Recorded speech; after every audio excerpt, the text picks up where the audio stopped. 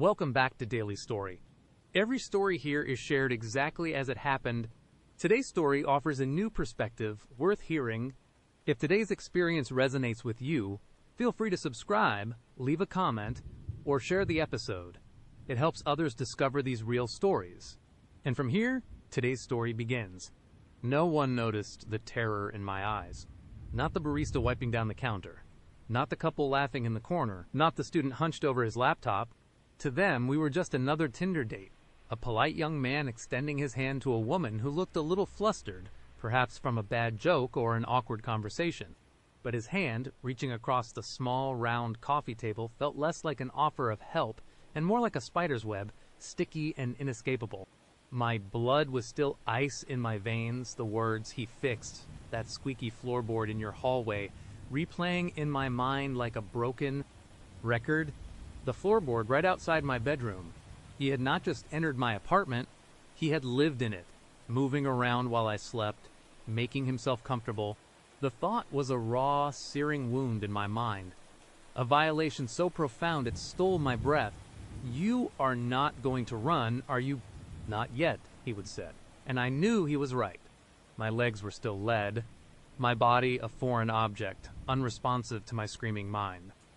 My throat felt like sandpaper. Why me? I would manage to whisper.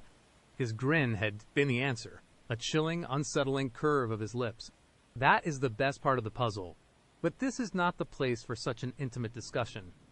His hand remained suspended in the air, a silent command. I stared at it, then at his eyes. They were a startling shade of green, but devoid of warmth, like polished stones. There was a predatory gleam in them, a quiet satisfaction. He was not just observing my fear, he was savoring it, drinking it in like a fine wine. Every fiber of my being screamed to recoil, to push the table over, to scream at the top of my lungs and shatter the polite hum of the coffee shop. But the scream was trapped, a terrified animal clawing at the inside of my throat. I swallowed, the sound loud in my own ears. My hand, trembling, slowly lifted. A puppet on a string. His fingers closed around mine, firm and surprisingly warm. Too warm. It was a possessive grip, a statement. He was not just shaking my hand, he was claiming me. "Good," he murmured, his voice a low hum that only I could hear. He pulled me to my feet, and I stumbled slightly, my balance off kilter. My mind raced, frantically searching for an escape, a plan, anything. But there was nothing, just the overwhelming sense of doom. He kept my hand in his as he led me towards the exit, navigating around tables with an easy confidence that belied the terror he had just instilled. I felt like a doll, being steered. My eyes darted around, pleading with strangers without making a sound. The barista glanced up, offered a polite, practiced smile, and then looked away. No one saw, no one knew. The cool evening air hit my face as we stepped outside, a stark contrast to the suffocating warmth of the coffee shop. The setting sun cast long, distorted shadows down the street, making everything feel surreal, like a dream, a very, very bad dream. Where are we going? I managed to croak, the words barely audible. He stopped, turning to face me, his grip tightening on my hand. He still had that unsettling smile. A home, of course. Yours. We have so much more to discuss, and as I said, this is not the place for intimate conversations.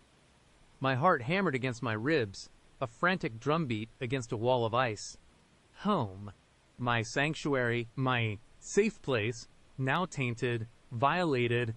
The thought of him being in my apartment again, with me, was unbearable. I wanted to scream, to run, but his eyes held me captive. They promised consequences if I resisted. "No," I whispered, shaking my head, a futile gesture. I can't." His smile did not waver. "Oh, but you will. We are just getting started, you and I." He tugged gently, and I found myself walking, my feet moving against my will. He knew where I lived. He knew the way. He was leading me back to the very place he had invaded. The place he had made his own. The walk was a blur of terror. Every streetlight seemed to cast a judgmental glare. Every passing car felt like a missed opportunity for rescue. I wanted to scream, to throw myself into traffic, anything to escape this man. But he kept my hand firmly in his, a constant physical reminder of his control. He hummed a soft, tuneless melody under his breath, occasionally squeezing my hand as if to reassure me. The gesture was sickening. He started talking again, his voice calm, conversational, completely at odds with the storm raging inside me. You know, your neighbor, Mrs. Henderson, she is quite the early riser, always out with her poodle, Muffin, by 6:30. And that young man on the third floor always leaves his garbage out a day early. TSK. Each detail was a fresh stab. He had not just been in my apartment, he had been watching my building, my neighbors, my entire life. He knew the rhythms of my street, the patterns of my existence. It was not just me he was observing, it was my whole world. The thought made my stomach churn. How? How do you know all this? I choked out, my voice barely a whisper. He chuckled, a low, pleasant sound that made my skin crawl. Oh, I am a very thorough person. Details matter, especially when you are trying to understand someone. And I want to understand you, fully. He paused, then added, "You have a lovely collection of succulents on your windowsill, by the way. The one with the pink tips, Echeveria Perleve von Nürnberg. I believe, very hardy, my succulents, the tiny, specific details only visible from close-up from inside my apartment, or at least directly outside my window." He had not just fixed a floorboard, he would been studying my life, piecing together the puzzle of me. He knew my cat, he knew my books, he knew my tea, he knew my hummed folk songs, and now he knew my plans. He knew me. We turned onto my street, and my breath hitched. My building loomed ahead. A familiar sight now imbued with a sinister aura. The lights were on in some of the windows, people living their normal lives. Oblivious to the nightmare unfolding below, I wanted to run up to one of those windows, bang on it, beg for help. But Michael's grip was a vice. "Almost there," he said, his voice laced with an unsettling cheerfulness. "I hope you do not mind. I tidied up a little in the living room last week. That stack of magazines was getting a bit unwieldy. And I watered your plants. Of course, do not want them getting thirsty." My mind reeled. He would tidied up, he would watered my plants while I was out, while I was sleeping. He was not just a visitor, he was acting like a cohabitant, a phantom roommate. I never knew I had. The sheer audacity, the casualness of his confession sent a fresh wave of nausea through me. This was not just stalking, this was a complete psychological takeover. We reached my front door. My hand, still clutched in his, felt the cold metal of my keys in my pocket. I usually fumbled for them, but tonight my fingers felt numb, useless. He did not wait. His free hand reached into his own pocket. Producing a small silver key, my blood ran cold. He had a copy of my key. He did not need me to let him in. He had free access. My last shred of control, my illusion of security, shattered. "Thought you might be a little shaken up," he said, his eyes twinkling with amusement. So I took the liberty. He inserted the key into the lock, and with a soft click, the door opened. The familiar scent of my apartment, a mix of old books and fresh laundry, hit me. It should have been comforting, but now it felt like a trap, a cage. He pushed the door open, gesturing me inside with a slight bow of his head. "After you," he said, his smile still fixed in place. I hesitated, my feet rooted to the spot. Every instinct screamed, "No. Do not go in." Run, fight, but the paralysis was back, stronger than ever. My mind was screaming, but my body was unresponsive. He was not pushing me. He was simply waiting, his patience a terrifying weapon. With a heavy heart, I stepped across the threshold, into my own home, which no longer felt like mine. He followed, closing the door softly behind him, the click of the lock echoing like a death knell. The living room looked exactly as I had left it that morning. Or, rather, as he had left it. The stack of magazines was neatly aligned on the coffee table, a detail I had not even noticed was out of place. My plants on the windowsill looked vibrant, well-watered. He truly had been here, making himself at home. "Make yourself comfortable," he said, walking past me as if he owned the place. He went directly to my small kitchen, opened the refrigerator, and pulled out a bottle of sparkling water. My sparkling water? He poured himself a glass, then offered me one. "Would you like some? You look a bit pale." I stared at him, speechless. The audacity was breathtaking. He was in my home, drinking my water, offering it to me like a gracious host. It was a complete inversion of reality. "How long?"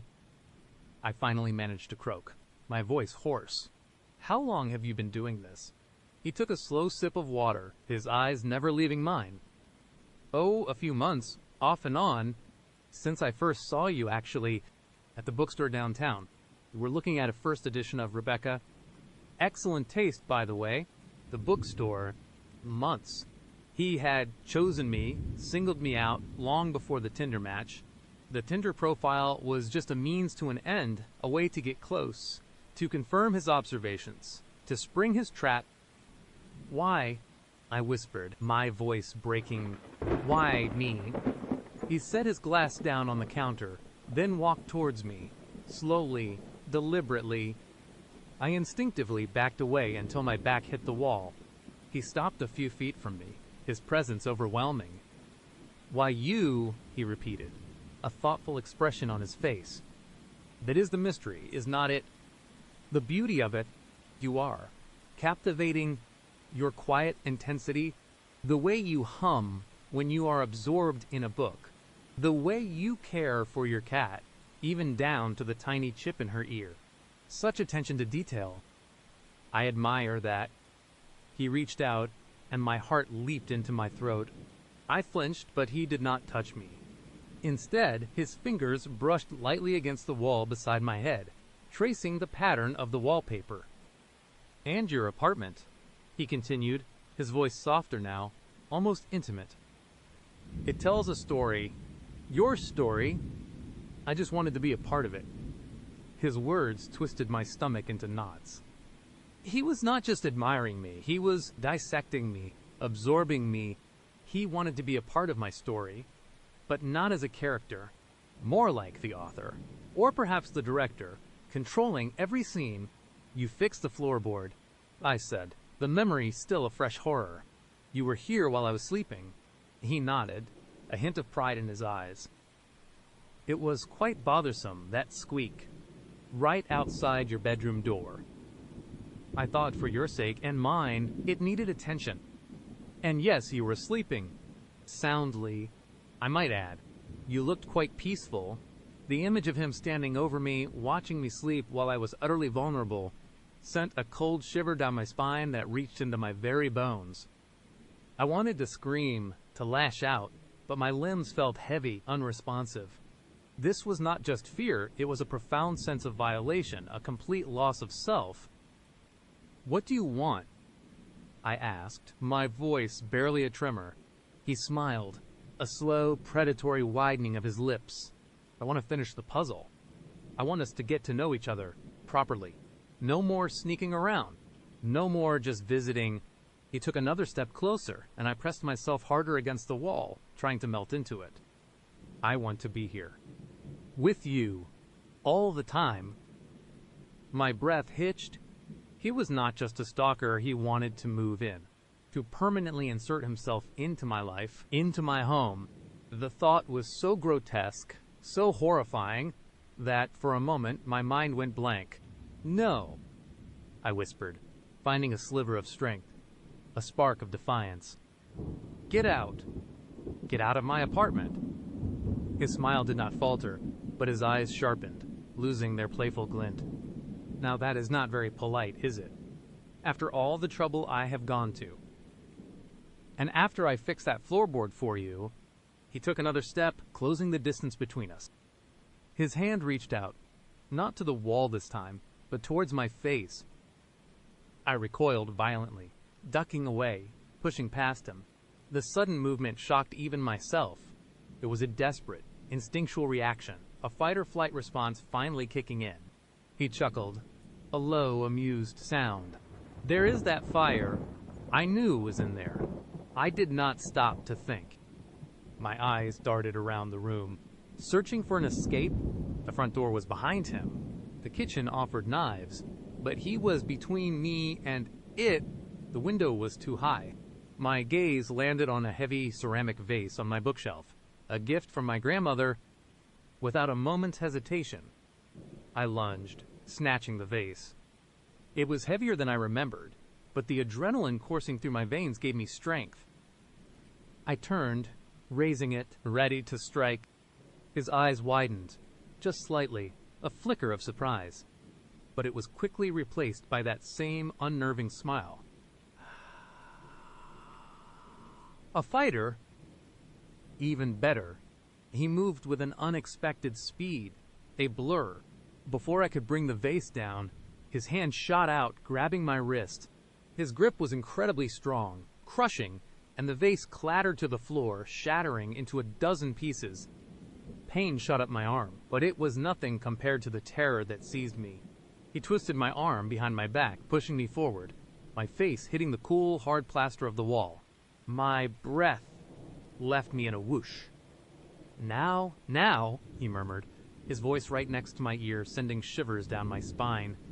We do not want to get violent, do we? Not when we are just beginning to understand each other. His other hand moved to my hair, gently pulling my head back, exposing my throat. I could feel his breath on my neck, warm and sickly sweet. My heart was pounding so hard, I thought it would burst through my chest. Tears welled in my eyes, blurring my vision. You are not going anywhere, he whispered, his voice dangerously soft. Not now. Not ever. This is our home now. And you, my dear, are finally where you belong. The world spun. The scent of my home, his breath on my neck, the crushing grip on my arm. My apartment, once my sanctuary, had become my prison, and I was trapped, utterly and completely, with the man who had stolen my life, piece by terrifying piece. The puzzle, as he called it, was complete, and I was the final, horrifying piece. Our time continues with another story. At the daily grind, I chose a table with my back to the window.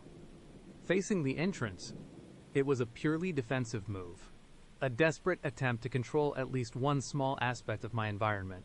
The cafe was a symphony of muffled conversations, clattering mugs, and the hiss of the espresso machine, ordinary sounds that, to my frayed nerves, felt like a cacophony of potential threats.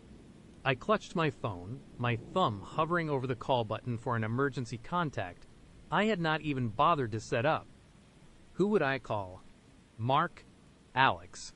The very people who had twisted my world into this paranoid nightmare.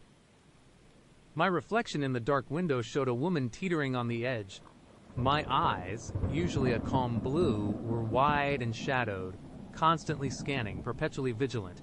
My hair, typically a messy bun, was pulled back tightly, as if to physically suppress the chaotic thoughts swirling inside my head.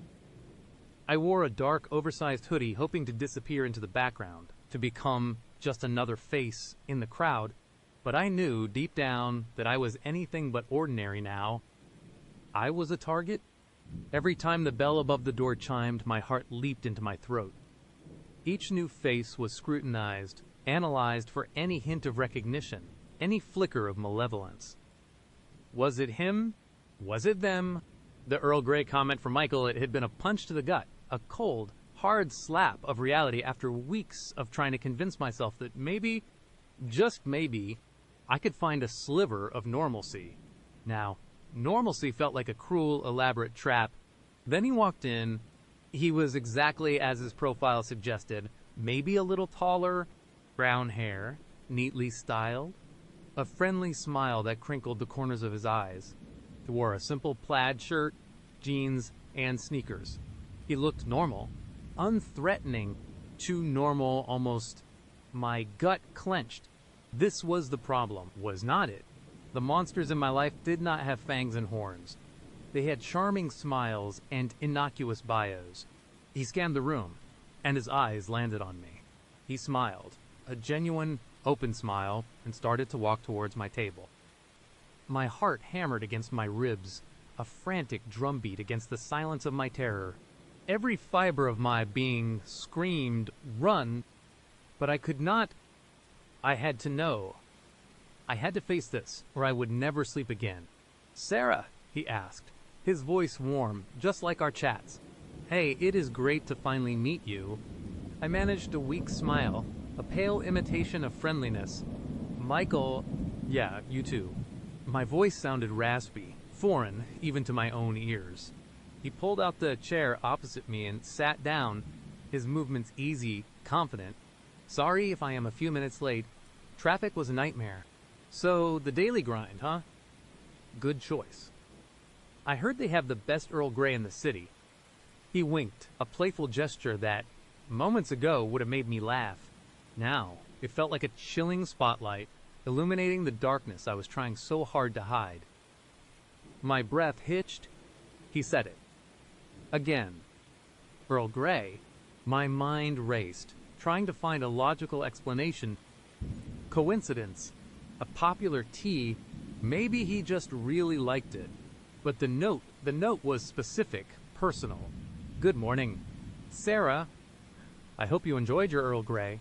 It was not just about the tea, it was about the knowledge of the tea. "Yeah," I mumbled, trying to keep my voice steady. "I like Earl Grey," he chuckled. "Me too. It is my go-to. Something about that bergamot, you know? Soothing." "What can I get you?" "My treat." I shook my head, my gaze darting around the cafe, checking exits, scanning faces. "Oh, no. I am fine. I already got a water." I held up the plastic bottle, my hand trembling slightly. Michael's smile faltered for a fraction of a second, just enough for me to notice. "Oh, okay. Well, I am definitely getting an Earl Grey. Be right back." He stood up, and for a terrifying moment, I thought he was going to walk away, that he would see through my facade of calm. But he just headed towards the counter. As he walked away, I felt a surge of adrenaline, a desperate urge to bolt. This was my chance. But my feet felt rooted to the floor. Part of me, the masochistic part, the part that craved answers, wanted to see this through. Was he just a normal guy who happened to like Earl Grey? Or was this the beginning of something truly terrifying? He returned a few minutes later, a steaming mug in his hand. He took a sip, closing his eyes in apparent bliss. Perfect. "So, Sarah, tell me about yourself. Your profile was a little mysterious." He leaned forward, his elbows on the table, his gaze intense. Too intense. Mysterious. I forced a laugh that sounded brittle and fake. "Just trying to keep things interesting." "I guess, fair enough," he said, taking another sip. "But I did notice you mentioned you are a big sci-fi fan. Any particular favorites?" We talked about sci-fi for a while, a safe topic, something to anchor me in the mundane. I found myself relaxing, just a fraction. He knew his stuff, made genuinely funny observations. He was charming, intelligent. My rational mind tried to take over, to dismiss my fears as paranoia. Maybe he was just a nice guy. Maybe I was just overly sensitive because of everything that had happened. Then he said, "You know, it is funny. I actually live pretty close to here. Just a few blocks away, near that old apartment complex with the red brick, I pass by. The daily grind, all the time." My blood ran cold again. The red brick apartment complex, that was my complex. Not just an old apartment complex, my complex. He could not possibly know that I had not mentioned where I lived on my profile or in our chats. I was extremely careful about that. "Oh, really?" I tried to sound casual, but My voice was barely a whisper. My heart was pounding so hard I felt lightheaded. "What a coincidence," he smiled, a slow, knowing smile that did not quite reach his eyes. "Yeah, small world, right? I have actually seen you around a few times. I think walking your dog, maybe." My breath hitched. "I do not own a dog. I never have." My stomach dropped. He was not talking about me. He was testing me. Or he was lying. Or he was watching someone else and got me confused. No, that was not it. The mention of my complex, the Earl Grey, it was all too specific. He knew. "I do not have a dog." I managed, my voice trembling. His smile did not falter. "Oh, my mistake. Must have been someone else. You just have one of those faces. I guess memorable. That word hung in the air, heavy and menacing. My skin crawled. This was not a coincidence. This was not a mistake. This was a message. "So," he continued, completely unfazed by my obvious discomfort, "what do you do for fun around here? Besides, enjoying Earl Grey." He winked again, and this time, it felt like a threat. I gripped my water bottle so tightly my knuckles turned white. I had to get out. Now, I actually just remembered, I have something urgent I need to take care of. I blurted out, standing up abruptly, nearly knocking over my chair. "I am so sorry, Michael, but I really have to go." His smile finally dropped, replaced by a look of mild surprise. Then, something else. Something I could not quite decipher, but it sent shivers down my spine. "Oh, that is a shame. We were just getting started." He did not move, just watched me, his gaze unsettlingly calm. "Yeah, I know. I am really sorry. It was nice meeting you." I practically bolted towards the door, not even waiting for a response. I could feel his eyes on my back, burning into me, following my every move. I did not dare look back. I just needed to get away. I burst out of the daily grind into the gray, heavy afternoon, gasping for air. The cold air hit my face, but it did not clear my head. If anything, it made the panic worse. I walked fast, almost running, my mind a whirlwind of fear and disbelief. He knew. He absolutely knew. The Earl Grey, the apartment complex, the fake dog comment. It was all a game, a calculated series of breadcrumbs meant to terrify me. Michael was not a date. He was another piece of the puzzle, another monster, or perhaps the monster. My apartment felt miles away, yet also too close, too exposed. I hailed a cab, something I rarely did, needing to escape the feeling of being watched, of being followed. I kept checking the rearview mirror, my heart leaping every time a car pulled up behind us. Was that his car? Was he following me? The cab dropped me off a block away from my building, a habit I would develop to throw off anyone who might be tailing me. I walked the rest of the way, my keys already in my hand, my senses on high alert. The red brick walls of my complex seemed to loom, more like a prison than a sanctuary. I fumbled with the lock, my hands shaking so badly, I almost dropped my keys. Finally, the door creaked open, and I slipped inside, slamming it shut and locking it with every deadbolt, chain, and latch I possessed. I leaned against the door, panting, my eyes darting around my living room. Everything looked the same. The couch, the coffee table, the pile of books I had not touched in weeks. But the feeling was different. He had been here. I knew it. I walked slowly through my apartment, every nerve screaming. The kitchen. The note. Was it still there? I rushed to the fridge. Yes, still taped there, mocking me. "Good morning. Sarah, I hope you enjoyed your Earl Grey."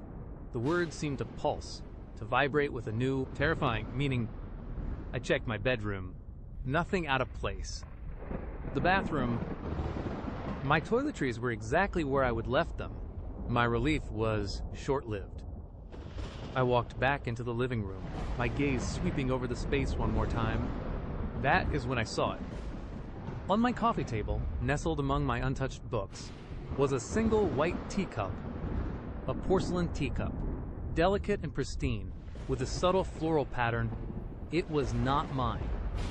I did not own teacups. I drank coffee from a mug, or, ironically, Earl Grey from a travel thermos. My blood ran cold.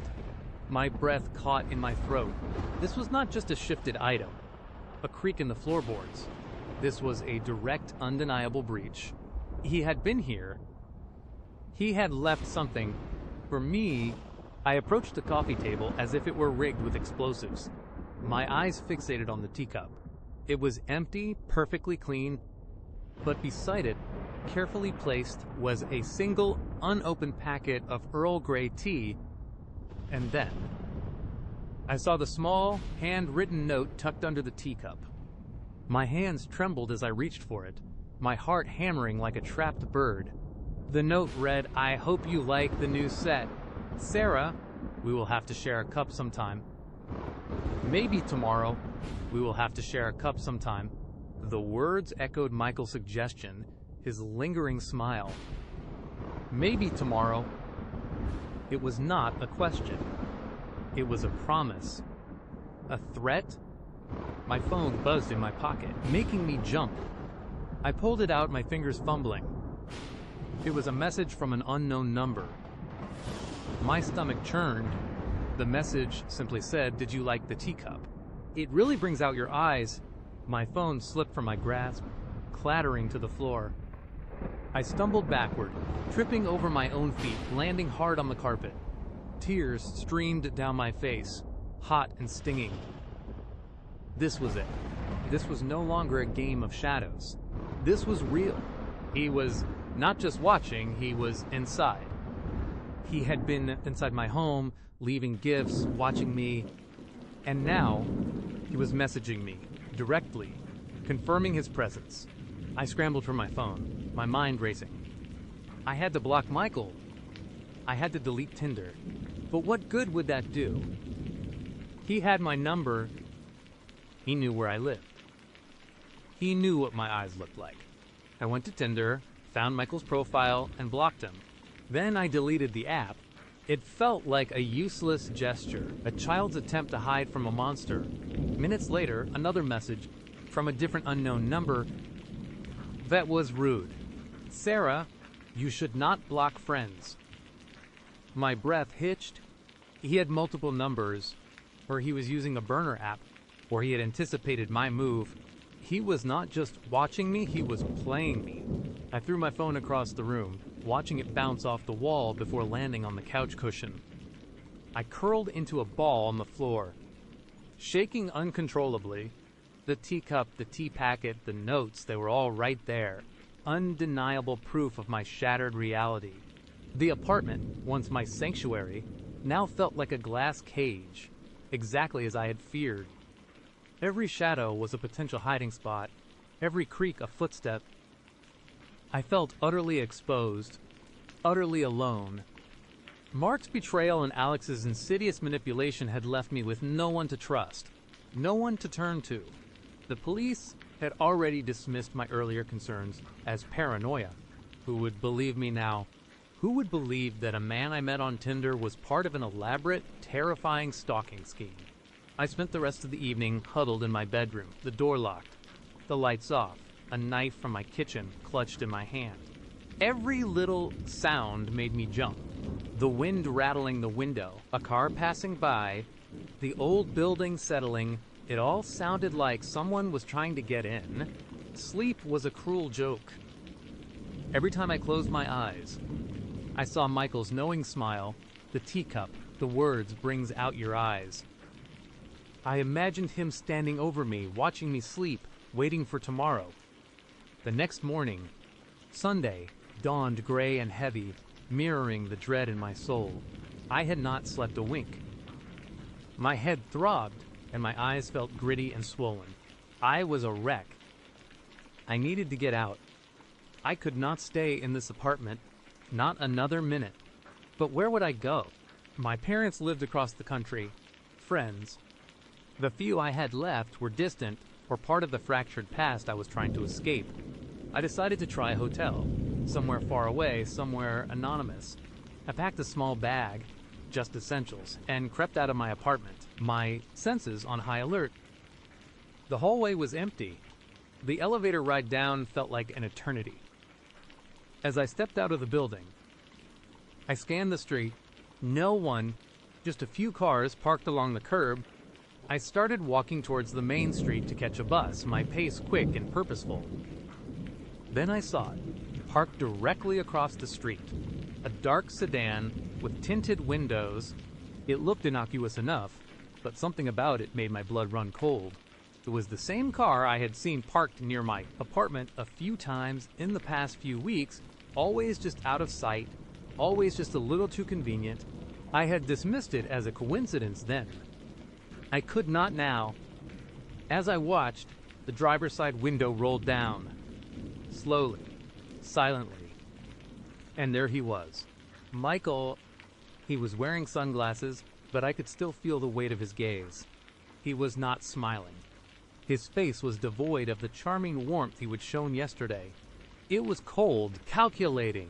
And then, slowly, deliberately, he raised his hand. He was not waving.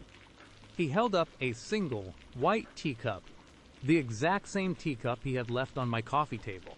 My heart stopped. My blood turned to ice. He had not just left it.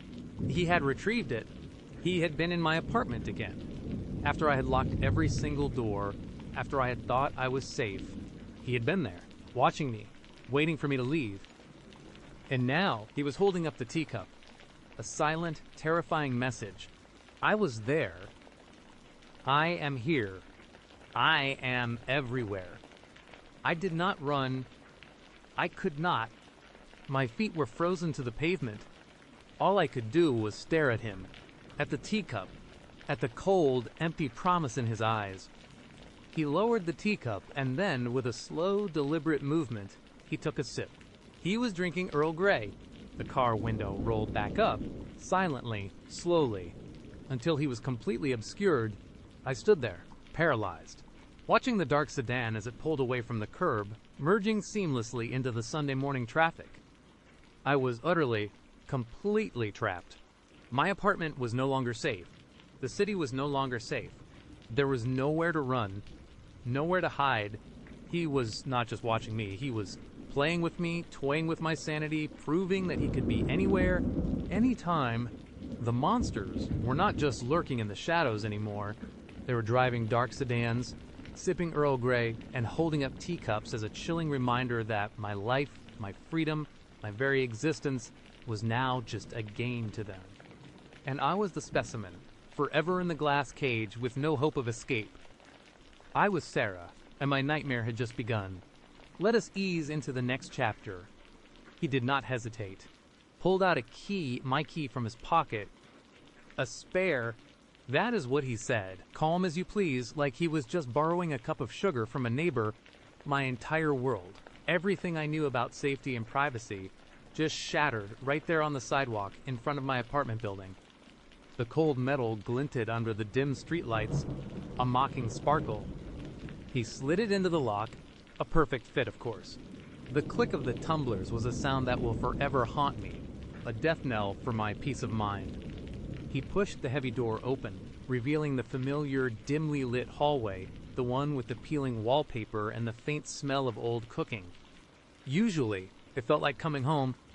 Tonight, it was the entrance to a nightmare. "After you," he said. A polite gesture that felt like a command. His smile, that fixed, serene thing, never wavered. It was like a mask, an expressionless facade that hid whatever monstrosity lay beneath. My feet, heavy as lead, shuffled forward. Every instinct screamed at me to turn, to bolt, to run into the street and scream until my lungs burst, but my body would not obey. It was like I was watching myself from above, a puppet with invisible strings, pulled along by an unseen force. He followed me in, and the door swung shut with a soft thud that echoed in the silent hallway, sealing us inside. The air instantly felt thicker, heavier, pressing down on me. I could hear my own breathing, ragged and shallow, and the steady, calm rhythm of his. He reached past me, his arm brushing mine, sending a jolt of pure revulsion through me, and flicked on the hallway light. The sudden brightness made me flinch, like a deer caught in headlights. "Cozy," he murmured, glancing around the small, slightly cluttered space. "It is exactly how I pictured it." My stomach churned. Exactly how he pictured it. He would have been watching, not just from a distance, not just observing my habits. He would have been inside my head, inside my life, long before I ever met him. And that is when the memory of our first and only date came crashing back. The Tinder date. It had been fine. That is the most accurate word. Not great, not terrible. Just fine. His name was Arthur. He was handsome enough, in a generic, forgettable way. Nice smile, good manners. We met for coffee. He talked a lot about his job, something vague in tech, and asked me a few questions about mine. Nothing too personal. He seemed a little intense, but I brushed it off as nerves. First dates are always awkward, right? We parted ways with a polite handshake and a promise to maybe do it again. I remembered thinking, well, that was a bust. I never expected to see him again. And for a while, I did not. Not until tonight. Not until he just appeared. He had simply been there when I left work, leaning against the brick wall of my office building, like he was waiting for a friend. He just smiled that smile. And my blood ran cold. The way he knew my routine, the way he knew my key, it all clicked into place, with horrifying clarity. The Tinder date was not a first meeting, it was a final verification. A sick, twisted interview. Now, he was in my apartment, my sanctuary, the place where I was supposed to be safe. He walked past me, into my living room, like he owned the place. His eyes scanned the room, my bookshelves filled with dog-eared paperbacks, the worn armchair I loved, the half-finished puzzle on the coffee table. He picked up a small ceramic bird I would bought on a trip years ago, turning it over in his fingers. "This is nice," he said, his voice still that low, smooth baritone, utterly devoid of any malice, which only made it more terrifying. "You have good taste." He set it back down precisely where he would found it. I stood frozen in the doorway, my hands clenched into fists, my heart hammering against my ribs like a trapped bird. Every fiber of my being screamed to fight, to run, but my muscles felt like jelly. My mind raced, trying to find an escape route, a weapon, anything. The kitchen was to my left, a heavy frying pan hanging above the stove. The front door was behind him. My phone was in my purse, still on the floor where I had dropped it in the hall. He turned to face me. That serene smile still fixed. "Do not just stand there, darling. Come in. Make yourself comfortable. We have a lot to discuss."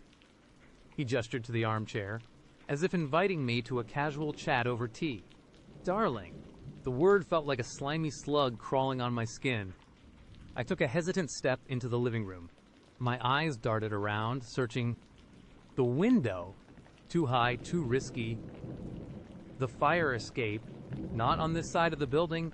My mind was a whirlwind of fear and desperation. "Relax," he said, his voice soft, almost soothing. He walked over to my small stereo system, the one I mostly used for background music while cleaning. He picked up a CD, one of my old indie rock albums. Good choice. "You know, I always wondered what kind of music you listened to." He knew. He would always wondered. The implications were staggering, suffocating. He had not just been observing my public life, he would have been imagining my private one. "How did you get my key?" I croaked, my voice barely a whisper, raw from the silent screams trapped in my throat. He chuckled, a soft, dry sound that sent another shiver down my spine. "Oh, that was easy. You leave your spare under the mat, do not you? A classic? Most people do. I just replaced it with one of my own." He winked, as if sharing a funny secret. "You really should be more careful. You know, Not everyone has your best interests at heart. My best interests, the sheer audacity, the warped logic, was mind-numbing. He was violating me, terrorizing me, and talking about my best interests. "What do you want?" I asked, trying to inject some steel into my voice, but it came out trembling.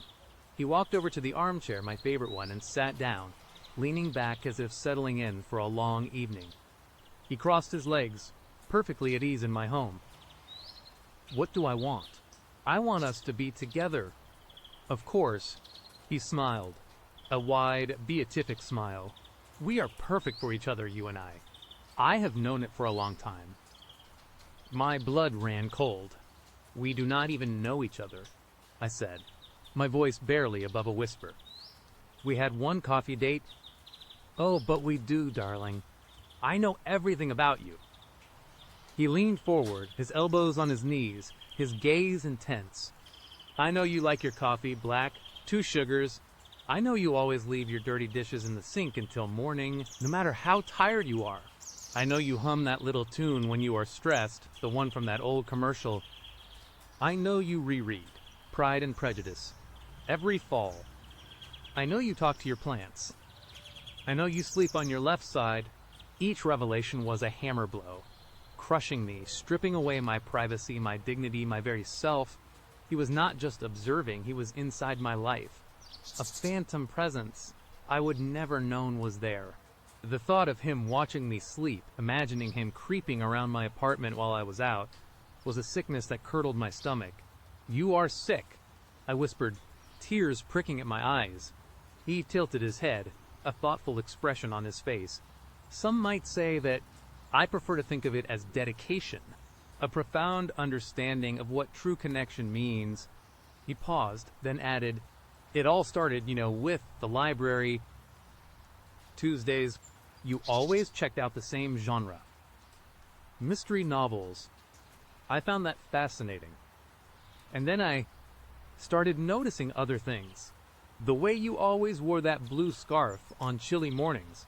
The way you would always stop for a moment at that little bakery, even if you did not buy anything, just to smell the bread."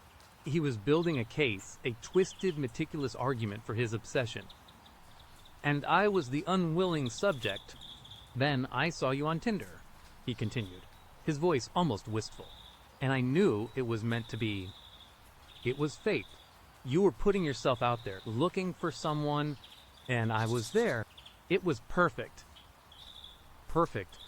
He used that word again, chilling me to the bone. He had manipulated the dating app, a tool meant for connection, into a trap. He had not just stumbled upon me, he had sought me out, meticulously, carefully. "What about my phone?" I asked, suddenly remembering it. It was still in my purse, which was still on the floor by the door. A sliver of hope, a desperate thought. He smiled, a knowing glint in his eyes. "Oh, that? Do not worry, it is safe." He reached into his own pocket, not the one with my key, but another, and pulled out my phone. My heart leaped, then plummeted. He held it up, displaying the screen. It was off. Dead. I took the liberty of removing the battery and charging it for you. "Would not want you to miss any important calls, would we?" He put it back in his pocket. "It is safer with me for now. No distractions." My last thread of hope snapped. He had thought of everything. He was always one step ahead. "You are not going to hurt me, are you?" I asked, the words barely audible, my voice trembling uncontrollably. He looked genuinely surprised, almost hurt. "Hurt you? Darling, why would I ever hurt you? I love you. I want to protect you. We are going to be so happy together. We just need to adjust, get used to our new life." His words, meant to be reassuring, were the most terrifying thing he would said all night. New life. My life was gone. It had been stolen, piece by piece, by this man who now sat casually in my armchair, talking about love and happiness. He rose from the chair smoothly, effortlessly, and walked over to my kitchen. He opened my fridge, peered inside. "Looks like we need to go grocery shopping soon. I prefer organic produce. Myself. Do you?" He opened a cabinet, then another. Ah, coffee. Good. We can have some now. You must be tired. It has been a long night. He was acting like a husband, a partner, settling into our shared domesticity. The sheer normalcy of his actions in such a horrific situation was dizzying. My mind struggled to process it. This was not happening. This could not be real. I need to use the bathroom, I said, grasping at any straw to get away.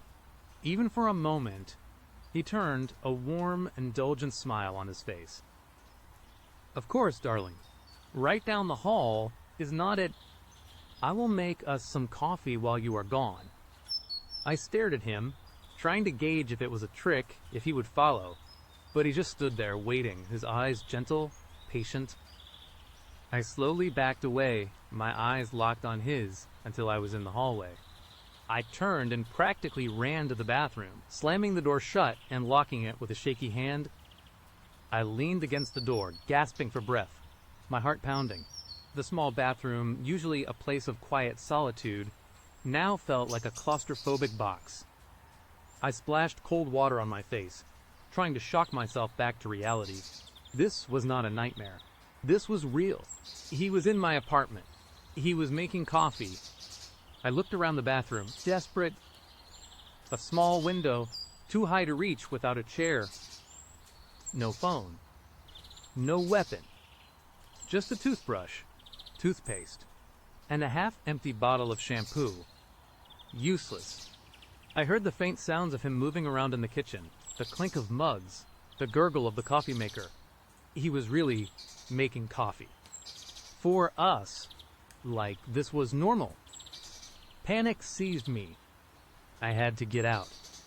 I could not stay here. I could not live this new life he would plan for me.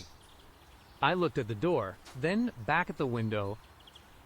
My eyes landed on the small, heavy ceramic soap dish on the sink. It was solid, a decent weight. Not much, but it was something. I picked it up, feeling its rough texture, its potential as a blunt instrument. I took a deep, shuddering breath, trying to calm my racing mind.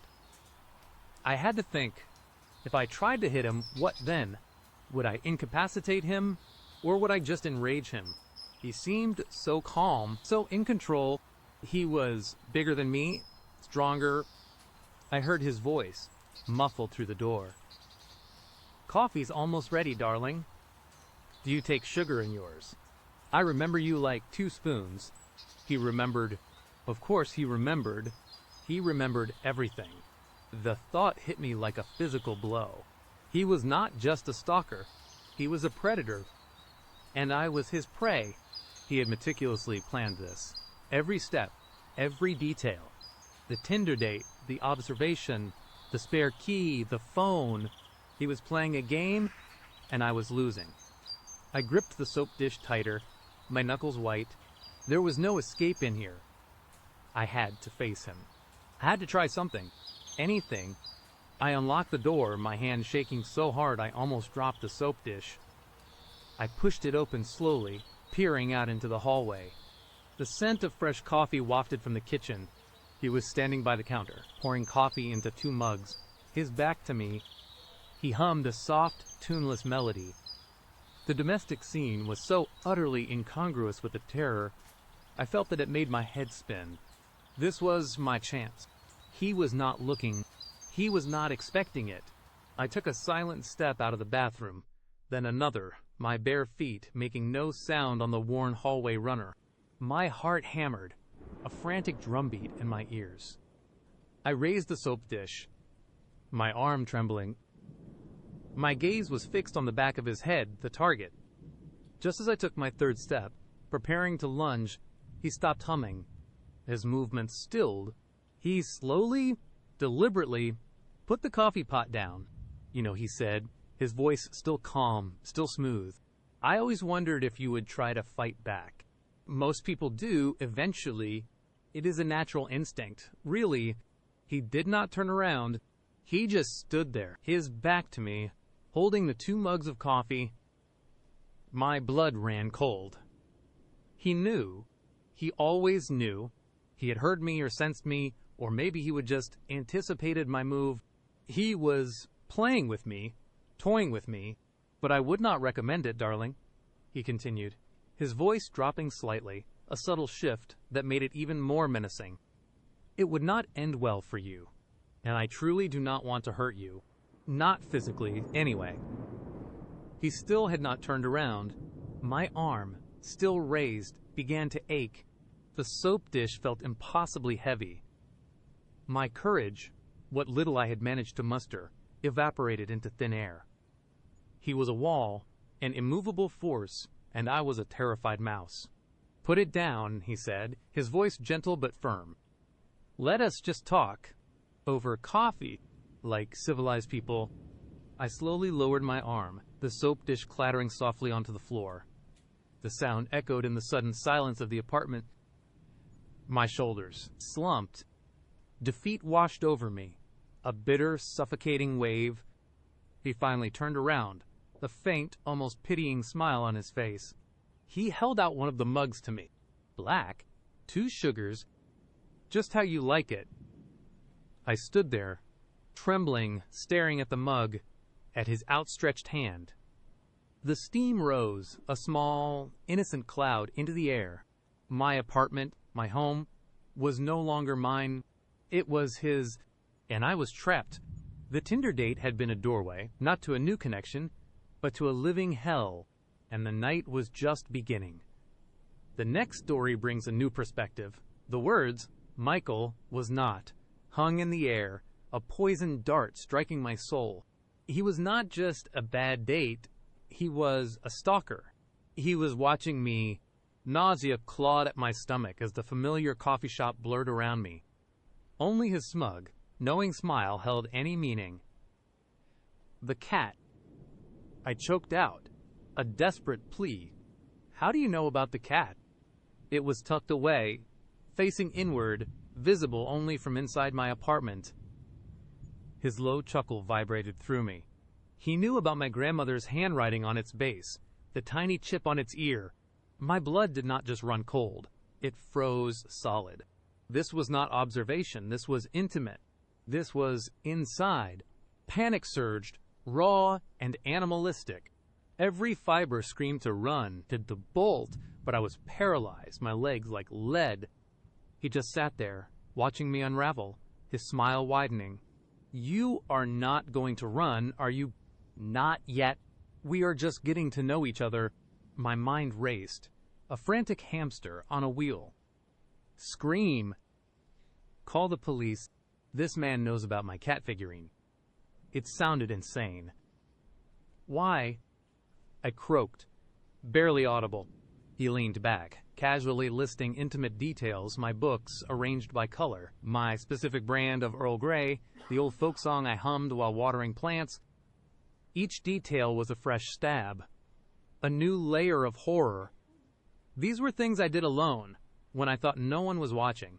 He had not just been outside, he had been inside my life. How did you get in?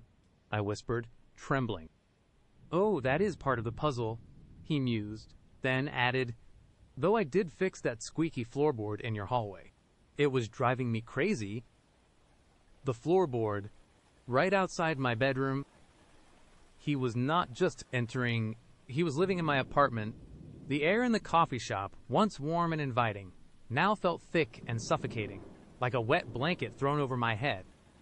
My vision tunneled, the vibrant colors of the bustling cafe fading into a dull, muted haze. All I could see was Michael's face, his eyes sparkling with a cruel amusement that made my stomach clench. The floorboard, he had fixed it, not just noticed it, but fixed it. That meant tools. That meant time. That meant he was not just a fleeting shadow. He was a resident, a ghost I never knew I was sharing my home with. Living. The word was a dry, rasping sound, barely escaping my throat. My brain, usually a whirring machine of thoughts and plans, had ground to a halt. It was like watching a horror movie, but I was the protagonist, frozen in disbelief as the monster unveiled itself. Except this was not a movie. This was real. and the monster was sitting across from me, sipping my coffee, talking about my life. Michael chuckled again, a low, guttural sound that vibrated through the cheap plastic table. Well, not exactly living, not full-time, more like visiting, making myself comfortable, getting to know the real you, away from the curated persona you show the world. And believe me, darling, the real you is far more interesting. He leaned forward, his voice dropping to a conspiratorial whisper, as if sharing a secret, not an abduction plan. That squeaky board, it was right outside your bedroom door, every time you would get up for a midnight snack. It would creak, drove me absolutely bonkers. Could not focus on my tone. Observations. He said it so casually, like a hobbyist talking about bird watching. My mind screamed. He was in my apartment while I was sleeping. The thought sent a jolt of pure, unadulterated terror through me, colder than any ice. I could feel the blood draining from my face, leaving my skin clammy and pale. My hands, resting on the table, began to tremble uncontrollably, my fingers twitching like trapped insects. I wanted to run. I wanted to scream. I wanted to flip the table, spill the coffee, cause a scene. But the words, "You are not going to run, are you?" "Not yet," echoed in my ears. A chilling premonition. He knew I would not. He knew I was paralyzed by fear. "Why?" I whispered, my voice barely audible above the cafe's gentle hum. "Why me?" He smiled, a wide, unsettling grin that did not reach his eyes. Oh, that is the best part of the puzzle, is not it. The grand reveal, but we are not there yet. We are just scratching the surface. This coffee shop, as charming as it is not the place for such an intimate discussion. Do not you agree? He stood up, his movements fluid and unhurried, as if he were simply ending a pleasant first date. He did not grab my arm, did not overtly threaten me, but the unspoken command was undeniable. My eyes darted around the cafe, searching for a lifeline, a friendly face, anyone who might notice the terror in my eyes. But everyone was engrossed in their own lives, their own conversations, oblivious to the silent horror unfolding at my table. I was alone. Utterly, terrifyingly alone. "Come on," he said, extending a hand to me. His palm was open, an invitation, but it felt like a trap. "Let us go home. We have so much more to discuss." Home, the word coming from his lips, was a violation. My home, the place where I was supposed to be safe. He said it with such casual ownership, as if it were our home. My legs, still like lead, somehow found the strength to push me up. I did not take his hand. I could not. I just followed, my body moving on autopilot, my mind a whirlwind of panic and disbelief. Every step felt like walking into a nightmare, knowing I was headed straight back to the place he had already defiled. The walk from the coffee shop to my apartment was a blur. I remembered the chill of the late afternoon air, the distant sound of traffic, the way Michael walked slightly ahead, occasionally glancing back with that same unnerving smile. He did not speak, and neither did I. What was there to say? My reality had shattered, and I was just trying to piece together the fragments, even as he systematically crushed them underfoot. When we reached my building, my heart hammered against my ribs like a trapped bird. The familiar brick facade, the peeling paint on the front door, the slightly crooked mailbox, all of it looked alien, menacing. This was not my safe haven anymore. It was his hunting ground. He pulled out a set of keys. My keys. He must have taken them at some point, copied them, then put them back. Or maybe he had never even needed them. He inserted the key into the lock, the click echoing loudly in the sudden silence. He pushed the door open, then gestured for me to go in first. "Ladies first," he said, a mock politeness that twisted my gut. I stepped inside. The familiar scent of my apartment, a mix of old books, fresh laundry, and my specific Earl Grey tea now felt tainted. Every object, every piece of furniture seemed to accuse me, to whisper of his presence. The hallway stretched before me, dark and unwelcoming. And then I saw it. The floorboard, the one he had fixed. It was right there, just outside my bedroom door, a stark, undeniable testament to his invasion. It looked perfectly normal, seamless with the rest of the wood, but to me, it was a gaping wound, a scar on the heart of my sanctuary. Michael followed me in, closing the door softly behind him. The click of the lock sent a shiver down my spine. We were truly alone now. Trapped. He walked past me, heading straight for the kitchen. Thirsty? He asked, opening my fridge without a second thought. He pulled out a bottle of sparkling water, the one I only bought for special occasions, and poured himself a glass. He did not offer me any. He just made himself at home, utterly comfortable, utterly in control. I stood rooted to the spot in the living room, my gaze sweeping over my possessions. My neatly arranged books, now a mockery. The small, chipped cat figurine, my grandmother's last gift, now a symbol of his cruel knowledge. My plants, vibrant and green, now seemed to wither under the weight of his gaze. This was not my home anymore. It was a stage for his twisted play, and I was the unwilling star. "Sit down, darling," Michael said, gesturing to my worn armchair. "Make yourself comfortable. We have a lot to talk about." I sank into the armchair, my legs giving out beneath me. The fabric, once soft and comforting, now felt rough and alien. Michael sat on my sofa directly opposite me, placing his glass of water on my coffee table. He leaned back, crossing one leg over the other, observing me with an unnerving intensity. So he began, his voice calm, almost conversational. "You want to know why you do not you. It is simple, really. You are perfect. You are a blank canvas, a beautiful, intricate puzzle waiting to be solved. Most people, they are too messy, too loud, too complicated.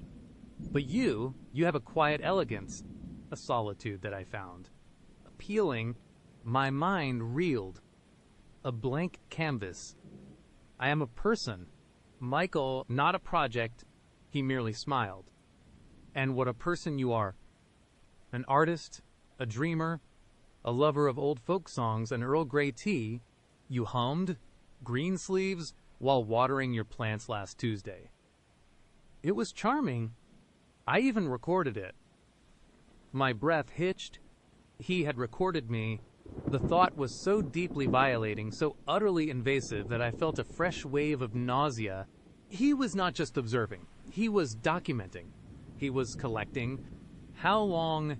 I whispered, my voice trembling. "How long have you been watching me?" He tilted his head, feigning thoughtfulness. "Oh, a while. Before Tinder, certainly. Tinder was just the formal introduction, the way for me to finally approach you without seeming impolite." He chuckled. "Though I suppose that ship has sailed, has not it?"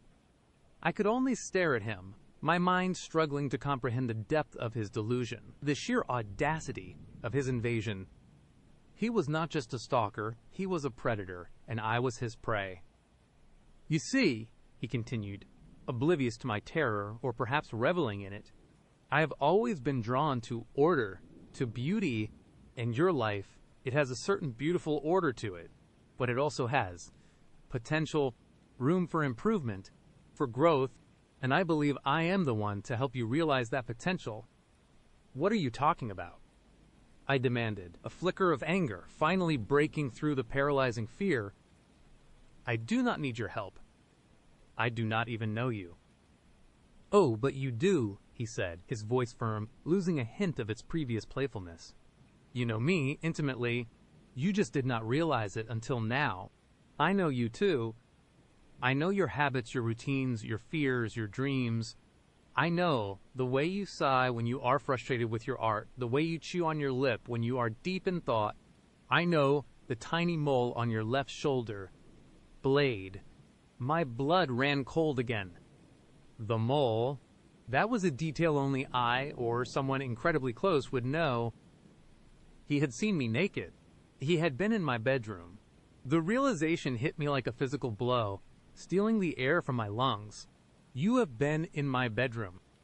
I choked out, tears stinging my eyes. He nodded. a serene expression on his face. Of course, how else could I truly understand you?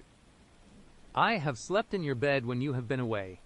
It is surprisingly comfortable, and I have even watched you sleep. That was it. The final straw. A guttural scream tore itself from my throat, raw and primal. I launched myself out of the armchair, my legs finally finding their purpose, and bolted for the front door. I fumbled for the lock, my trembling fingers refusing to cooperate. Now. Michael's voice was calm, but there was an edge to it now, a steel I had not heard before. We just got here. Do not be so dramatic. Before I could even grasp the doorknob, he was there. Not running, not rushing, just moving with an unnerving speed. His hand clamped down on my wrist, his grip surprisingly strong. He did not hurt me, not physically, but the implied threat was terrifying. Let go of me, I screamed, pulling against his grip. He did not respond, just twisted my arm slightly, forcing me to turn around. His eyes, once amused, were now cold and devoid of emotion. I told you, we are not done. We are just beginning, and you are not going anywhere. He released my wrist, then reached into his pocket. He pulled out my phone. My heart plummeted. He must have taken it from my purse at the coffee shop, or perhaps even earlier. He casually pressed a few buttons, then pulled out the battery. He tossed the phone onto the sofa, a dead weight. No distractions, he explained, as if I were a child. We need to focus on us. He then walked over to the front door, his back to me. My mind screamed, run, but where? It was faster, stronger, and he knew this apartment better than I did. I was trapped. He reached up, and with a soft click, flipped the deadbolt. Then he did something else. He pulled out a small metallic object from his pocket and inserted it into the keyhole from the inside. A lockpick, or some kind of specialized tool. He fiddled with it for a moment, and I heard another soft click. Just a little extra security, he explained, turning back to me. His smile was back, but it was a chilling, predatory smile. Would not want anyone interrupting our time. Quality time. He had relocked the door, but not with my keys. He had done something to the lock itself. I tried the handle, but it was solid. I was truly imprisoned. Despair washed over me, heavy and suffocating. My legs gave way, and I sank to the floor, my back against the wall, tears streaming down my face. This was not a nightmare I could wake from. This was my life now. Michael watched me, his expression unreadable. He did not offer comfort, did not try to soothe me. He simply observed, like a scientist studying an experiment. This is not how it is going to be. I sobbed, my voice hoarse. You can't do this. Oh, but I can, he said, his voice calm and even. And I will. We are going to build a life together, you and I. A perfect life. I have always wanted a partner who understood me, who appreciated the finer details. And you, my dear, you are going to be that partner. He walked over to my small bookshelf, picked up a novel, and placed it back slightly askew. Then he straightened it with a meticulous precision. You see, small adjustments, that is all it takes. We will start with these small things, and then we will move on to the bigger ones. Your schedule, your friends, your art. He picked up one of my unfinished canvases, an abstract piece I was particularly proud of. He ran a finger over the textured paint. This is interesting, but it lacks direction. I can help you with that. I have a vision for you. My blood ran cold for the 100th time. He was not just invading my space, he was invading my very identity. My soul. He wanted to remold me, to sculpt me into his ideal.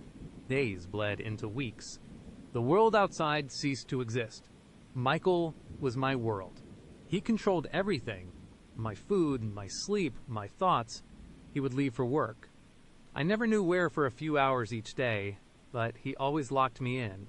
He would leave me a prepared meal, always something healthy, always something I would typically eat. He knew my preferences. During his absences, I tried everything. I screamed until my throat was raw, but my apartment was on the 3rd floor and the building was old, thick-walled. No one heard. I tried to pick the lock, but he had tampered with it too skillfully. I tried to break a window, but they were old, sturdy, and too high to jump from without serious injury, even if I could somehow get them open. I scavenged for anything that could be used as a weapon, but he had meticulously removed anything sharp or heavy. My art supplies were locked away in a closet. He would return, always with that calm, unsettling smile. He would ask about my day, as if we were a normal couple. He would talk about his day, about the progress we were making. He would bring me books, but they were books he approved of. He would sit and watch me, sometimes for hours, as I tried to read or draw or just exist. His presence was a constant, suffocating weight.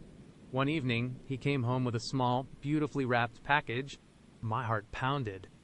Was this a trick? A test? "Happy birthday, darling," he said, placing it on my lap. My birthday. I had completely forgotten the sheer horror of that realization that I had lost track of time, that my own birthday meant nothing in this prison, was almost as bad as his gift. I unwrapped it with trembling fingers. Inside was a delicate silver locket. It was beautiful, antique-looking. But as I opened it, my blood froze. Inside, on one side, was a tiny, perfectly preserved photograph of me taken recently, perhaps through my own window. On the other side, a lock of dark hair, Michael's hair. "So you will always have a piece of me with you," he explained, his voice soft, almost tender. "And I will always have a piece of you." I stared at the locket, then at him. He was losing it. The calm facade was cracking, revealing something far more sinister underneath. He was not just controlling me, he was merging with me, erasing me, trying to become me. That night, I did not sleep. I lay in bed, the locket clutched in my hand, my mind racing. I could not live like this. I had to find a way out. The next morning, Michael left for work as usual, but this time, I noticed something. He had been distracted, a subtle shift in his routine. He would have been agitated when he left, muttering about a deadline. He would have forgotten to take his coffee mug. A small, insignificant detail, but one that stood out because he was always so meticulously tidy. I went to the kitchen. His mug was on the counter, next to the sink, and next to it, tucked under a napkin, was his wallet and his keys. His keys, not mine, but the ones he used to lock and unlock the apartment from the outside. My heart leaped into my throat. This was it. This was my chance. I snatched the keys, my fingers fumbling with them, my body shaking with adrenaline. I raced to the door, my breath catching in my chest. I inserted the correct key, my hands slick with sweat. The lock clicked. Then the deadbolt. I turned the handle. It opened. Freedom. But I did not just run. I paused. The thought of him coming back, of him finding me gone and realizing I had his keys, filled me with a fresh wave of terror. He would come after me. He would find me. I knew he would. I looked back at the apartment, at the life he had stolen from me. The cat figurine, the books, the plants, they were all tainted. I could not stay here. I could not just walk away and leave him to find his keys and follow me. A desperate, reckless plan formed in my mind. I ran back to the kitchen, grabbed a bottle of olive oil and a box of matches. I sprinted to the living room, to the couch, to the place where he had sat and watched me, where he had planned my undoing. I doused the cushions, the curtains, anything flammable I could reach, with the oil. My hands trembled, but my resolve was cold and hard.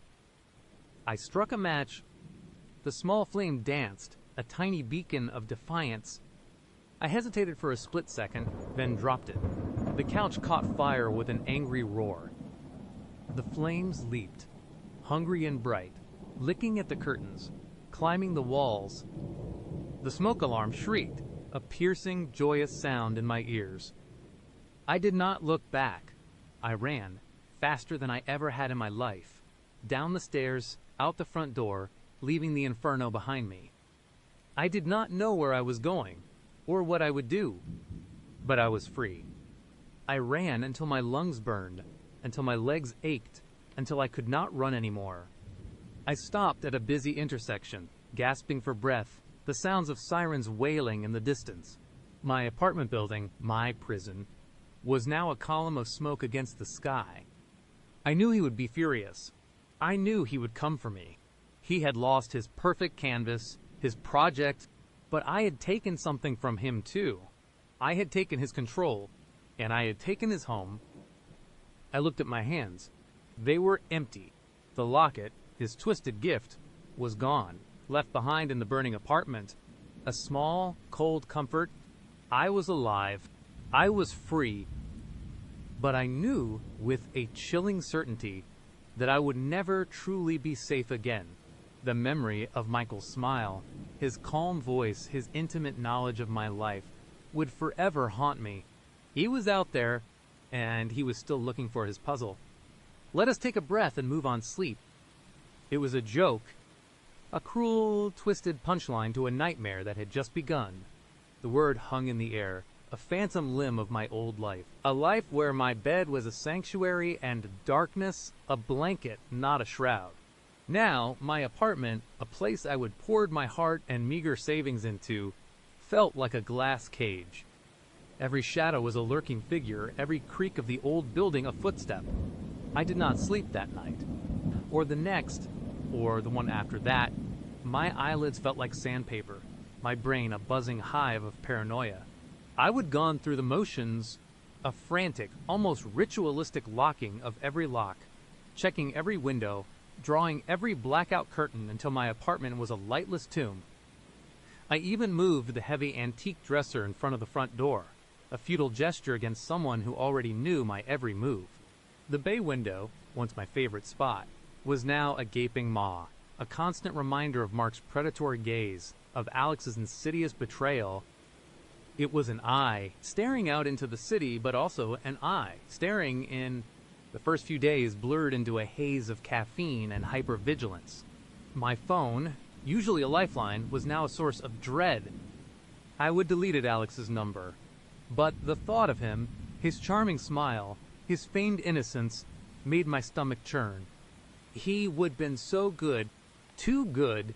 The gourmet Sumatra coffee he would brought me, a peace offering after a canceled date, now felt like a poisoned chalice. Had he laced it with something, was that why my head felt foggy? Why my thoughts were so disjointed? No, that was just fear. Pure, unadulterated fear. I tried to maintain some semblance of a routine. Going to work was a torment. Every street corner, every parked car, held a potential watcher.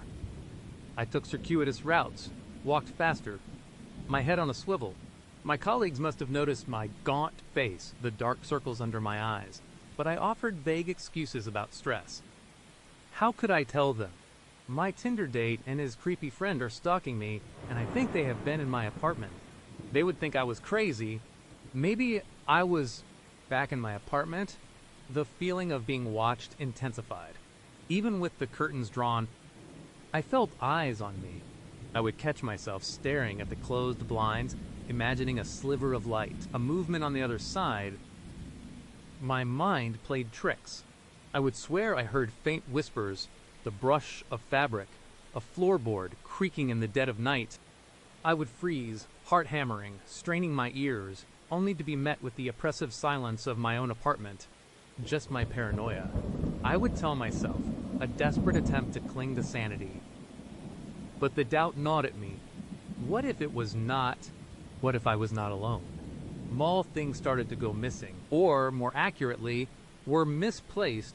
My favorite mug, the one with the chipped rim, would be in the wrong cupboard. A book I would have been reading, left open on my nightstand, would be closed, moved to the coffee table. My keys, which I always hung on a specific hook by the door, would be on the kitchen counter. Each instance was minor, easily dismissed as my own forgetfulness. a byproduct of my exhaustion. But collectively, they formed a pattern, a series of tiny, unsettling tremors beneath the surface of my reality. I started taking mental notes, even photos, of how I left things. A sick game of spot. The difference with my own life. One evening, after a particularly grueling day at work, I came home to find a new scent in my apartment. It was subtle, almost imperceptible, but it was there. Not the familiar smell of my own home, but something alien. A faint, sweet, cloying aroma, like stale cologne mixed with something floral. I walked from room to room, sniffing the air like a bloodhound, my heart thumping against my ribs. It seemed strongest near the bay window, even with the curtains drawn. I threw open a window, letting in the cool night air, but the scent lingered, a phantom touch, a chilling reminder that someone else had been there. Someone had breathed my air, stood in my space. I started to develop rituals. Before leaving for work, I would place a single strand of my hair across the door frame, a childish, desperate attempt at a tripwire. I would sprinkle a thin layer of baby powder on the floor just inside the door, hoping to catch a footprint. When I returned, my hands would tremble as I checked my makeshift traps.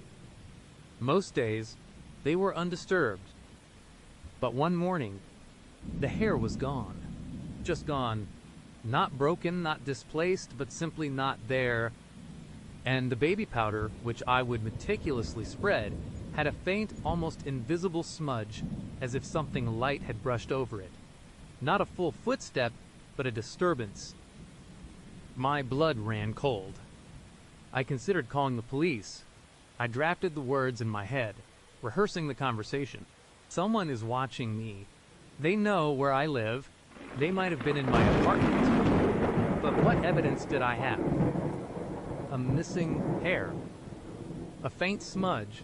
A weird smell. They would file a report, maybe, but without concrete proof, without a forced entry, without a direct threat. They could not do much. I would be dismissed, labeled as a paranoid woman. And if Alex or Mark found out I would call the police, what then would they escalate? The thought was terrifying. I was alone in this. The next escalation came not long after. I found a note. It was not slipped under my door or left on my car. It was inside my apartment, placed conspicuously on my kitchen counter, right next to my coffee maker. My heart leaped into my throat the moment I saw it. It was a simple white card, folded once with elegant, almost calligraphic handwriting. My name, Sarah, was written on the front. My hands shook as I unfolded it. The message inside was short, but it hit me like a physical blow. Good morning. Sarah, I hope you enjoyed your Earl Grey. The light in your bay window truly is beautiful, especially as the morning sun catches the dust motes dancing in the air. A perfect start to the day. A friend, Earl Grey. I had brewed Earl Grey that morning. I never drank Earl Grey. I was a coffee person. But that morning, I would have been so frazzled, so sleep-deprived, I would grabbed the first tea bag I saw. It was a small detail, a fleeting moment, but it was enough. It was absolute, undeniable proof. Someone had been in my apartment that morning. While I was still asleep, or perhaps while I was in the shower, they had watched me, observed my most mundane actions. They knew. The world tilted. My carefully constructed walls of denial crumbled. This was not paranoia. This was real. And it was happening to me. The dust motes dancing in the air. It was so specific, so intimate. They had been there, standing in my living room, watching the morning light, watching me. A cold fury began to simmer beneath my terror. I was tired of being a victim. I was tired of feeling hunted. I had to do something. But what?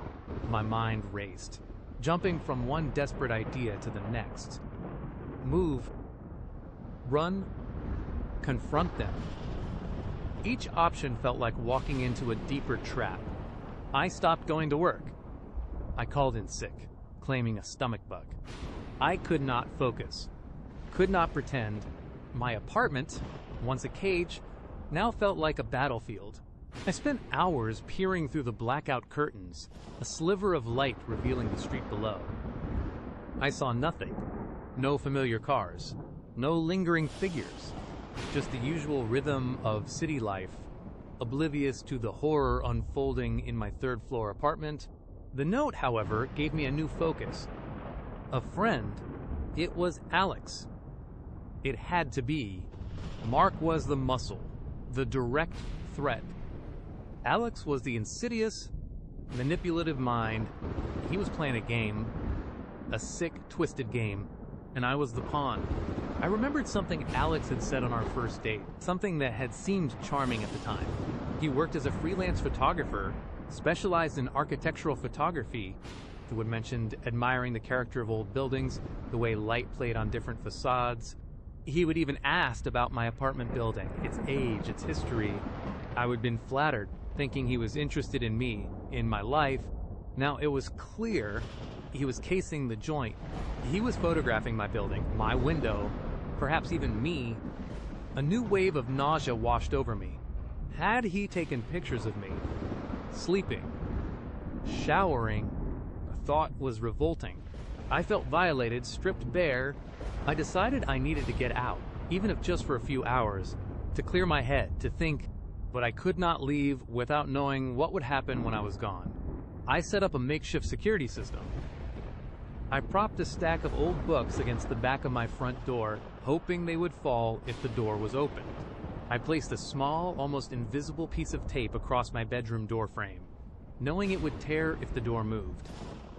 I even smeared a tiny bit of lipstick on the latch of the bay window, hoping to find a smudge if someone tampered with it. Then, with a racing heart, I left. I did not go far. Just to a small coffee shop down the street, where I could sit by the window and watch my building. I ordered a black coffee, my hands trembling as I brought the cup to my lips. Every minute felt like an hour.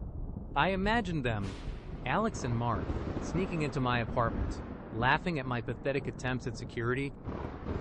My stomach churned. After what felt like an eternity, but was probably only an hour and a half, I could not take it anymore. I had to know.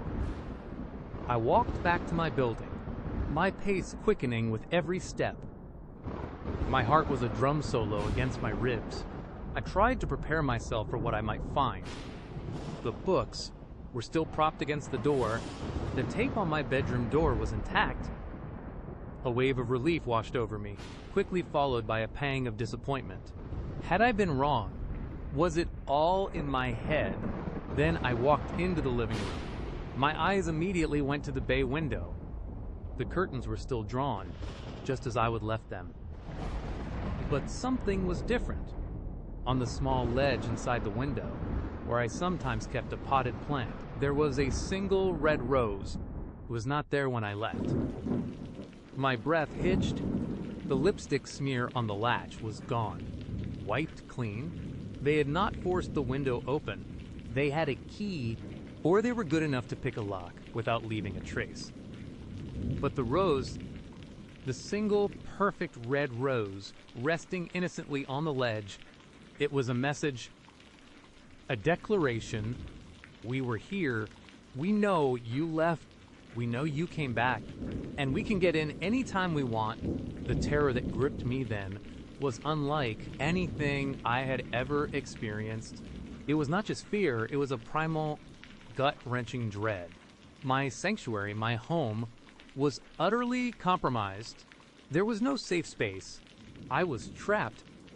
I backed away slowly, my eyes fixed on the rose, as if it might suddenly bloom into something monstrous. My phone felt heavy in my hand, but I could not move. My mind screamed at me to call 911, to scream, to run. But my body was frozen, caught in the grip of pure, unadulterated horror. Then, a soft click. It came from the hallway, just outside my apartment door. My head snapped around. The books I would propped against the door were still there. The door itself was closed, but the sound, it was distinct, like a lock engaging or disengaging. I held my breath, straining my ears. Silence. Absolute, suffocating silence. Was someone still here? Had they been hiding, or had they just left? My eyes darted around the living room, searching for a place to hide. Under the couch, in the kitchen cabinets, my mind was a whirlwind of panic. I had to get out. I moved silently towards my bedroom, my heart pounding so hard I thought it would burst through my chest. I grabbed my phone, fingers fumbling as I tried to unlock it. I needed to call someone, anyone. As I reached the bedroom, I heard it again, a faint creak, this time from the living room. It was not the settling of the old building. It was deliberate, a footstep. My blood ran cold. He was still here. I dove under the bed, pulling my knees to my chest, my body trembling uncontrollably. Dust bunnies, old magazines, forgotten shoes. They were my only companions in this dark, cramped space. I held my breath, listening, praying. The footsteps grew closer. Slow. Deliberate. They were not trying to be quiet. They were letting me know they were there. Playing with me. I heard the distinctive sound of my living room window being unlatched. A soft thump as the blackout curtain was pulled aside. Then, the creak of the bay window opening. My breath hitched. He was standing right there, looking out, or looking in. I squeezed my eyes shut, tears streaming down my face. This was it. This was how it ended. A voice, low, smooth, familiar. Sarah, Mark purred, his voice echoing slightly in the silence of my apartment. Come out, wherever you are, he chuckled, a low, guttural sound that sent shivers down my spine. Such a shame, he continued. You had such potential. Alex really thought you were the one. So sweet, so innocent. Alex. My mind screamed. He was here too. But you had to go and get suspicious, did not you? Mark's voice was closer now, in the hallway, moving towards my bedroom. That is no fun. Ruins the game. My heart pounded so hard I thought he must hear it. I tried to control my breathing, to make myself as small and as silent as possible. The bedroom door creaked open.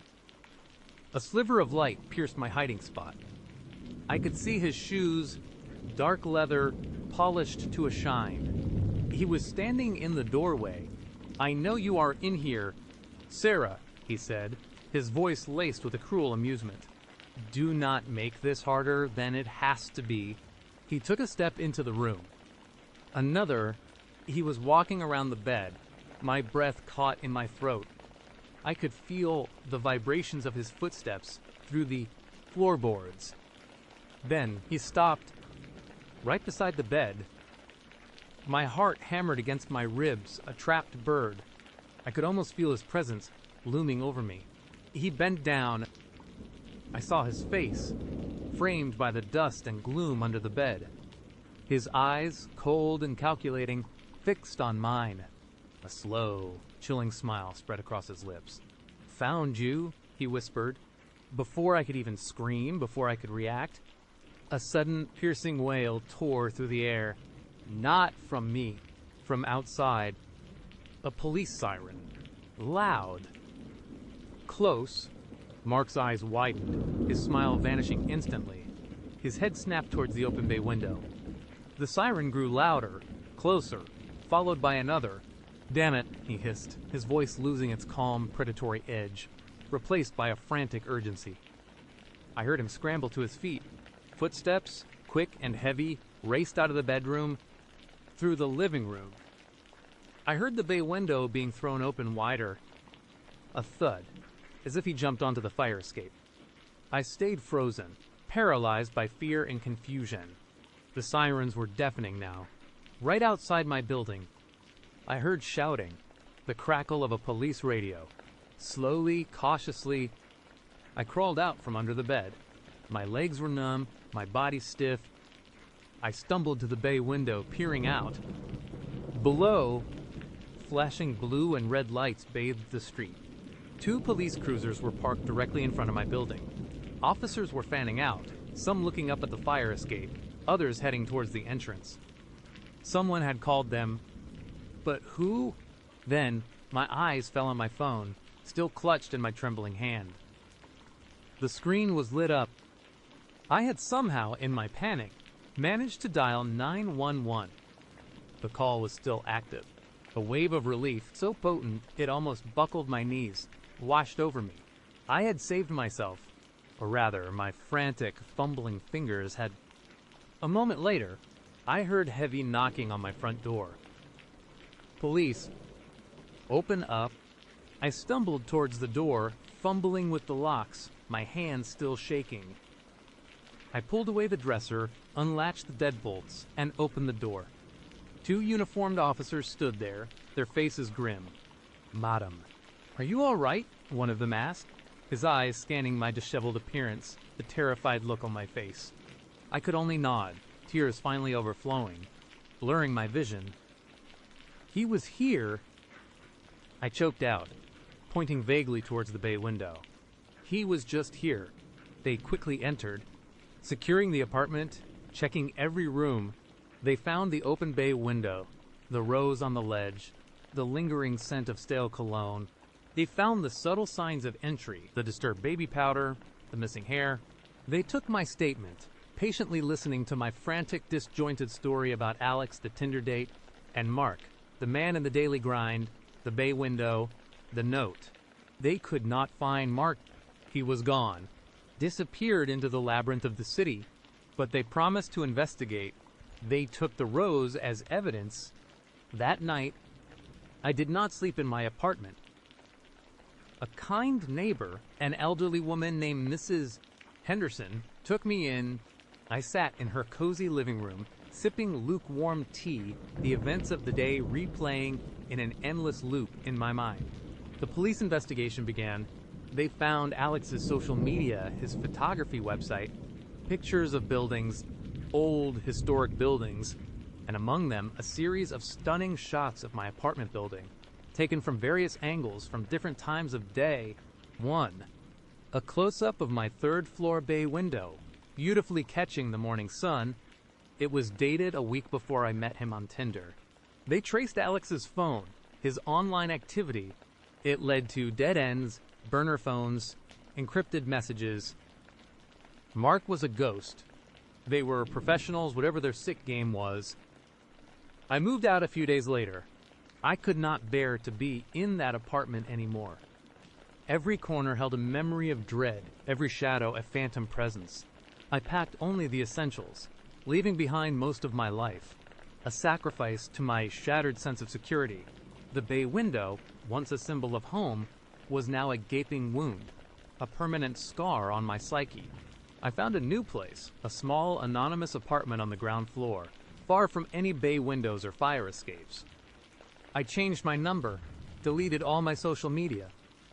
I tried to disappear, but the fear never truly left me. Every shadow still felt menacing. Every stranger on the street was a potential watcher. I checked my locks obsessively, double-checking, triple-checking. I still woke up in the dead of night, bathed in a cold sweat, convinced I heard a creak, a whisper, a low, predatory chuckle. The police never caught them. Alex and Mark vanished as completely as they had appeared. But sometimes, when I am walking home, I will catch a glimpse of a specific car, a fleeting shadow, a face in the crowd that seems just a little too familiar. And in those moments, my blood runs cold, and I know with a chilling certainty that the game is not over. They are still out there, and they are still watching. Up next, another story worth listening to. My blood did not just run cold, it froze solid the moment Mark's casual words about my 3rd floor apartment's bay window hit me. Perfect for catching the morning sun, would not you say? He would purred. The air in the daily grind turned to ice. My coffee a lead weight. That gut-wrenching, stomach-dropping sensation when the floor vanishes. That was my reality. 1 minute, I was almost laughing.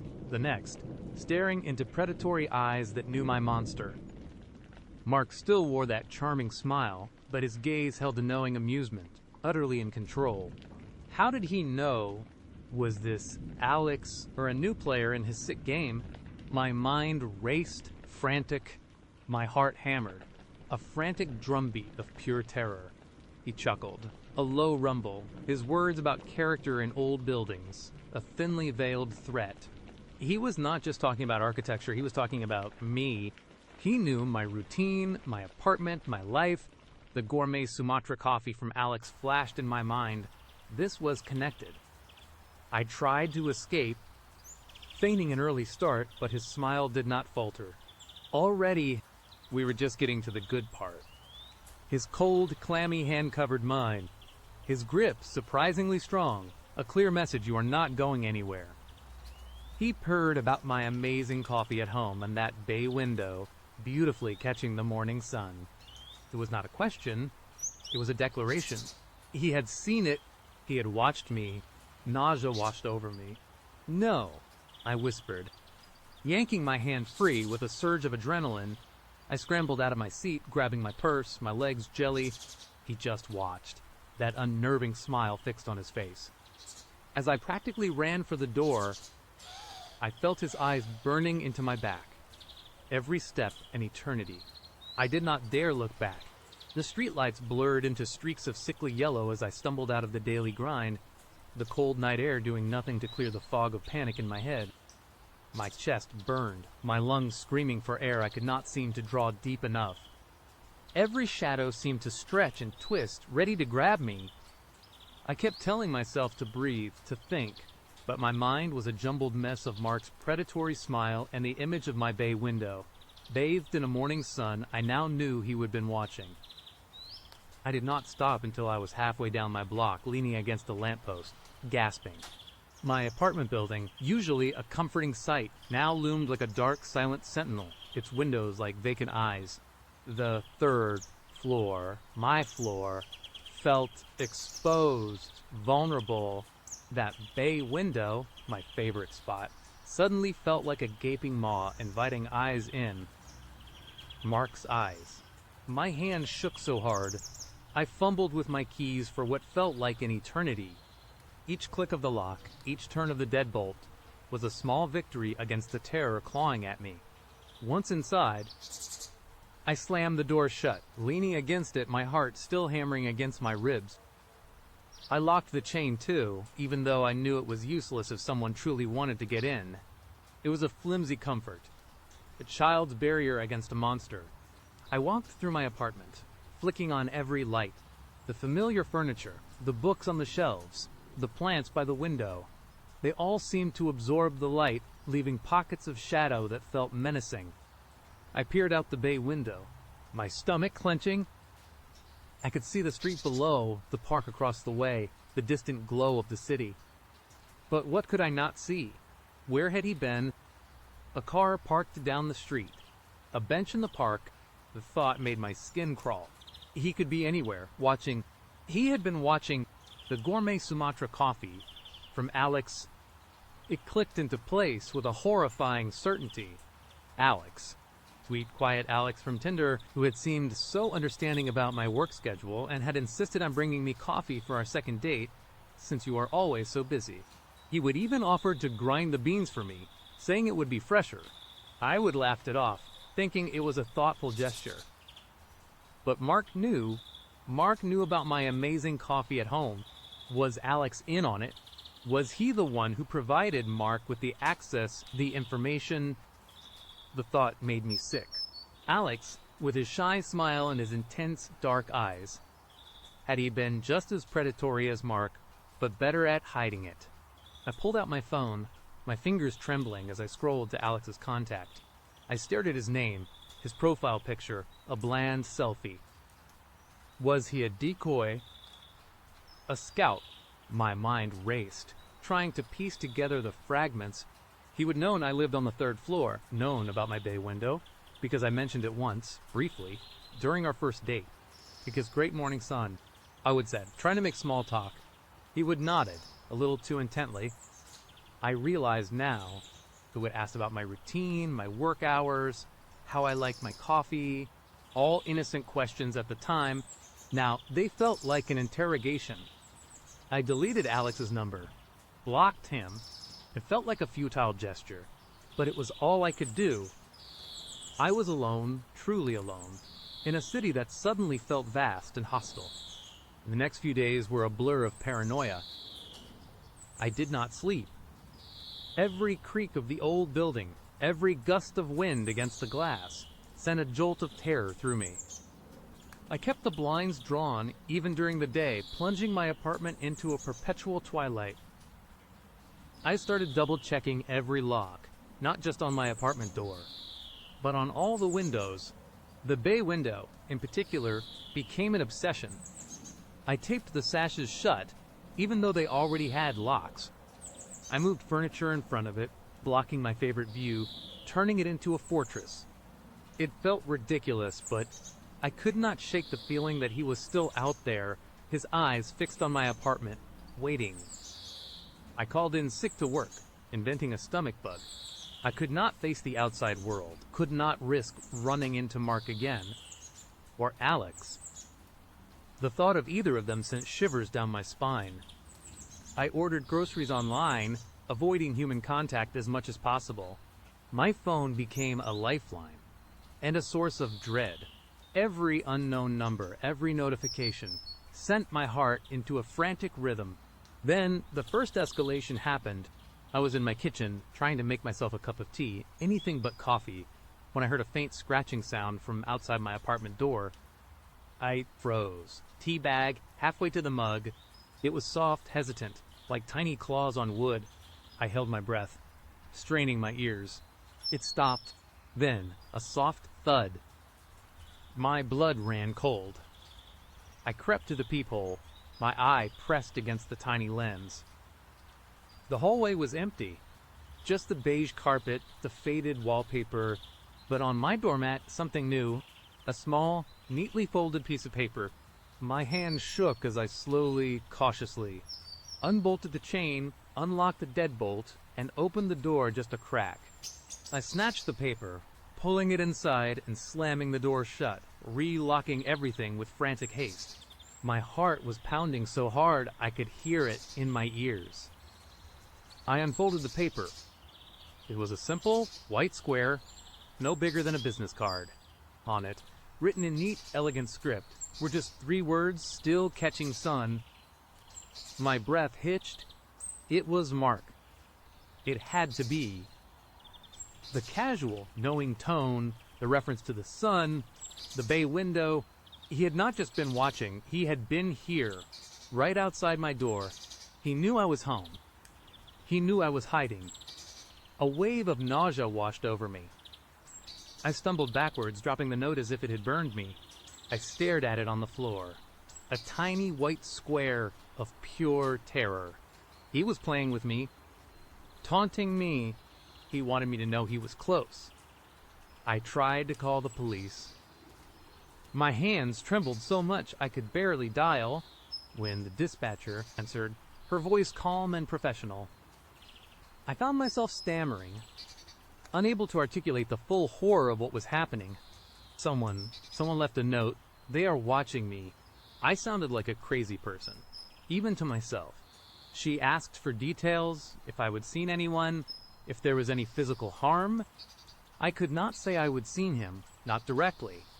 Just the note, the feeling, the memory of his words. She suggested I file a report online, advised me to be vigilant, and said they would send a patrol car to drive by the area. It was dismissive, polite, and utterly useless. They could not help me. No one could. The feeling of being watched intensified. I started seeing things, or thought I did. A flicker of movement in the reflection of my darkened window. A shadow too deep in the alley across the street. A car driving by slowly, then circling the block. I could not tell what was real paranoia and what was genuinely him. My mind was a prison of fear. I decided I had to leave. I could not stay in this apartment, this glass box. He had turned into a display case for his sick amusement. I started packing, frantically throwing clothes into a duffel bag. I did not know where I was going, just that I had to get out. My parents lived a few states over, But that felt too far, too exposed. A friend's place, but I did not want to drag anyone else into this nightmare. As I was zipping up my bag, my eyes fell on the bay window. Despite the blinds being drawn, a sliver of light still managed to peek through the gap where the curtains met. And then I saw it. A faint, almost imperceptible smudge on the glass, right in the center of the middle pane. It looked like a fingerprint. My blood ran cold again. I slowly, cautiously, approached the window, my heart a frantic drum. I peeled back the blind. Just a tiny corner. The smudge was still there. It was not just a smudge. It was a perfect, clear fingerprint, pressed against the outside of the glass. My apartment was on the 3rd floor. There was no balcony, no fire escape, nothing to climb. How? Unless he had climbed, or he had a ladder tall enough to reach the 3rd floor. The sheer audacity, the brazenness of it, twisted my stomach into knots. He was not just watching from afar. He was testing me, leaving his mark. He wanted me to know he could get to me. Even here, even in my supposed sanctuary. I stared at the fingerprint, mesmerized by its horror. It was a declaration, a personal invasion. He had been so close, right outside my window, pressing his hand against the glass, perhaps watching me pack, watching me tremble. The thought made me gag. I grabbed my phone, my fingers flying as I searched for Mark Tinder and Alex Tinder. I had to find something, anything. I scrolled through profiles, my anxiety mounting with each generic face. Then, I found it. Mark, his profile picture, the same charming, unsettling smile. His bio was short, generic, loves adventure, good coffee, and interesting conversations. I scrolled through his photos. One caught my eye. It was a selfie, taken in a dimly lit room, a bookshelf in the background. And on the bookshelf, partially obscured, was a framed photo, a photo of my apartment building, and in the foreground, slightly out of focus, was a figure. It was hard to make out, but the posture, the dark hair, it looked like Alex. My breath hitched. They were connected. Alex was not just a pawn. He was an accomplice. He was the one who had brought the coffee, the one who had known my address, my schedule. He had been the setup, the bait, and Mark was the hunter. I scrolled further. More photos. One was a landscape shot, a beautiful view of a city park from a high vantage point. I squinted, zooming in. My park, the park across the street from my apartment, and in the bottom corner of the photo, barely visible, was the unmistakable curve of my bay window, peeking out from behind a line of trees. The photo had been taken from the rooftop of the building opposite mine. He had been up there, watching me, taking pictures, planning. The realization hit me like a physical blow. This was not just a random stalker.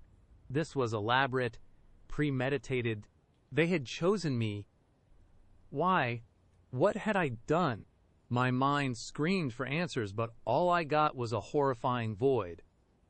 I knew then that I could not just pack and leave. I had to confront this. Or at least, I had to understand it. My fear morphed into a cold, desperate resolve. I was not going to be a victim. I opened my laptop, pulling up all the information I could find on Mark. Public records, social media, anything. His name was Mark Thompson. He was listed as a freelance photographer. That explained the pictures, the vantage points. It also made him even more terrifying. He was not just watching, he was documenting.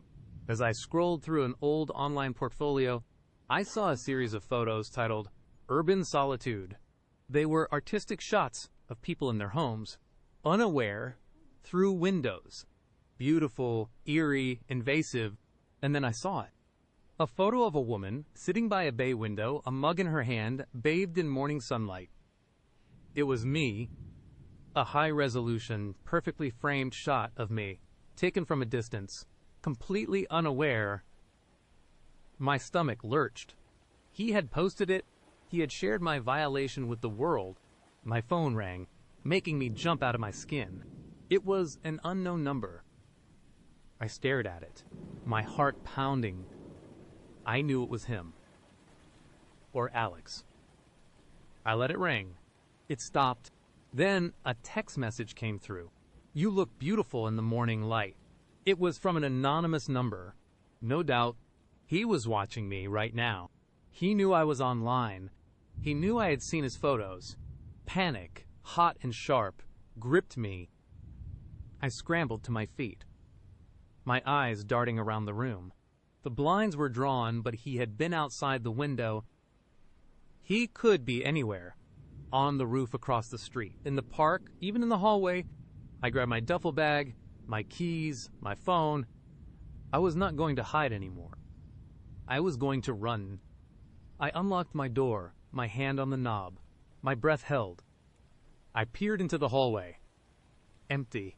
I stepped out, closing the door softly behind me, trying not to make a sound. As I reached the elevator, I heard it, a faint scraping sound, like metal on concrete, coming from the stairwell.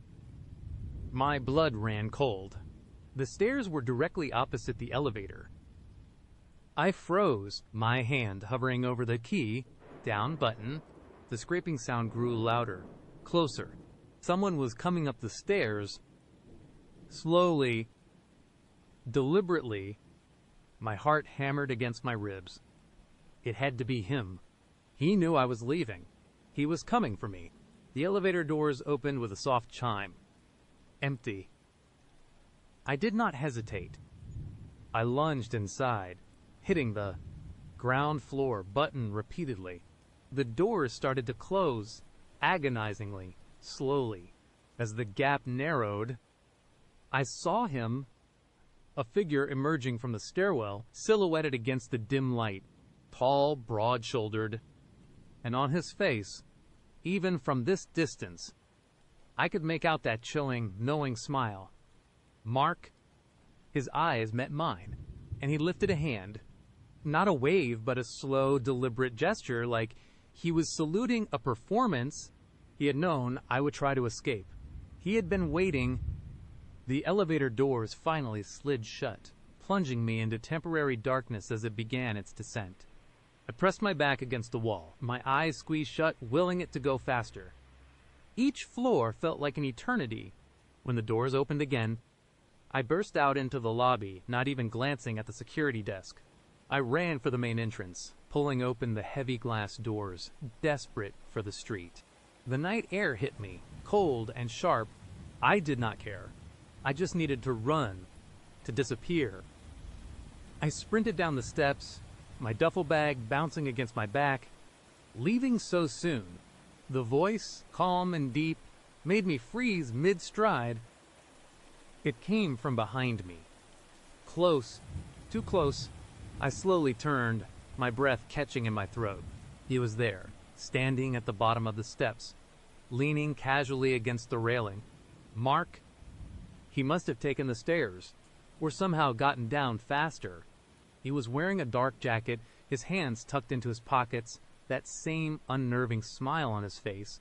"We were just getting to the good part," he repeated, his words echoing his chilling statement from the daily grind. My mind raced, frantic. There was no one else around. The street was deserted. My only option was to run. But where? He seemed to know my every move. "Why are you doing this?" I whispered, my voice trembling. He chuckled, a low, rumbling sound that sent shivers down my spine. "You are an interesting subject. Such vulnerability, such predictable patterns. It is beautiful. In its own way." He took a step towards me, and that bay window, a masterpiece. "Stay away from me," I screamed, my voice cracking. I clutched my duffel bag tighter, backing away slowly. He just kept smiling, taking another step. "But we are just getting started. I have so many more ideas for you. A series, perhaps. The girl in the window. A real triumph." I turned and ran, blindly, down the street, away from the building. Away from him. My legs burned, my lungs ached, but I pushed myself harder. I could hear his footsteps behind me, steady, unhurried, almost playful. He was not even trying to catch me yet. He was enjoying the chase. I darted around a corner, into a darker, narrower alleyway. It was a stupid move. I knew it, but panic was my only guide. The alley was a dead end. I slammed into a brick wall, gasping for air, my heart hammering like a trapped bird. His footsteps echoed as he entered the alley, slowly, deliberately. He stopped a few feet from me, blocking my only exit. The streetlight from the main street cast long, distorted shadows, making him seem even larger, more menacing. A dead end, he purred, his smile widening. How fitting. He took his hands out of his pockets. In his right hand, he held a small, black camera. The lens glinted in the dim light. "No," I whispered, shaking my head, tears streaming down my face. "Please, just leave me alone." He raised the camera, aiming it at me. Such raw emotion. "Perfect," I screamed, a primal, guttural sound, and lunged at him, not thinking, just reacting. I hit him hard, surprising him. He stumbled back, the camera clattering to the ground. I did not wait. I pushed past him, scrambling out of the alley, back onto the main street. I did not look back. I just ran. I ran until my legs gave out, until I collapsed on a park bench, gasping for breath, my vision swimming. I did not know where I was, but it was far from my apartment, far from him. I stayed there for what felt like hours, shaking, crying, clutching my duffel bag. The sun began to rise, painting the sky in soft hues of pink and orange.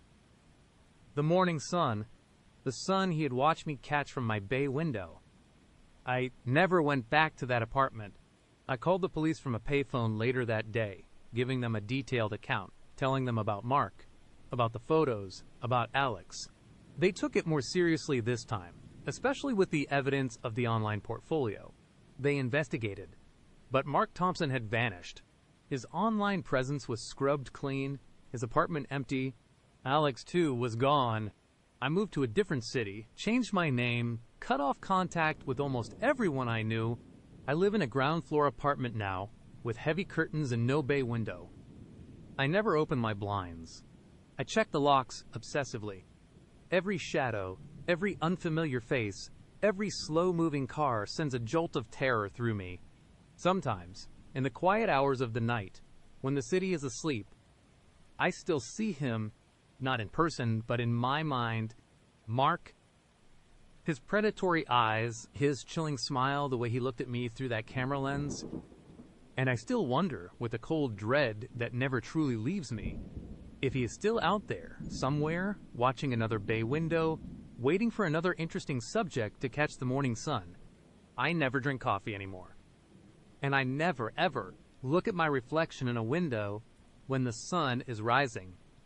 Not anymore. The next story is just ahead. Sleep was still a cruel joke. Every night was a battle against the shadows that danced in my peripheral vision, against the creaks and whispers that echoed in my empty apartment. The note. Good morning. Sarah, I hope you enjoyed your Earl Grey.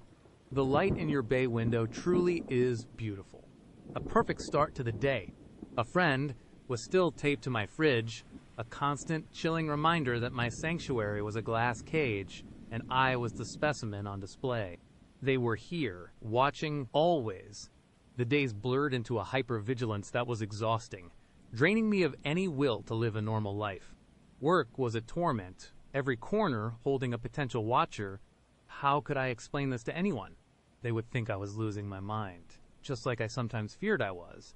My mug, a book, my keys, small things shifted, a silent declaration that someone had been here, in my space. I felt like a ghost in my own life, haunted by the living. The isolation was the worst part. Mark's predatory gaze and Alex's insidious betrayal had shattered my trust in people. Now, with the anonymous stalker, I had no one. The thought of reaching out, of confiding in anyone, felt like handing them a map to my vulnerable spots. But the loneliness gnawed at me.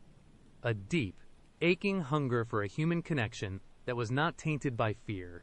One particularly bleak Tuesday evening, after another night spent barricading my door and peering through the blinds, I found myself scrolling through Tinder. It was a desperate, stupid move.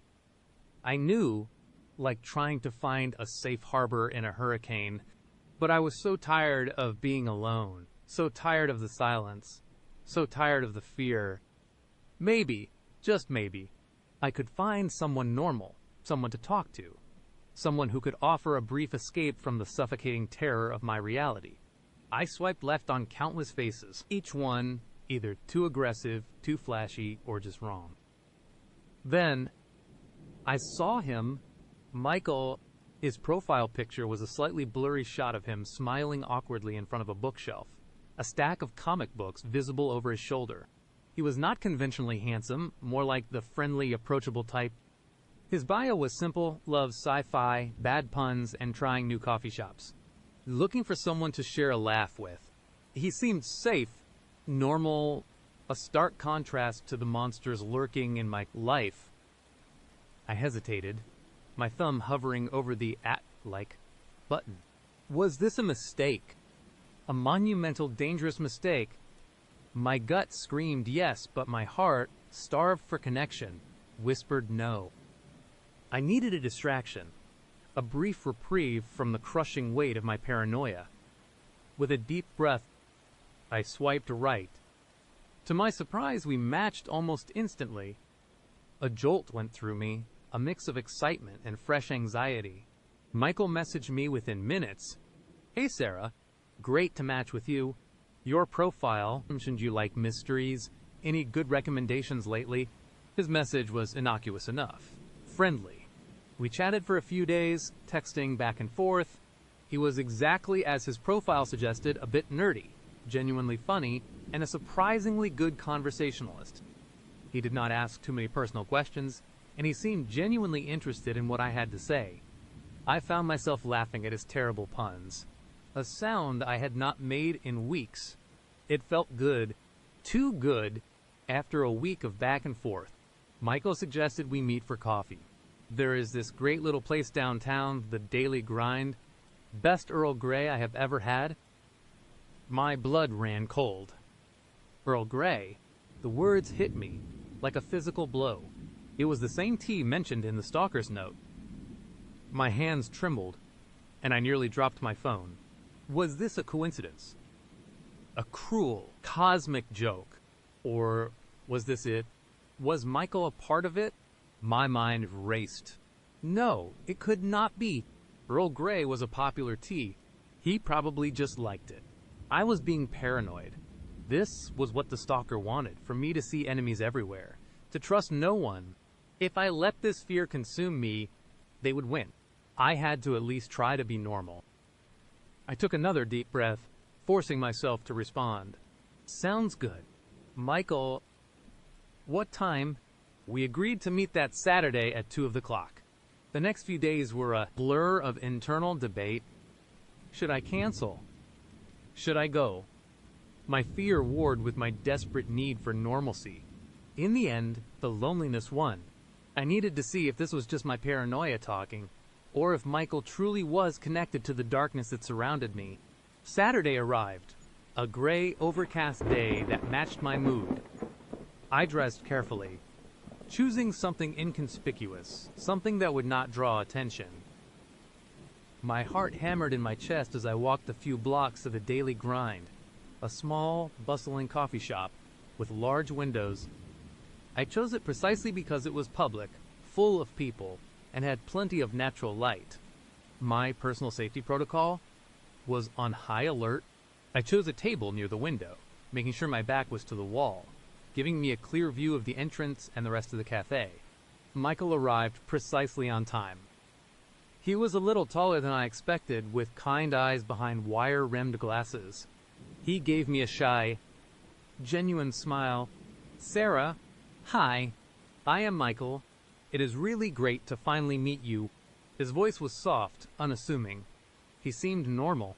My initial wave of terror subsided slightly, replaced by a cautious optimism. Maybe I was just being paranoid. "Hi, Michael. I replied, trying to sound more relaxed than I felt. It is good to meet you too. We ordered our coffees. I opted for a safe latte, but Michael, true to his word, ordered an Earl Grey.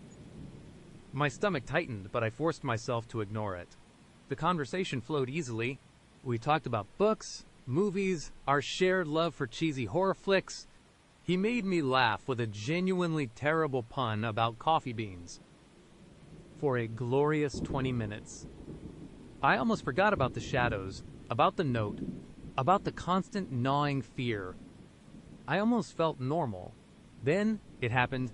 He was stirring his tea, a thoughtful expression on his face. He began, I really like this spot. The light in here is great. He gestured vaguely towards the window. It reminds me of that beautiful light you get in your bay window, especially in the mornings. The world tilted. My blood ran cold, colder than any winter morning. The air in the bustling coffee shop seemed to vanish, leaving me gasping for breath. The noise of the other patrons faded into a distant hum. My heart hammered against my ribs, a frantic drumbeat of pure, unadulterated terror. The light in my bay window, especially in the mornings. It was a direct quote from the note that only I and my stalker knew about. I stared at him, my mind racing, trying to process the impossible. My carefully constructed facade crumbled. My mouth felt dry, my tongue suddenly too thick. My bay window. I managed to croak out, my voice barely a whisper. Michael looked up, a slight frown creasing his brow. Yeah, your bay window. The one in your apartment, it just has really nice light. My friend mentioned it to me the other day when we were talking about apartments. He lives in your building. Actually, I said he admired it from the street. He chuckled, a nervous, self-deprecating sound. Sorry, that probably sounds really weird. He is a bit of an architecture buff. My mind screamed, friend, lives in my building. The word friend echoed in my head, a sinister resonance with the signature on the note. This was not a coincidence. This was not paranoia. This was real. And Michael was connected. What is his name? I asked, my voice trembling, barely audible. I gripped the edge of the table, my knuckles white. Michael hesitated, his eyes flicking away for a moment. Just a guy? You probably do not know him. He is new to the building. He gave another awkward chuckle, but this time it sounded forced, a little too loud in the sudden silence that had descended around our table. He was avoiding the question. He was lying. A wave of nausea washed over me. I felt trapped, exposed. My safe, public space suddenly felt like a cage. Every face in the coffee shop seemed to blur. Every casual glance felt like a predatory stare. I have to go, I stammered, scrambling to my feet. My chair scraped loudly against the floor, drawing a few curious glances. I did not care. I needed to get out. Now. Michael looked startled, quickly standing up as well. Sarah, wait. Is everything okay? You seem really upset. He reached out a hand, as if to touch my arm. I recoiled instantly, stepping back as if burned. Do not touch me. The words burst out, sharper and louder than I intended. People were definitely staring now. My face burned with shame and terror. I am sorry. I did not mean to upset you, Michael said, his voice laced with concern. But his eyes, behind the glasses, held something else. Something I could not quite place. A flicker of disappointment, or something colder. I did not wait to find out. I turned and practically ran out of the coffee shop, not bothering to look back. The cold, gray air outside hit my face, doing little to cool the fire of panic raging within me. I walked quickly, then broke into a run, my heart pounding, my breath catching in ragged gasps. I did not care where I was going. Just away from Michael, away from the coffee shop, away from the terrifying confirmation that my stalker was not just watching, but actively infiltrating my life. I did not stop until I reached my apartment building, bursting through the lobby doors and practically collapsing against my own door. My hands shook so violently I could barely get the key in the lock. Once inside, I slammed the door shut, locking every bolt, pushing a chair against it for good measure. I leaned against the door, sliding down to the floor, my knees drawn up to my chest, gasping for air. He knew. The stalker knew about my bay window. And Michael knew about it too. Michael, who had just tried to date me, who had seemed so normal, so safe. He was either the stalker himself or a pawn, a friend enlisted by the true tormentor. The thought was sickening. My only attempt at connection had led me directly into the spider's web. My phone buzzed in my pocket. I pulled it out with trembling fingers, dreading what I would see. It was a text from Michael. "Sarah, I am really sorry if I said something wrong. I just wanted to make sure you were okay. You left so fast. I am worried about you." My stomach churned. He was playing the concerned suitor, was manipulative, insidious. He knew I was scared and he was using it. I did not reply. I could not. I spent the rest of the evening in a state of heightened panic, peering through the blinds, jumping at every shadow. My apartment, which had been a glass cage, now felt like a death trap. I could not stay here, but where would I go? They knew where I lived. They knew my routines. They had a friend in my building. Sleep was impossible. I lay in bed, staring at the ceiling, listening to every creak, every whisper. Around 3 a.m., my phone buzzed again. Another text from Michael. "Still worried about you. Sarah, I wish you would just talk to me. I thought we had a good connection. I really like you." I squeezed my eyes shut, trying to block out the words, the insidious normalcy of them. He was still playing the part. He was trying to draw me back in. The next morning, I woke up feeling even worse than before. The exhaustion was bone deep, but the fear was fresh, raw. I needed to do something. I could not just sit here and wait for them to make their next move. I decided to try and find out who Michael's friend was. If he lived in my building, maybe I could spot him. I spent the morning peering through my peephole, watching the comings and goings of my neighbors. Every unfamiliar face, every person carrying a box or a grocery bag, became a suspect. It was maddening, futile. Around noon, my doorbell rang. I froze. My heart leaped into my throat. I did not order anything. I was not expecting anyone. I crept to the door, peering through the peephole. It was Michael. He was standing there, holding a small, potted plant. His face was etched with what looked like concern. My breath hitched. He had my apartment number. Of course he did. He knew where I lived. He knew everything. I did not open the door. I just stood there, silently watching him through the fisheye lens. He rang the doorbell again, then knocked softly. "Sarah, are you there? I just wanted to bring you something, a peace offering. I really am sorry if I scared you." His voice was muffled, but I could hear the sincerity, the feigned innocence. It was a performance, a terrifying, calculated performance. He waited for a few more moments, then sighed. "Okay. Sarah, I get it. You are upset, but I really do want to talk. I think we could have something special." He paused. "I will just leave this here for you. It is a peace lily. For peace." He bent down, placing the plant carefully on my doormat. "I hope you feel better. And I hope you will give me a chance to explain." Then he turned and walked away. I watched him go, my body rigid with fear. As soon as I heard the elevator ding and the sound of his footsteps fade, I slowly, cautiously opened my door just a crack. The peace lily sat there, a symbol of his insidious invasion. Nestled among its green leaves was a small, folded piece of paper. My hands shook as I picked it up, unfolding it.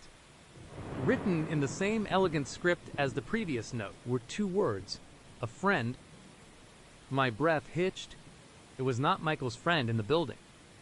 It was Michael, He was the stalker. He was the friend.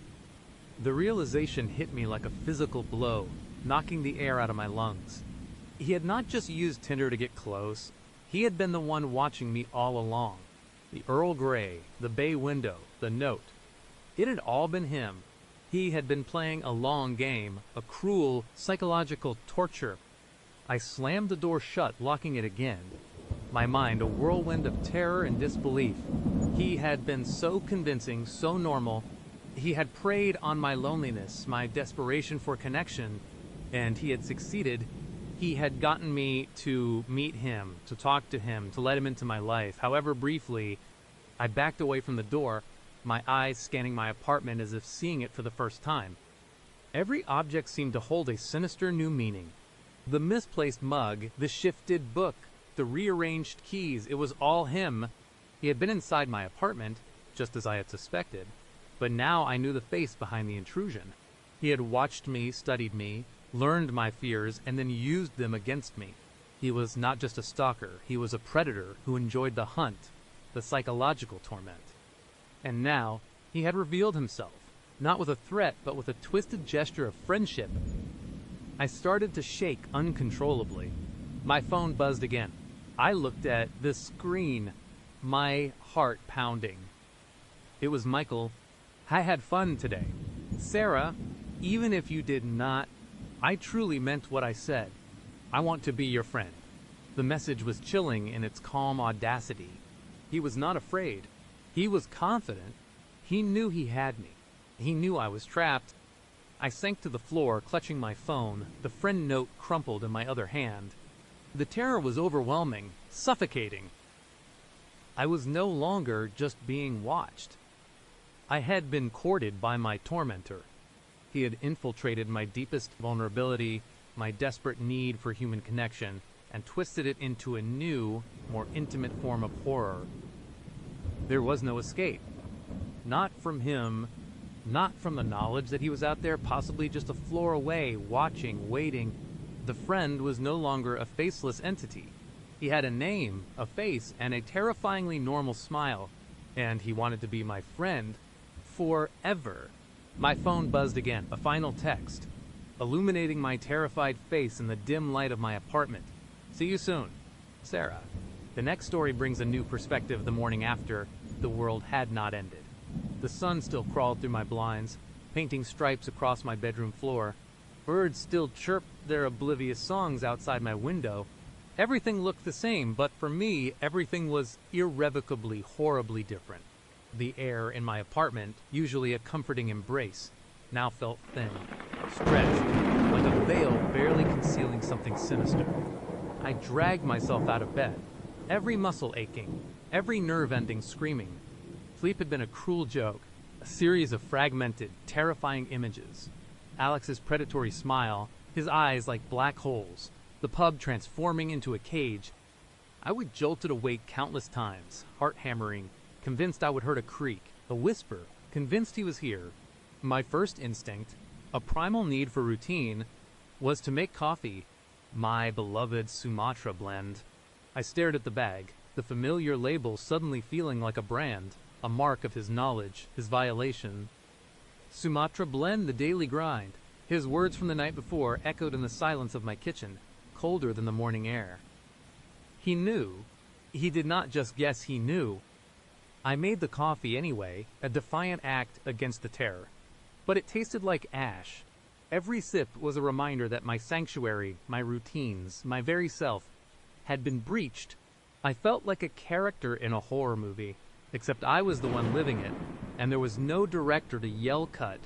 The day was a blur of heightened senses and suffocating paranoia. Every car that slowed on my street, every person I passed on the sidewalk, every rustle of leaves I saw Alex. His face, his smile, his eyes were superimposed on strangers, on shadows, on the back of my eyelids. I walked to work with my head down, my pace quick, my breath shallow. My apartment building, usually a place of safety, now felt like a target. Lobby's security cameras, once a comfort, now felt like a surveillance tool, watching me for him at work. I tried to focus, but the words on my screen blurred. My phone, usually a lifeline, felt like a ticking time bomb. I kept it face down, silencing every notification, terrified of another unknown number, another chilling text. I even avoided the daily grind, walking an extra 2 blocks to a different coffee shop, just to avoid the ghost of his presence there. It was a futile gesture. I knew he was not at the daily grind. He was everywhere. That night, I double-checked everything again. Locks, windows, even the chain on my door, though I knew it was useless against the kind of threat he represented. The kind that seeped into your mind, that eroded your sense of safety from the inside out. I pulled the blinds tight, creating a false sense of security, but the darkness outside felt like a watchful presence. I tried to call my friend. Sarah, hey, something really weird happened last night. I started, trying to keep my voice even. I recounted the story, leaving out some of the more terrifying details, trying to make it sound less like a scene from a slasher film and more like a bad date. Sarah, bless her heart, tried to be helpful. Ugh, what a creep. Just block him. He will get the message. I did block him. Sarah, I said, my voice barely a whisper. But it is more than that. He knew things. My coffee. Where I go, he probably just overheard you talking, or saw your social media, she said, trying to rationalize it away. Guys can be stalkery, but usually they just move on when you do not respond. This felt different, I insisted, my voice cracking. It felt predatory, like he was studying me. There was a pause. Look, if you are really scared, call the police, but honestly, it sounds like he is just a weirdo trying to get a rise out of you. I hung up, feeling even more isolated. Sarah did not understand. How could anyone understand this insidious dread unless they would felt it? This was not just a weirdo, this was a hunter, and I was the prey. The next few days were a living nightmare. Every morning, I would wake up with a jolt, convinced I would heard something. Every night, I would fall into a fitful, shallow sleep, only to be dragged back to consciousness by the slightest sound. My apartment, once my refuge, had become a cage of paranoia. I started leaving my TV on low, just for the human voices, for the illusion of not being alone. Then came the first subtle sign that Sarah had been wrong. I came home from work on Wednesday, exhausted and jumpy. My building has a small mailroom, and I usually just grab my mail on my way up. But that day, as I walked past the row of mailboxes, something caught my eye. Propped against the wall near the outgoing mail slot was a small, unassuming package. It was not addressed to me, not explicitly. There was no name, just my apartment number written neatly on a plain white label. No return address. My heart hammered against my ribs. I picked it up, my fingers trembling. It was light. I carried it up to my apartment, my mind racing. Who would send something like this? Why, no name.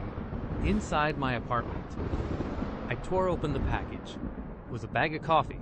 Not just any coffee, but a gourmet artisanal brand of Sumatra blend. Far more expensive than what I usually bought. And tucked inside, the small, elegant card. No signature. Just 2 words, written in a sophisticated, almost artistic script for your discerning taste. The air left my lungs in a whoosh.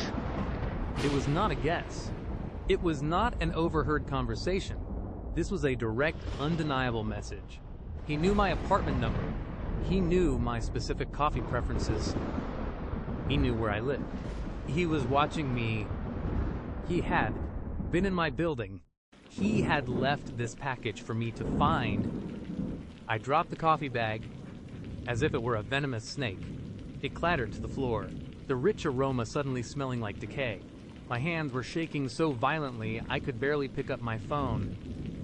I stared at the screen, my thumb hovering over the 911 button. What would I say? A man I went on a date with sent me expensive coffee. They would laugh me out of the station. Sarah's words echoed, he is just a weirdo trying to get a rise out of you. But this was not a rise.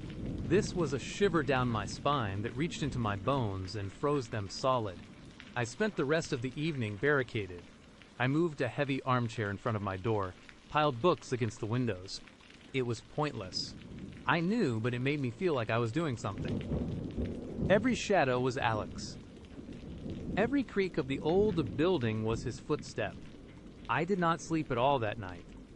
The next day, Thursday, I called in sick. I could not face the outside world. I could not face the thought of him being out there watching, waiting. I sat huddled on my couch, the blinds drawn, the TV droning meaningless chatter. My phone was dead. I had not charged it, too caught up in the terror. Around noon, a flicker, the lights in my apartment dimmed for a split second, then returned to normal. A power surge. A glitch in the building's old wiring. I tried to rationalize it, but my stomach clenched. It felt deliberate. Later that afternoon, a new terror. A sound from outside my apartment door. A soft, almost imperceptible thump. My heart leaped into my throat. I froze, holding my breath, straining to hear over the TV. Nothing. Just the muffled sounds of the building, the distant city hum. After what felt like an eternity, I crept to the door, my hand on the chain, my eye pressed to the peephole. The hallway was empty, but on the floor, directly in front of my door, was a small, folded piece of paper. It was a note. My hands were shaking so badly, I almost dropped it. The paper was thick, creamy, the same elegant script as the card with the coffee. I saw you did not enjoy your coffee. Do not worry. I know how to make it perfect. See you soon. My blood ran cold. He had not just been in the building, he had been at my door. He had been watching me. He knew I had not touched the coffee. He had seen me drop the bag. He had seen my terror. I stumbled backward, hitting the wall, the note clutched in my trembling hand. My mind screamed. This was not a weirdo. This was not a stalker who would eventually give up. This was something far, far worse. This was someone who enjoyed my fear, who reveled in it, who was playing a game, and I was the unwilling participant. I scrambled for my phone, only to remember it was dead. Panic clawed at my throat. I needed to call someone, anyone. The police, Sarah, my parents, but it was dead. I fumbled for the charger, my hands numb, my vision blurring. As I plugged it in, another flicker. This time, the lights did not just dim, they went out completely. Darkness. Absolute, suffocating darkness. My breath hitched, my heart hammered, a frantic drum against my ribs. The TV, my only source of comforting noise, was silent. The silence was deafening, pressing in on me from all sides. My apartment, once a haven, was now a tomb. No, I whispered, my voice trembling, barely audible. No, no, no. I fumbled for my emergency flashlight, my hands scrambling across the kitchen counter where I usually kept it. It was not there. I remembered using it last week when the power had flickered briefly, and I would left it somewhere. My mind was a blank slate of pure terror. Then I heard it, a sound from the living room, a soft, almost imperceptible creak. The floorboards. My blood turned to ice. He was here. He was inside. I pressed myself against the counter, trying to become invisible in the pitch black. My eyes darted around, trying to penetrate the oppressive darkness, but it was useless. I could not see anything. I could only hear and feel the creeping dread, the certainty of his presence. Another creak, closer this time. He was moving slowly, deliberately. He was not hiding. He wanted me to know he was here. He wanted me to feel this terror. Hello, I whispered, my voice a pathetic squeak. It was a stupid thing to say, but the fear was so overwhelming. I could not think. Silence. Then, a low, guttural chuckle. It was not loud, but in the oppressive silence it echoed, chilling me to the bone. It was Alex's purr, the sound that had etched itself into my nightmares. "You are even more interesting when you are scared," his voice drawled, coming from somewhere in the living room. It was calm, almost conversational, a stark contrast to my own frantic heart. "I told you. I know how to make things perfect." My mind raced, desperately searching for an escape, a weapon, anything. The kitchen. Knives. My hand instinctively reached for the knife block. My fingers brushed against cold steel. A chef's knife. It felt heavy, substantial. Come out, wherever you are." Alex sang, his voice a low, taunting melody. His footsteps were closer now, moving slowly, deliberately, almost enjoying the game. I held the knife, my knuckles white, my whole body trembling. I had to get out. I could not stay here. My apartment had become his hunting ground. I edged silently along the counter, towards the kitchen entrance. My plan was to get to the front door, unlock it, and run. Scream. Anything. As I reached the doorway, a shape materialized in the darkness. Tall, broad-shouldered. Alex. He was standing there, blocking my path, a dark silhouette against the slightly less dark rectangle of the living room window. I had not heard him move. He was like a ghost. My breath hitched. I squeezed my eyes shut for a fraction of a second, then opened them, trying to see his face, to gauge his expression, but it was just a dark void. "Where are you going?" he purred, taking a step closer. "The party's just starting." I did not answer. I just lunged. It was pure instinct, a desperate, animalistic lunge. I swung the knife wildly, blindly, aiming for anything, anywhere. There was a grunt, a sharp intake of breath, the solid thud of something hitting the floor. I did not stop to see. I did not wait. I bolted past where he had been standing, my bare feet slapping against the cold floor, the living room, the hallway, the front door. My fingers fumbled for the deadbolt, for the chain, my mind screaming. Click, clack. The chain slid free. I yanked the door open, not caring about the noise, not caring about anything but escape. I burst into the hallway, screaming, "Help! Help me!" at the top of my lungs. My voice was hoarse, ragged, but it was loud. I did not look back. I just ran down the hall, towards the stairwell, my heart pounding so hard I thought it would explode. I heard a sound from behind me, a muffled curse, a groan. But I did not stop. Down the stairs, two at a time, my legs burning, my lungs screaming for air, I stumbled, nearly fell but caught myself, propelled forward by sheer terror. The lobby, the main door. I burst out into the cool night air, gasping, shaking, tears streaming down my face. I did not know where I was going, only that I had to put as much distance between myself and that apartment, that building, that man, as humanly possible. I ran down the street, blindly, frantically, until my legs gave out. I collapsed on a park bench, sobbing uncontrollably, clutching my chest, trying to catch my breath. My phone, I finally remembered my phone. It was still in my apartment. I was alone, in the dark, and he was still out there. The police came. I stammered out my story, breathless, hysterical. They went to my apartment. They found nothing. No sign of forced entry. No blood. No Alex. Just the scattered coffee bag, the note on the floor, the open door. They said they would file a report. But without evidence, without a clear perpetrator, there was not much they could do. They suggested I stay with a friend, maybe consider changing my locks. I never went back to that apartment. Not really. I had a friend collect some of my belongings, but I could not bring myself to step inside again. Every shadow, every creak, every memory, was tainted. I moved to a different city, changed my phone number, deleted all my social media. I tried to rebuild my life, to find a semblance of normalcy. But the truth is, I am never truly normal.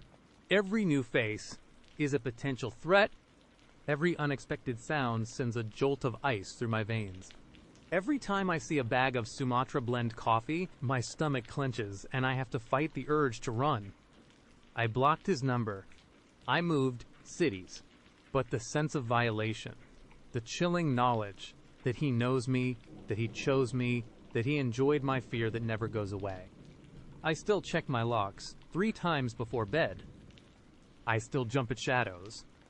And sometimes, late at night, when the world is silent, I swear I can still hear it. That low predatory purr. You are even more interesting than I imagined. And I know deep down that he is still out there, watching, waiting, and that one day he might just decide it is time to make things perfect again. The next story begins shortly. The steam from Michael's mug swirled.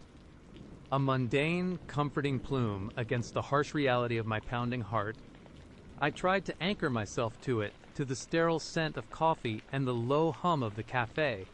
Anything to escape the gnawing dread that had been steadily tightening its grip all afternoon. We were talking sci-fi, a topic so brilliantly generic it felt like a shield, but his gaze, just past my shoulder, felt like it was not seeing me, but through me. His smile was easy, almost charming, yet his eyes held a sharp, knowing flicker that made my skin crawl. "You know," Michael said, his voice a low, smooth rumble that seemed to vibrate through the table. "I always figured you for a classic horror fan. Something about your profile, a certain je ne sais quoi," he chuckled, a soft, almost imperceptible sound that was somehow colder than a laugh. My blood ran cold. Classic horror was my secret indulgence, a detail I would meticulously omitted from my dating app profile. It was personal, something I rarely shared.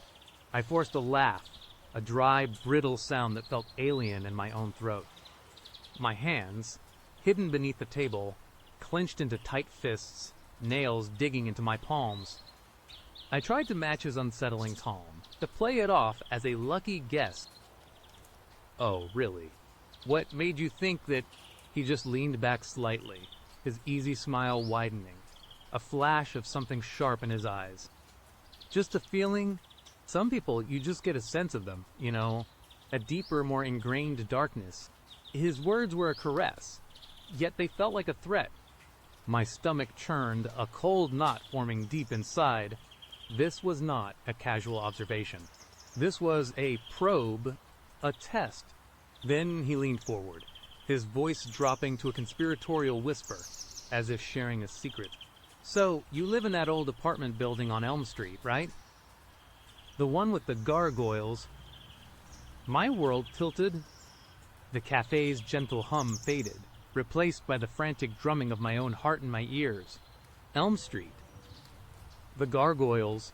I would never shared my street, my building, online. My profile only listed my general neighborhood, a broad stroke on a map. No number, no specific cross streets, certainly no architectural details.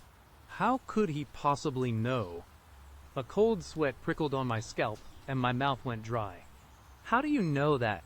I whispered, the question barely audible, a desperate plea for an explanation that I knew, deep down, would not be innocent. He just chuckled again, a low, predatory sound that sent shivers down my spine. He leaned in further, his breath, surprisingly warm, ghosting against my ear. "I know a lot of things." His voice was a low thrum of menace, an intimate violation, like how you always leave your kitchen light on, even when you are just in the living room. Nausea washed over me, a bitter taste rising in my throat. My kitchen light. It was true. A silly habit, a little splash of comfort in the dark, but it was my habit, invisible from the street unless you were standing directly across from my building, staring up at my 4th-floor window. Or how you have that small, chipped ceramic cat figurine on your windowsill, he continued, his eyes, dark and knowing, fixed on mine. the one that faces east. Your grandmother's gift, if I am not mistaken. The cat, my grandmother's gift? A tiny, white ceramic cat, its ear chipped from a childhood tumble. It sat on my kitchen windowsill, tucked behind a small succulent, facing the rising sun. From the street, it was utterly invisible. You would have to be in my apartment, or, at the very least, very close to my window, looking directly in, to see it. This was not a guess. This was not a lucky shot. This was a violation, a chilling, intimate invasion of my privacy, the culmination of weeks of creeping dread that had slowly, insidiously taken root in my life. The memory hit me then, a cold, sharp spike of realization that solidified every vague unease I would felt. It started weeks ago, a seemingly innocuous note tucked under my windshield wiper. I would walk out of work, tired, ready for my usual Earl Grey tea when I got home. There it was, a small, neatly folded piece of paper. I unfolded it, my brow furrowing in confusion. In elegant, almost calligraphic script, it read, "I know you like Earl Grey." My first reaction was dismissal. A prank. A wrong car. I did like Earl Grey, but so did half the world. It was a common enough preference. I crumpled the note and tossed it in a nearby bin, shaking my head. But a tiny, persistent worm of unease had burrowed into my mind. It was just a little too specific, a little too personal for a random note. A few days later, I found my mail slot slightly ajar when I got home, even though I distinctly remembered pushing it shut that morning. Nothing was missing, nothing disturbed, but the feeling of someone having been there touching my things lingered. I brushed it off again. Old building, maybe the mailman was a little rough. Then came the subtle shifts. The way my trash bin, usually tucked neatly against the wall by my apartment door, was sometimes a few inches out of place. The faint, almost imperceptible scent of a cologne that was not mine, lingering in the hallway outside my apartment, even when no one else was around. I started checking my locks twice, then 3 times. I would pull my blinds shut with a little more force, feeling an irrational need for absolute darkness, absolute privacy. I began to feel eyes on me, an invisible weight pressing down from across the street, from the shadows of the park, from the windows of other buildings. I would quicken my pace, glance over my shoulder, my heart giving an uncomfortable thump with every rustle of leaves, every distant siren. Each incident, on its own, was forgettable, easily rationalized away, but stacked one upon another, they formed a mosaic of growing unease, a slow, insidious seep of dread that had been preparing me for this very moment. Michael was not just a bad date, he was the monster, finally revealing himself. The casual mention of my favorite tea, the misaligned trash bin, the scent of cologne, the feeling of being watched, they were all breadcrumbs, leading me straight into his trap. Now, sitting across from him, the full, sickening weight of it crashed down. He was not just observing, he was studying me. He knew my habits, my possessions, the intimate details of my home. He had been watching me, systematically dismantling my sense of security, piece by terrifying piece. "It is a lovely cat," he murmured, his gaze still holding mine hostage. "Very charming. And the kitchen light, it really does make the place feel so much warmer, does not it?" I could not speak. My breath hitched in my throat, a choked gasp that never quite made it out. My mind raced, a frantic scramble of fear and panic. Get up, run, scream. But my body was frozen, paralyzed by the sheer audacity, the chilling intimacy of his confession. He was enjoying this, savoring my terror, watching the realization dawn in my eyes. You are a stalker." I finally managed to croak, the words tasting like ash. His smile did not falter. If anything, it widened, a glint of something truly sinister in his eyes. A little harsh, do not you think? I prefer to think of myself as an admirer, someone who appreciates the finer details. He leaned back again, crossing his arms, his posture relaxed, almost leisurely, in stark contrast to the earthquake raging inside me. We matched after all. You chose to meet me. The implication was clear. I had invited this. I had opened the door. The dating app, a supposed gateway to connection, had become a funnel for his obsession. Every swipe, every message, every shared detail, no matter how small, had been a victory for him. My eyes darted around the cafe, desperate for an escape route, for a friendly face, for anyone to notice the silent horror unfolding at our table, but everyone was engrossed in their own conversations, their own lives. We were just another couple on a date, a normal scene to the oblivious world. "I need to go," I said, the words coming out in a rush. I started to push my chair back, my hands trembling violently as I fumbled for my purse. Michael's hand shot out, not touching me, but slamming flat on the table, directly in front of my chair, effectively blocking my escape. The sudden, sharp thwack made me jump, a terrified squeak escaping my lips. His smile remained, but his eyes were like chips of obsidian, cold and utterly devoid of warmth. "We are not done yet," he said, his voice still that low, dangerous purr. "I have not even told you about your new security system. I have noticed you do not have one. A shame, really, so easy to access your apartment. My blood ran cold again, if that was even possible." He was not just observing. He was planning. The word access hung in the air, heavy with unspoken threat. My apartment, my sanctuary, was no longer safe. It was compromised, tainted by his knowledge, his presence. "What do you want?" I whispered, my voice barely a thread. He leaned in again, his gaze unwavering. "Intense. I want to know you. Really know you, deeper than any profile could ever show." His words were a dark promise, a declaration of intent that sent shivers of pure terror down my spine. "I think we are off to a wonderful start, do not you?" I stared at him, my mind screaming. This was not a date. This was an interrogation, a psychological torture session. He had stalked me, violated my privacy, and now he was enjoying watching me unravel. The coffee shop, once a bustling sanctuary, felt like a cage. The mundane sounds of clinking mugs and chatter became a distant, muffled roar, as if I was underwater. My heart hammered against my ribs, a frantic bird desperate to escape. I could feel the cold sweat trickling down my back, my hands clammy and shaking uncontrollably. Every instinct screamed at me to run, to fight, to do anything but sit there, trapped, under his knowing gaze. But his calm, his absolute control was paralyzing. He knew everything.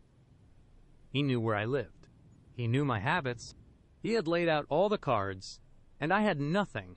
Slowly, deliberately, I pushed my chair back again, this time with more force, creating a grating sound against the floor. Michael's hand remained on the table, but he did not stop me. He simply watched, his smile still fixed, his eyes still gleaming with that chilling, predatory satisfaction. "I am leaving," I said, my voice firmer this time, fueled by a desperate surge of adrenaline. I grabbed my purse, clutching it like a lifeline, and stood up, my legs feeling like jelly beneath me. He did not move. He just watched me, a silent, menacing presence. "I understand," he said, his voice surprisingly soft now, almost gentle. "It is a lot to take in. But do not worry. We will talk again soon." The words echoed in my ears as I stumbled away from the table, not looking back, not daring to. I weaved through the tables, pushing past startled patrons, my only goal to get out, to breathe free air, to escape his gaze. The cafe door felt miles away, each step an eternity. When I finally burst out onto the bustling street, the cold evening air hit me like a shock. But it was a welcome sensation compared to the suffocating dread of the cafe. I did not know where I was going, only that I had to put as much distance as possible between myself and Michael. My phone vibrated in my hand, a text message. My heart leaped into my throat. I fumbled it open, my fingers shaking so badly I almost dropped it. It was from Michael. "Drive safe. And remember to turn off your kitchen light tonight. Would not want to give away all your secrets." A fresh wave of terror washed over me, so potent it made me gasp. He knew I was driving. He was still watching. The nightmare was not over. It had only just begun. I felt his eyes on me, even now, from somewhere in the shadows, observing every frantic glance, every hurried step. My home, my life, my very existence felt utterly exposed, violated and relentlessly, terrifyingly, under his watchful eye, and I had no idea how to make it stop. Each moment leads us to the next one. I tried to focus on the steam rising from Michael's mug, on the way the light caught the condensation on the window, on anything but the gnawing dread in my stomach. We talked about SCI-Fi, like I said, a safe topic. He seemed genuinely interested, rattling off facts about obscure alien races and complex time travel paradoxes. For a few minutes, I almost forgot the Earl Grey, almost forgot the note, almost forgot why I was sitting across from him, my heart a trapped bird in my chest. He had a way of looking at me, not directly into my eyes, but a little to the side, as if he was seeing something just beyond my shoulder, or maybe something inside me. It was disarming, unsettling. He would smile, a wide, easy smile that reached his eyes. But those eyes, they held something I could not quite place. A flicker of something too sharp, too, knowing, you really know your stuff. Sarah, he chuckled, taking a sip of his tea. Your profile mentioned you were into sci-fi, but it was pretty vague. Loves a good story, I think it said. He leaned back in his chair, seemingly relaxed, but I felt the tension radiating off him, a subtle hum beneath the surface of his casual posture. I forced a laugh, a dry, brittle sound. Yeah, I keep my profile pretty minimal. Do not want to give away all my secrets on the first swipe, right? I tried to keep my voice light, to match his easygoing tone. But my hands were clenching under the table, my nails digging into my palms. He just smiled. Mysterious. I like that. Keeps things interesting. Though, I have to say, I figured you for more than just sci-fi. I had a hunch you were a big fan of classic horror too. My breath hitched.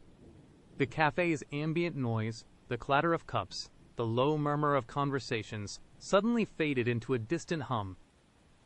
My blood went cold. I had not put anything about horror on my profile. Nothing. I was meticulous about what I shared online, especially after everything. Horror, I managed, trying to sound casual, as if he would just guessed my favorite color. What makes you say that? He shrugged, a playful glint in his eyes. Just a feeling? You have that look, like you have seen a few things, or maybe you just appreciate the darker side of life. He chuckled again, but this time, the sound grated on my nerves. It felt like a cat playing with a mouse, an amused, predatory sound. I guess everyone has a dark side, I said, trying to deflect, to steer the conversation back to something safe, anything safe. My mind was racing, trying to find a logical explanation. Maybe he saw a horror book peeking out of my bag. No, I had not brought one. Maybe a subtle horror-themed accessory.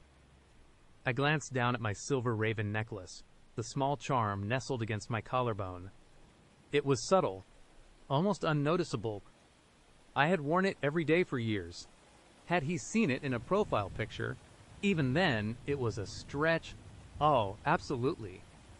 Michael agreed, his gaze lingering on my necklace for just a beat, too long before flicking back to my face. But yours feels deeper, more ingrained, like you are always on guard, always expecting the worst. My heart hammered against my ribs. He was seeing right through me. Or worse, he knew. This was not just a random guess. This was calculated. This was him confirming my deepest fear. I guess I am just a bit of a worrier. I tried, my voice cracking slightly. I cleared my throat, trying to regain some composure. It is a tough world out there. It certainly is, he said, his smile softening, but his eyes remained sharp, especially for someone who lives in an old apartment building on Elm Street. Right. The one with the gargoyles. This time, I could not hide my reaction. My jaw went slack. The blood drained from my face, leaving me feeling cold and lightheaded. My apartment, my actual physical address, I had never ever shared that with anyone online, not even a street name. My profile was vague, my pictures carefully cropped to avoid showing any identifiable landmarks. How could he possibly know? How did you know that? I whispered, my voice barely audible above the cafe's drone. Every muscle in my body tensed, ready to spring, but my feet felt rooted to the floor. He leaned forward, his voice dropping to a low, conspiratorial tone, as if sharing a secret. Oh, Sarah, I know a lot of things, more than you would think. He paused, letting the words hang in the air, thick with unspoken menace, like how you always leave your kitchen light on when you go to bed, or how you have that small, chipped ceramic cat figurine on your windowsill, the one that faces east. A wave of nausea washed over me. The chipped ceramic cat. It was a gift from my grandmother, a small, sentimental item I kept purely for personal reasons. It was not visible from the street, not unless you were standing directly across from my building, looking up at my third-story window. And even then, you would have to know exactly what you were looking for. This was not a coincidence. This was not a hunch. This was a violation. This was the nightmare. It had started weeks ago, a slow creeping dread that had wormed its way into my life like a parasitic vine. It began with the note. I remember it vividly. I would walk out to my car one Tuesday morning, still half asleep, and there it was, tucked under my windshield wiper, a crisp white envelope, no return address, just my name, scrawled across the front in neat, almost elegant handwriting. My heart had given a nervous flutter, assuming it was some kind of flyer or a parking ticket. But when I opened it, there was only a single piece of paper inside.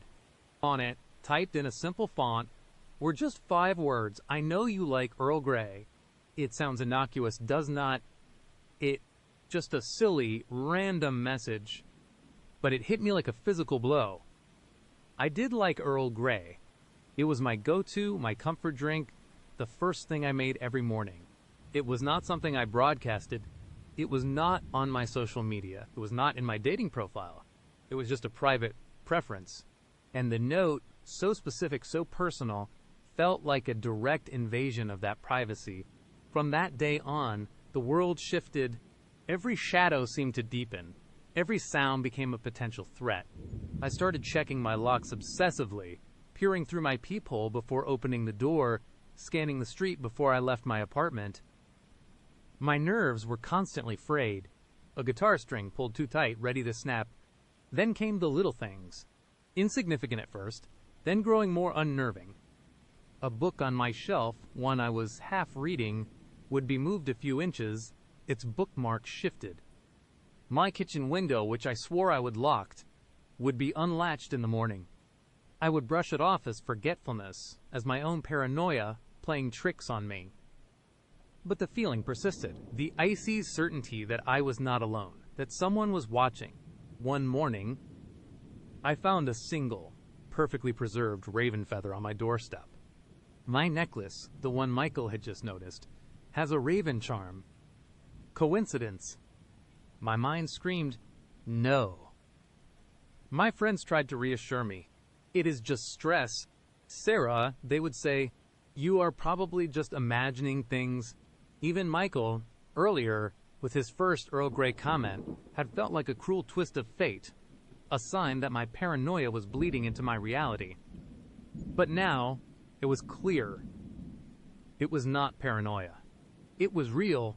You have been watching me, I whispered, the words tasting like ash in my mouth.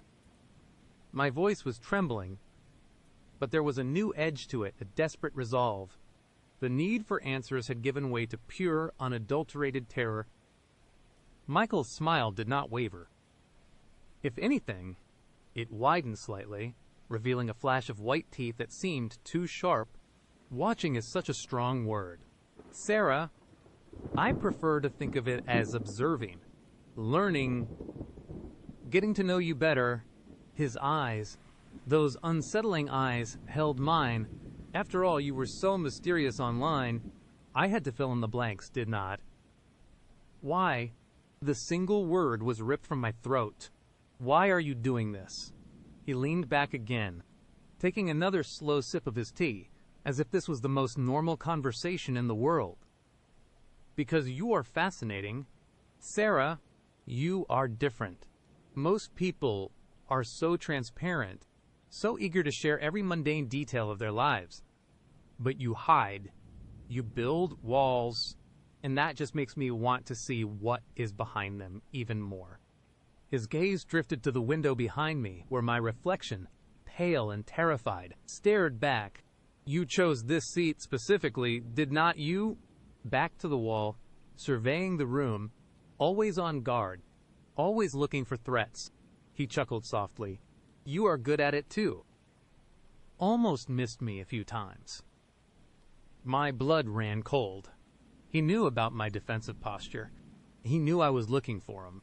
He had been there, lurking, watching me even before this date began. What do you want? I demanded, my voice gaining strength, fueled by a surge of adrenaline. I pushed my chair back slightly, a small, almost imperceptible movement, preparing to bolt. Michael placed his mug down with a soft clink.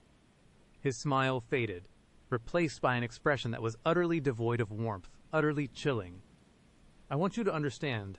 Sarah, I want you to appreciate the effort I have put into this, into us. He reached into the inner pocket of his plaid shirt and pulled out a small, flat object. He placed it gently on the table between us. It was my apartment key. The spare one, the one I kept hidden under the loose brick in the flower bed next to my building's entrance. My breath hitched. A gasp caught in my throat. My vision blurred around the edges, the cafe spinning around me. This was not a game.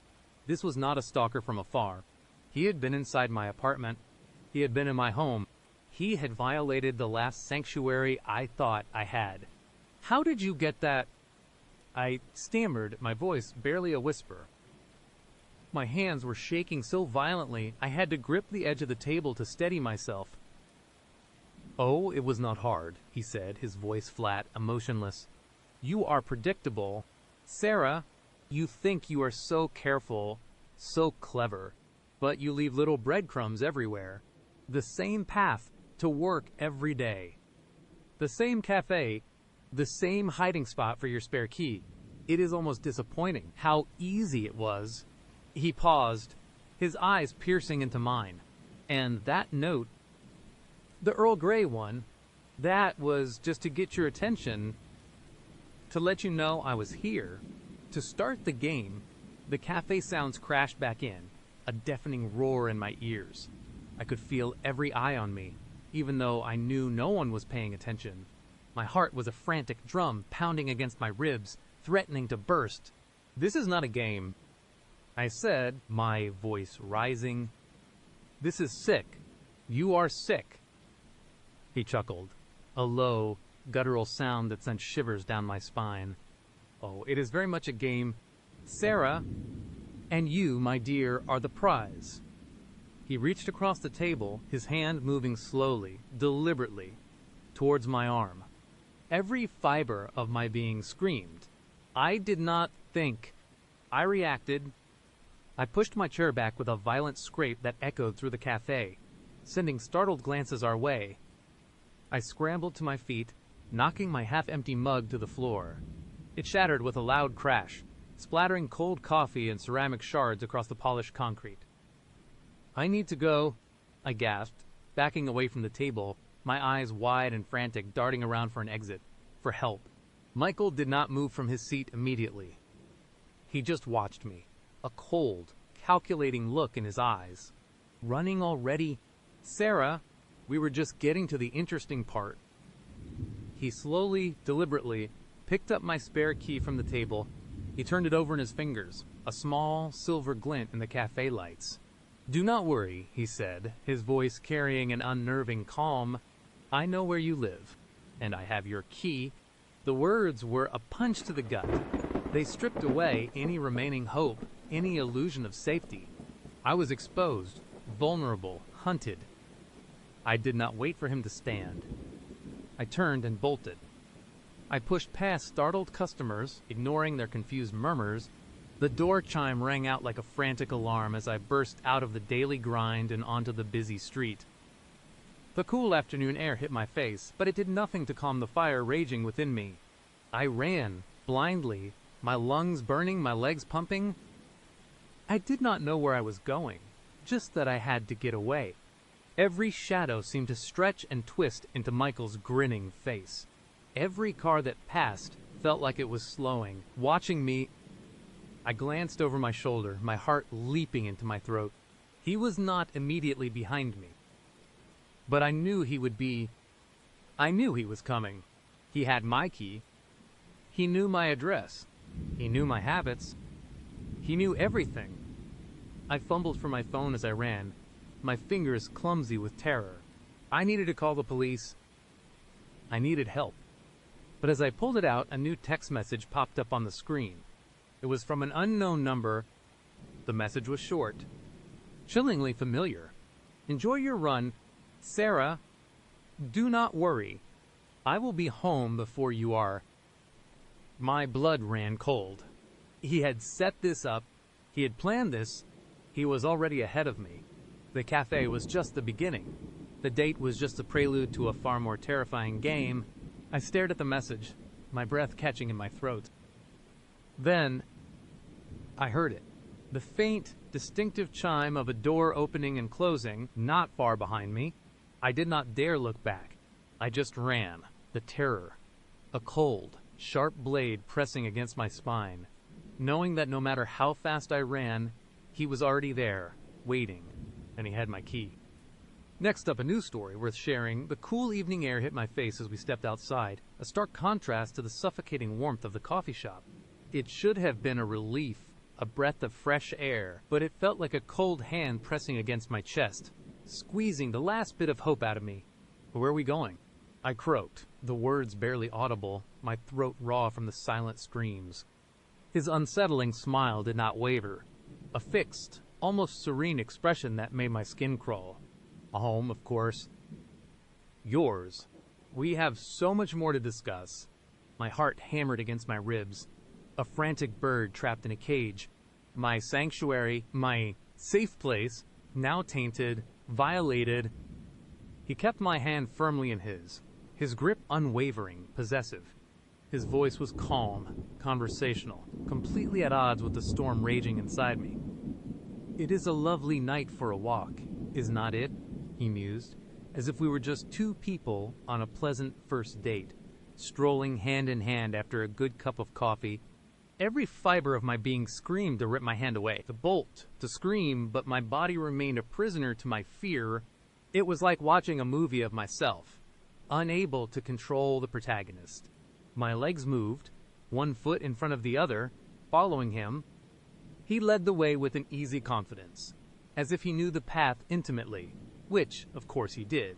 We walked in silence for a few blocks, a heavy, suffocating silence punctuated only by the distant hum of traffic and the occasional laughter from people passing by.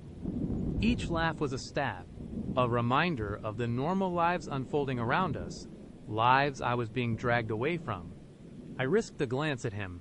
He was tall, well-built, with dark hair that fell just so over his forehead. In any other circumstance, I might have found him attractive. Now, his profile was a silhouette of pure menace. His eyes, though, were what truly unsettled me. Even in the dimming light, I could feel their presence, occasionally flicking towards me, not with curiosity, but with a chilling sense of ownership. He finally spoke again, his voice a low, smooth baritone that somehow managed to sound both reassuring and utterly terrifying. You have a nice little routine, you know, the morning coffee, the walk to the library on Tuesdays, the way you always check your mail right after work.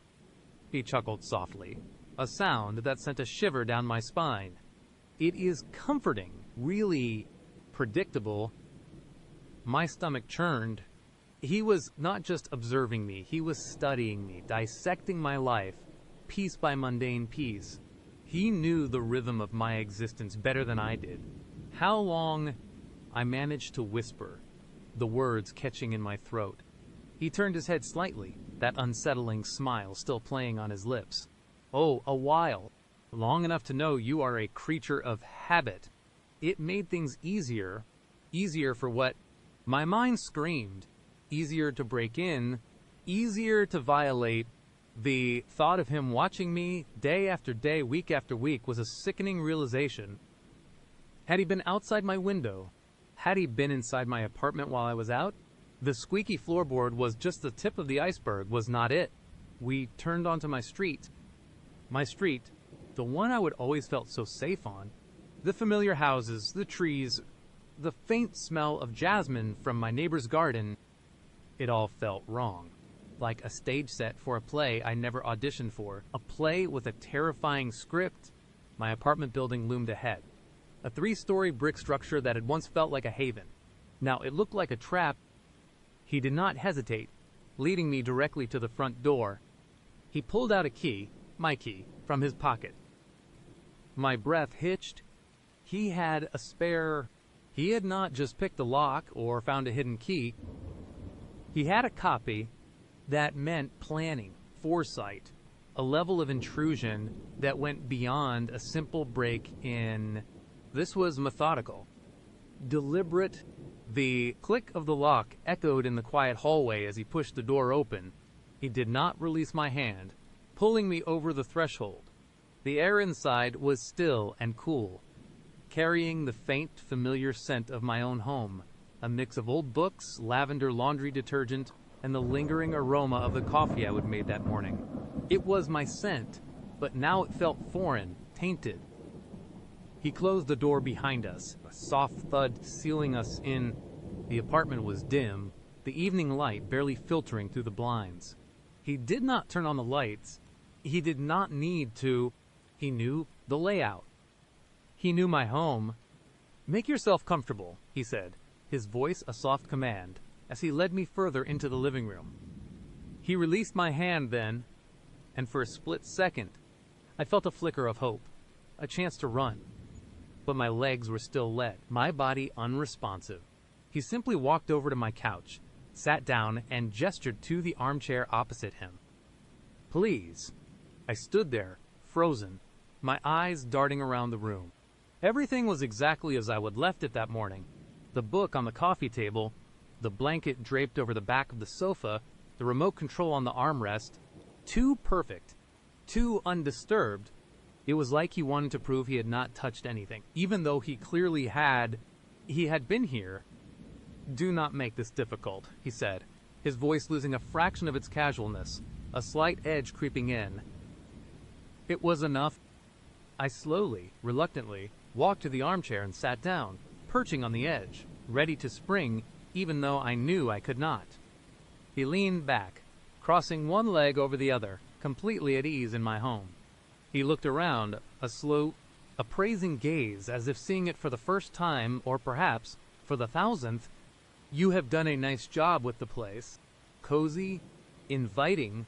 He paused, then his eyes landed on me, though I think that painting would look better on the wall opposite the window.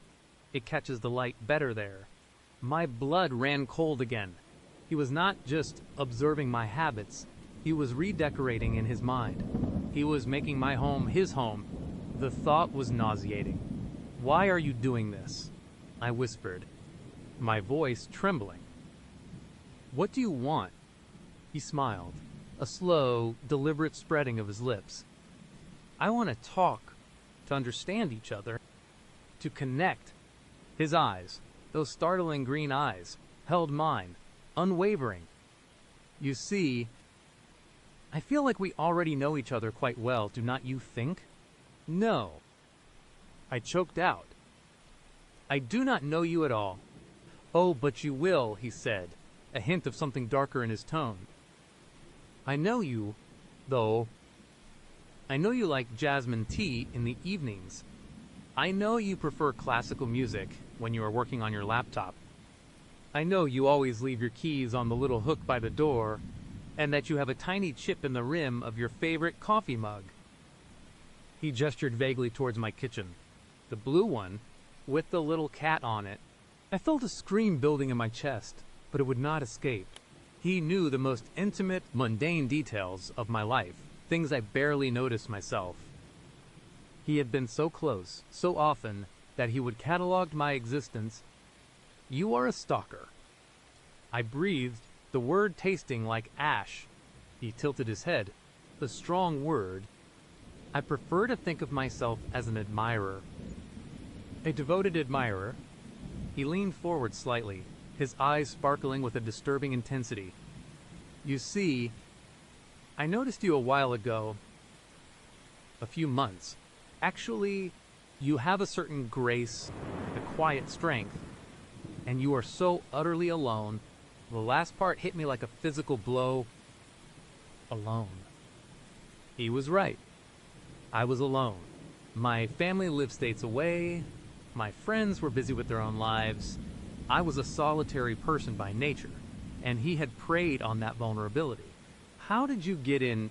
I asked, trying to keep my voice steady to sound stronger than I felt. How did you get my key? He chuckled, a dry, humorless sound. Details. Let us just say I am resourceful and patient, very patient. He paused, his gaze sweeping over my face, lingering on my eyes. You look tired. You have not been sleeping well, have you? I have noticed the light in your bedroom stays on later than usual these past few nights. My blood ran cold. He was not just watching my apartment from the outside, he was watching me in my bedroom. While I was in it, the thought of him out there, seeing me in my most private moments, stripped away any last semblance of safety. I do not understand, I stammered, my mind reeling. What is this? What do you want from me? He finally stood up, moving with a disturbing grace. He walked over to my bookshelf, running a finger along the spines of my books. You have good taste. A lot of classics, and a surprising number of true crime novels. Fascinating. He pulled out a book, one of my favorites, a worn copy of Rebecca, a woman obsessed with another woman's ghost, inhabiting her life. Do you identify with the narrator, perhaps? My skin prickled with goosebumps. He was dissecting my literary choices, finding meaning in them, twisting them to fit his narrative. It is just a book. I managed. He smiled, a knowing, chilling smile. Is it, or is it a reflection of a deeper yearning to be seen, to be understood, to be taken care of? He turned, holding the book loosely in one hand. That is what I want to offer you. To take care of you, to truly see you. He walked slowly towards me, and I instinctively recoiled, pushing myself deeper into the armchair. He stopped a few feet away, his presence overwhelming. You see, the truth is, I have not just been observing you. I have been preparing for us. My breath hitched. Us? There was no weluluch nus. There would never be an humpaluch nus. Com capros, Luxors, he reached into his jacket pocket and pulled out a small velvet box. My eyes widened in horror. It could not be. Not a ring. He opened it, revealing a delicate silver necklace with a small, intricate locket. It was beautiful, but in his hands, it felt like a shackle. This belonged to my grandmother, he said, his voice soft, almost tender. She always said it was meant for someone special, someone who would truly appreciate its history, its permanence. He stepped closer, and I could smell him now, a faint scent of pine and something else, something metallic and unsettling. He reached out, holding the necklace towards me. I want you to wear it, a symbol of our new beginning. I shook my head, tears finally pricking at my eyes. No, I won't. His smile did not falter, but his eyes hardened ever so slightly. You will... He took another step, then another, until he was standing directly in front of me. He leaned down, his face just inches from mine. You see, you are not going to run You are not going to fight, because deep down, you are tired of being alone. And I am here to make sure you never have to be alone again. He reached for my hand, gently, but with an underlying force that promised no refusal. He took my left hand, turning it over, his thumb tracing the lines on my palm. Such delicate hands. You deserve to be cherished. He then placed the locket into my palm, closing my fingers around it.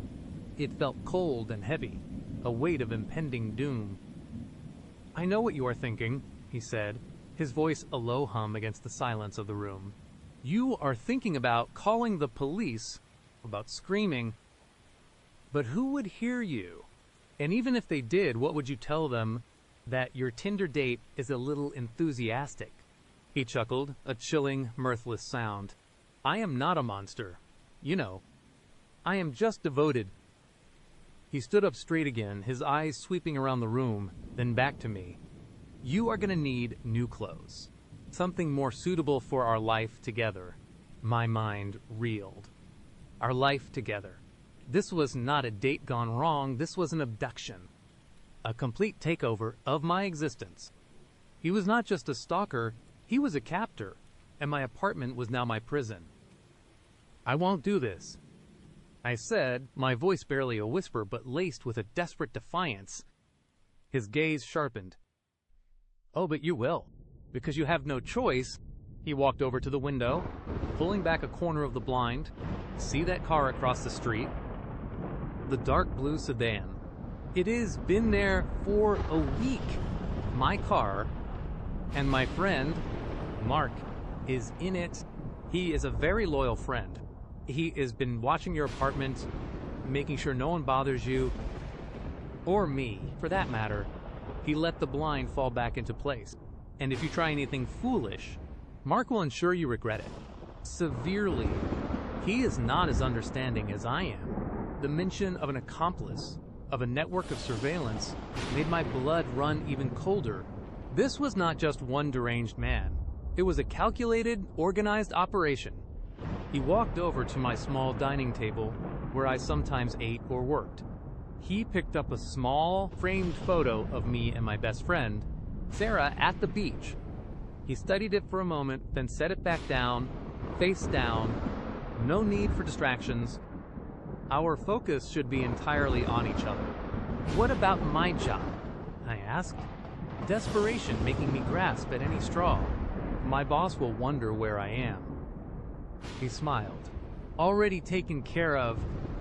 I sent an email from your account this afternoon explaining you would be taking an extended leave for a family emergency. Very convincing, if I do say so myself. And your phone. I have it. He patted his pocket. Turned off, of course. We would not want any interruptions. My breath hitched. He had thought of everything. Every single escape route, every connection to my old life severed. He walked into my kitchen, and I heard the faint clinking of glass. He returned a moment later with 2 glasses of water. He handed one to me. You must be thirsty. It has been a long evening. I stared at the glass, my hand shaking. Was it drugged? Was this the beginning of my slow descent into his control? I did not know, but the thought of refusing, of provoking him further, paralyzed me. I took a small sip. It was just water, or at least, it tasted like it. He sat back on the couch, watching me. You know, he began, his voice taking on a softer, almost nostalgic tone. I have always admired your taste in music. The jazz station you listen to on Sunday mornings. Lovely.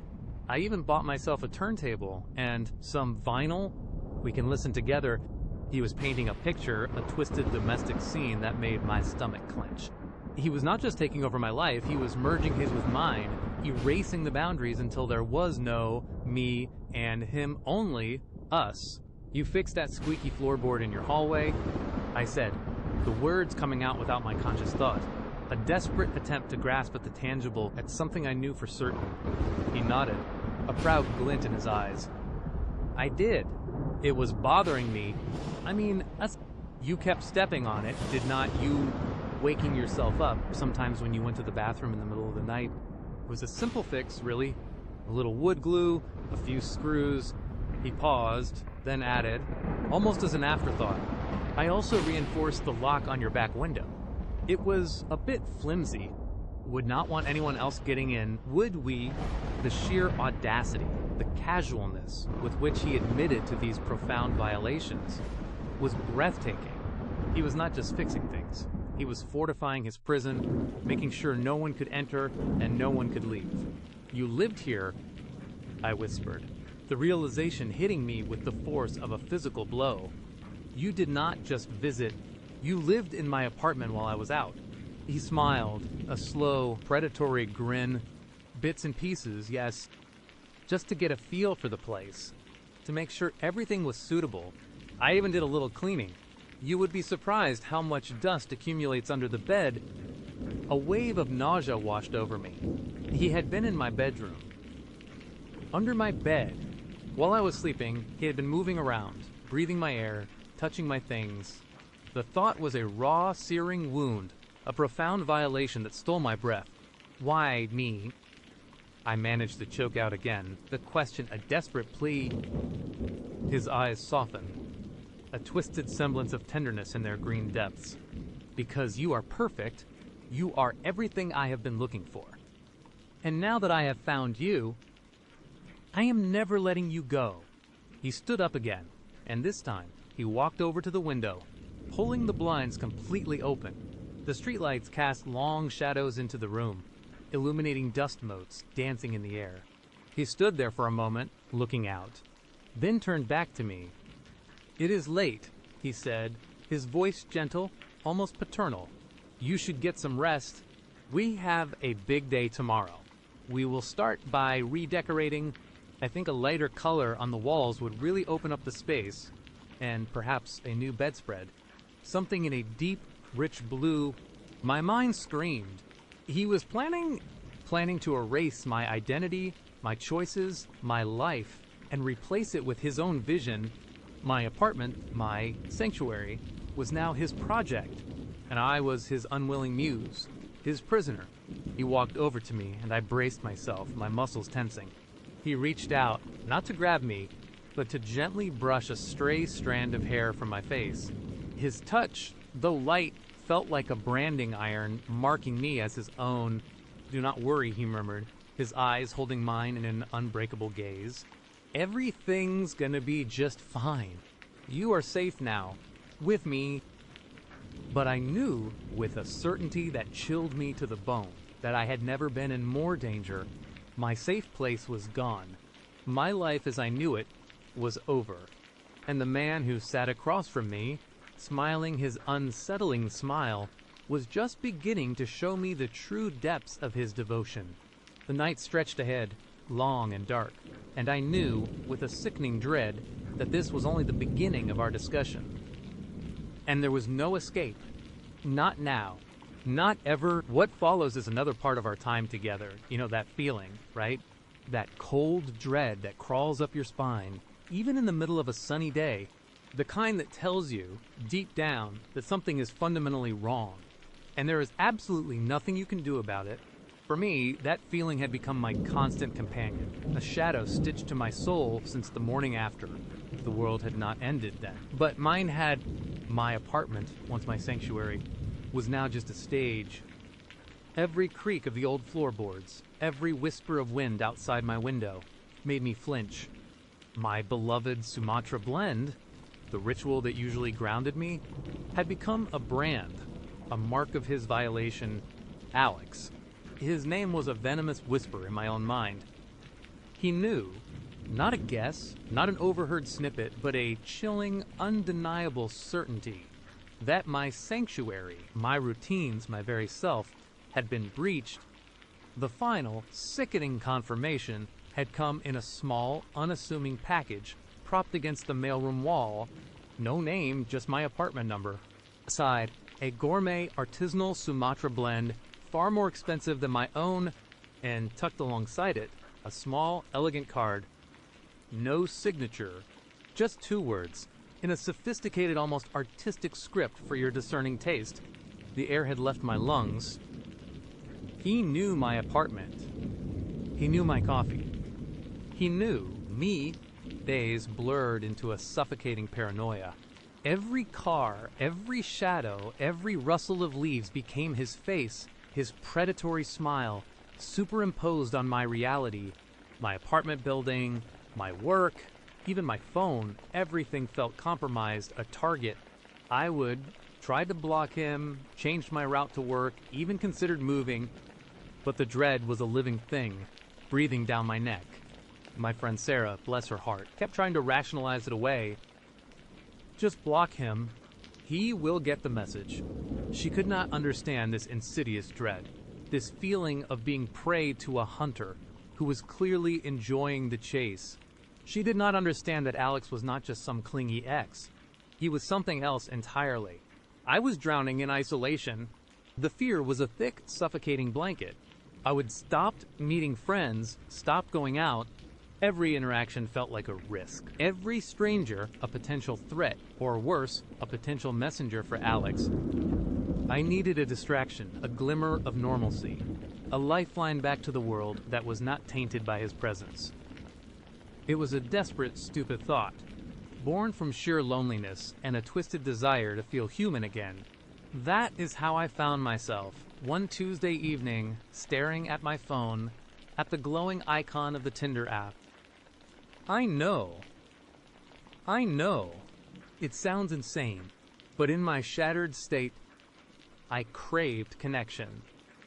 I craved someone new, someone safe, someone who knew nothing about my coffee, my apartment, or the monster lurking in the shadows of my life. I just wanted to feel seen, not hunted. I swiped through a few profiles, my thumb moving almost mechanically.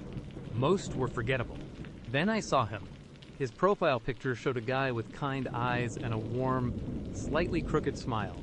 He looked normal. His bio was witty, talking about a love for hiking and obscure indie films.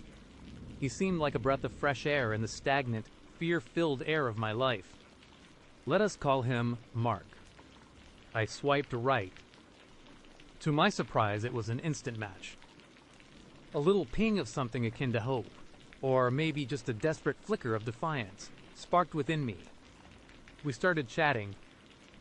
He was charming, funny, and seemed genuinely interested. He asked about my day, told me amusing anecdotes about his own.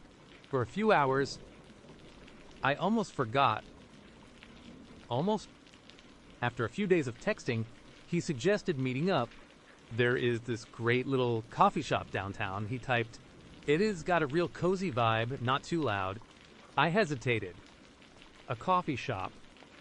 My stomach tightened, but then I thought, no. I could not let Alex take everything from me. I could not let him dictate my life, my choices. I needed to reclaim something, anything. Sounds perfect, I replied, trying to sound nonchalant, my heart hammering a frantic rhythm against my ribs. The day of the date, I was a wreck. I changed outfits 3 times, scrutinizing myself in the mirror, searching for any sign of the fear that was eating me alive. I tried to look confident, put together, like a person who had not spent the last few weeks jumping at shadows. I told myself it was just coffee. A public place. Nothing could happen. I got to the daily grind a few minutes early, choosing a small table by the window. The irony of the name hit me like a physical blow. The daily grind. Alex's words from that terrifying morning echoed in my head. Sumatra, blend the daily grind. I shook my head, trying to clear the thought. It was just a coffee shop name. A coincidence. Mark arrived shortly after. He looked exactly like his pictures, maybe even a little better, taller, with a genuinely warm smile that crinkled the corners of his kind eyes. He had a casual charm, an easy way about him that immediately put me a little at ease. We ordered.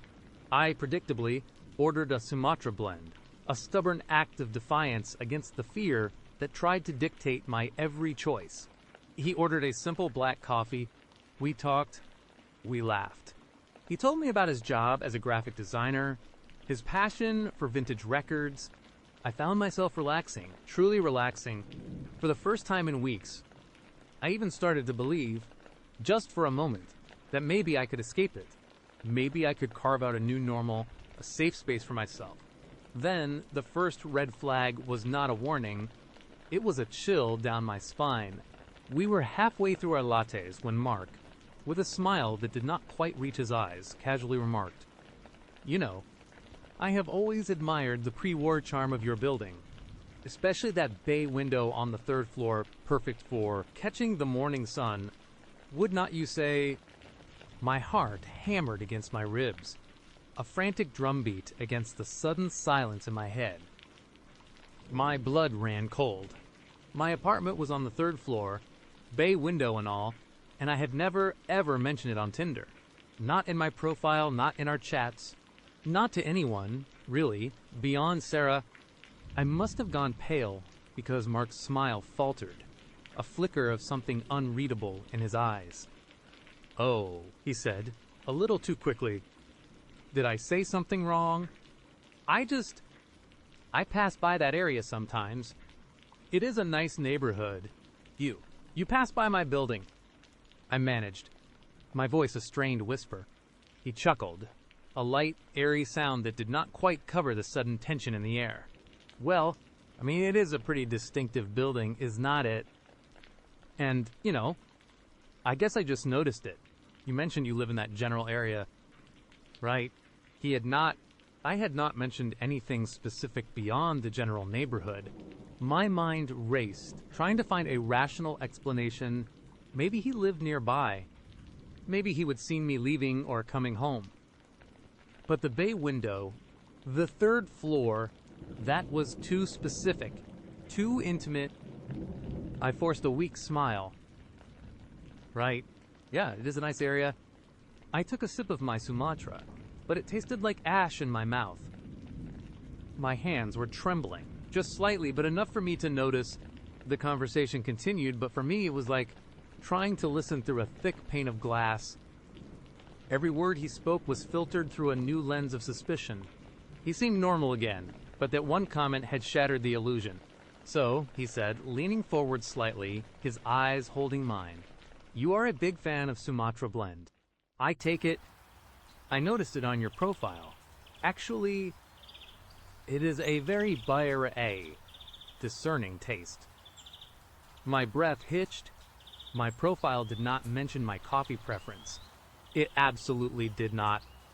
I would made sure of that. I would learn my lesson with Alex. And those words for your discerning taste. The card? The package? My blood turned to ice. "My profile," I croaked, my voice barely audible. I do not think I mentioned that on my profile." He blinked, a slow, deliberate blink.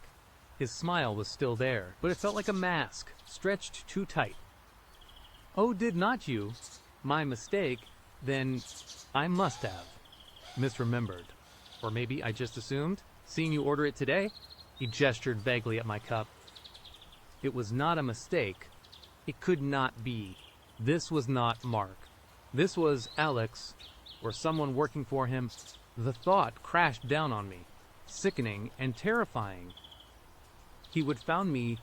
He would infiltrated the one place I would hoped to find a brief respite. This whole date was a trap. My mind was screaming, "Get out! Get out, now!" But I was frozen, trapped by the public setting, by the fear of making a scene, and by the sheer, overwhelming terror that he was right here across from me, playing this cruel game. "Are you okay?" Mark asked, his voice laced with a concern that felt utterly fake, predatory. "You look a little pale." "I am fine," I said, forcing the words out. "Just a little tired." I pushed my chair back, the scrape of metal on the tile floor sounding deafening. "I think I should probably go." His smile did not drop, but his eyes, those once kind eyes, hardened. "Oh, already? But we were just getting to know each other. I had so many more questions for you. About your work, for instance. Sarah mentioned you are quite dedicated." Sarah, my friend Sarah, the one who told me to just block him, the one who had no idea. How did he know about Sarah? How did he know she knew about my work? I felt like I was going to throw up. My vision blurred at the edges. How do you know, Sarah? The words ripped from my throat, raw and desperate. He leaned back, a casual pose that felt utterly menacing. Oh, Sarah, she is a mutual acquaintance, is not she? Small world, we have crossed paths. She speaks very highly of you, by the way. Very highly indeed. He was enjoying this. The realization hit me with the force of a physical blow. This was not a date. This was a performance. A demonstration of his reach, his control, his ability to infiltrate every corner of my life. He had not just found me on Tinder, he had orchestrated this. He had probably created this Mark persona just for me. The idea that he might have changed his appearance, even subtly, to play this role, made my skin crawl. Maybe a different haircut, colored contacts, a slight change in posture, enough to fool someone desperate for normalcy. My legs felt like jelly. But I pushed myself up. I have to go, I repeated, my voice shaking. I fumbled in my purse for money, wanting to just throw it on the table and run. He reached across the table, his hand lightly touching my wrist. Do not rush off, he said, his voice a low, silken purr. The game has only just begun, has not it? And I always play to win. His touch was like ice and fire simultaneously. I yanked my arm away, my heart pounding so hard I thought it would burst through my chest. I did not care about making a scene anymore. I just needed to escape. Do not touch me, I screamed, my voice cracking. Heads turned in the coffee shop. A few people stared, startled. Mark's smile widened, a truly chilling sight. It was not kind anymore. It was Alex's predatory grin, unmistakable, despite the altered face. Such a dramatic flair, he murmured, his eyes glinting with amusement. I like that about you. It makes things interesting. I turned and ran. I did not care about my purse, my coffee, anything. I just ran, pushing past confused customers, bursting out of the daily grind and onto the busy sidewalk. I ran blindly, my lungs burning, tears streaming down my face. I did not know where I was going, just away. Away from him, away from the nightmare. I hailed the first taxi I saw, practically throwing myself into the back seat. My apartment building. I gasped, giving the address. Please, just go. The ride home was a blur of hyperventilating and silent sobs. Every car that pulled up alongside us, every pedestrian who glanced our way, sent a fresh wave of terror through me. Was he following? Was he watching? When I finally stumbled into my apartment, slamming and locking the door behind me, the silence was deafening. It was no longer a sanctuary. It was a cage. A very thin, fragile cage, with a hunter circling just outside. I sank to the floor, my back against the door, gasping for air. The Tinder date, the supposed escape, had been nothing but another elaborate trap, another way for him to show me how utterly exposed I was, how utterly powerless. He had not just known my apartment or my coffee. He knew about Sarah. He knew my work. He knew the fragile threads of my life, and he was systematically cutting them, one by one. My phone buzzed in my pocket. I pulled it out, my fingers trembling. A new message. From Mark. Did you enjoy our little coffee date? I certainly did. Do not worry. I will be in touch. We have so much more to discuss. And next time, darling, I will make sure you do not forget your purse. Attached to the message was a photo, a close-up shot of my purse, sitting on the table at the daily grind, right where I would abandoned it. In the background, just slightly out of focus, was Mark's hand resting on the table, his fingers almost brushing the strap. He had not just watched me run. He had waited. He had retrieved my purse. He had taken a picture, and he had sent it to me, a chilling trophy, a reminder that he was always one step ahead. I dropped the phone. It clattered to the floor, the screen still glowing with his words. His image, my mind reeled. He had not just known about Sarah, he had met her, or at least enough to glean information, and the casual mention of my work, he was delving deeper, pulling more people, more aspects of my life, into his twisted game. I crawled on my hands and knees to my bedroom, pulling the blinds shut, then the curtains. I locked the windows, knowing it was futile. He could get in if he wanted to. He just did not want to, yet he wanted to play. The night was a torment. Every shadow became a lurking figure, every creak of the building, a stealthy footstep. Sleep was impossible. I lay in bed, staring at the ceiling, my mind replaying the date, the chilling words, the predatory smile. The kind eyes were gone, replaced by Alex's black holes. I felt utterly, completely alone. Sarah would not understand the depth of this. The police would tell me it was just a disgruntled ex and advise me to block him again. They would not see the insidious, calculated terror of it all. They would not understand that he was not trying to hurt me physically yet. He was trying to break me, to make me question my sanity, my reality, to strip away every layer of safety until there was nothing left but raw, exposed fear. The next morning, the sun still painted stripes across my floor, just as it had the morning after. But the light felt cold, sterile. My apartment felt thinner than ever, a flimsy veil barely concealing the sinister truth. I did not make coffee. The thought of that Sumatra blend, of anything that reminded me of him, made me nauseous. I knew with a certainty that settled deep in my bones that this was not over. This was just the beginning of his game, and I was his favorite toy. I was trapped, a mouse in a maze designed by a predator who knew every turn, every dead end, every hidden passage, and he was enjoying every single moment of it. The silence in my apartment was no longer empty. It was filled with his unseen presence, his silent laughter, and the chilling promise of his next move. I just did not know when or how he would strike again. But I knew with absolute certainty that he would. He always did. We now moved toward the next moment. My apartment was on the 3rd floor. My blood did not just run cold. It froze solid, every cell in my body locking up in a silent scream. The air in the daily grind, which had moments ago felt warm and inviting, suddenly turned to ice. My coffee, once a comforting warmth in my hands, felt like a lead weight. You know that feeling, do not you, that gut-wrenching, stomach-dropping sensation when the floor just vanishes beneath you? That is what it was like.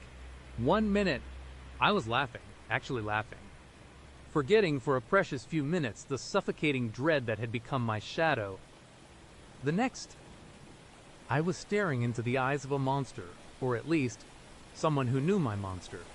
Mark. He was still smiling, that charming, easy smile that had drawn me in. But his eyes were different now. They held a knowing glint, a predatory amusement that sent a shiver straight down my spine. It was the look of a cat toying with a mouse, utterly in control. Perfect for catching the morning sun, would not you say, he repeated, his voice smooth, almost purring. He took a sip of his latte, never breaking eye contact. My mind raced, a frantic hamster on a wheel. How did he know? Was this Alex? Had he used a fake profile, a different name, just to lure me out? Or was Mark someone else entirely, another pawn in Alex's sick game? Or, worse, a new player altogether? The thought made my skin crawl. The world, already a terrifying place, was now expanding its roster of threats. I tried to keep my face neutral, tried to force a casual smile, but I could feel the blood draining from my face. My heart was hammering against my ribs, a frantic drumbeat of pure terror. Oh, yeah. I stammered, my voice a thin, reedy thing I barely recognized. It is pretty nice for that. He chuckled softly, a low, rumbling sound that seemed to vibrate through the table. I always appreciate good architecture, especially those older buildings downtown. They have character, character. Yeah, like a House of Horrors has character. I wanted to scream, to run, to flip the table over and bolt out the door. but my feet felt glued to the floor, my muscles locked in fear. I was trapped, sitting across from a man who knew exactly where I lived, who had just confirmed that he would have been watching me. So, I managed, trying to sound breezy, trying to change the subject.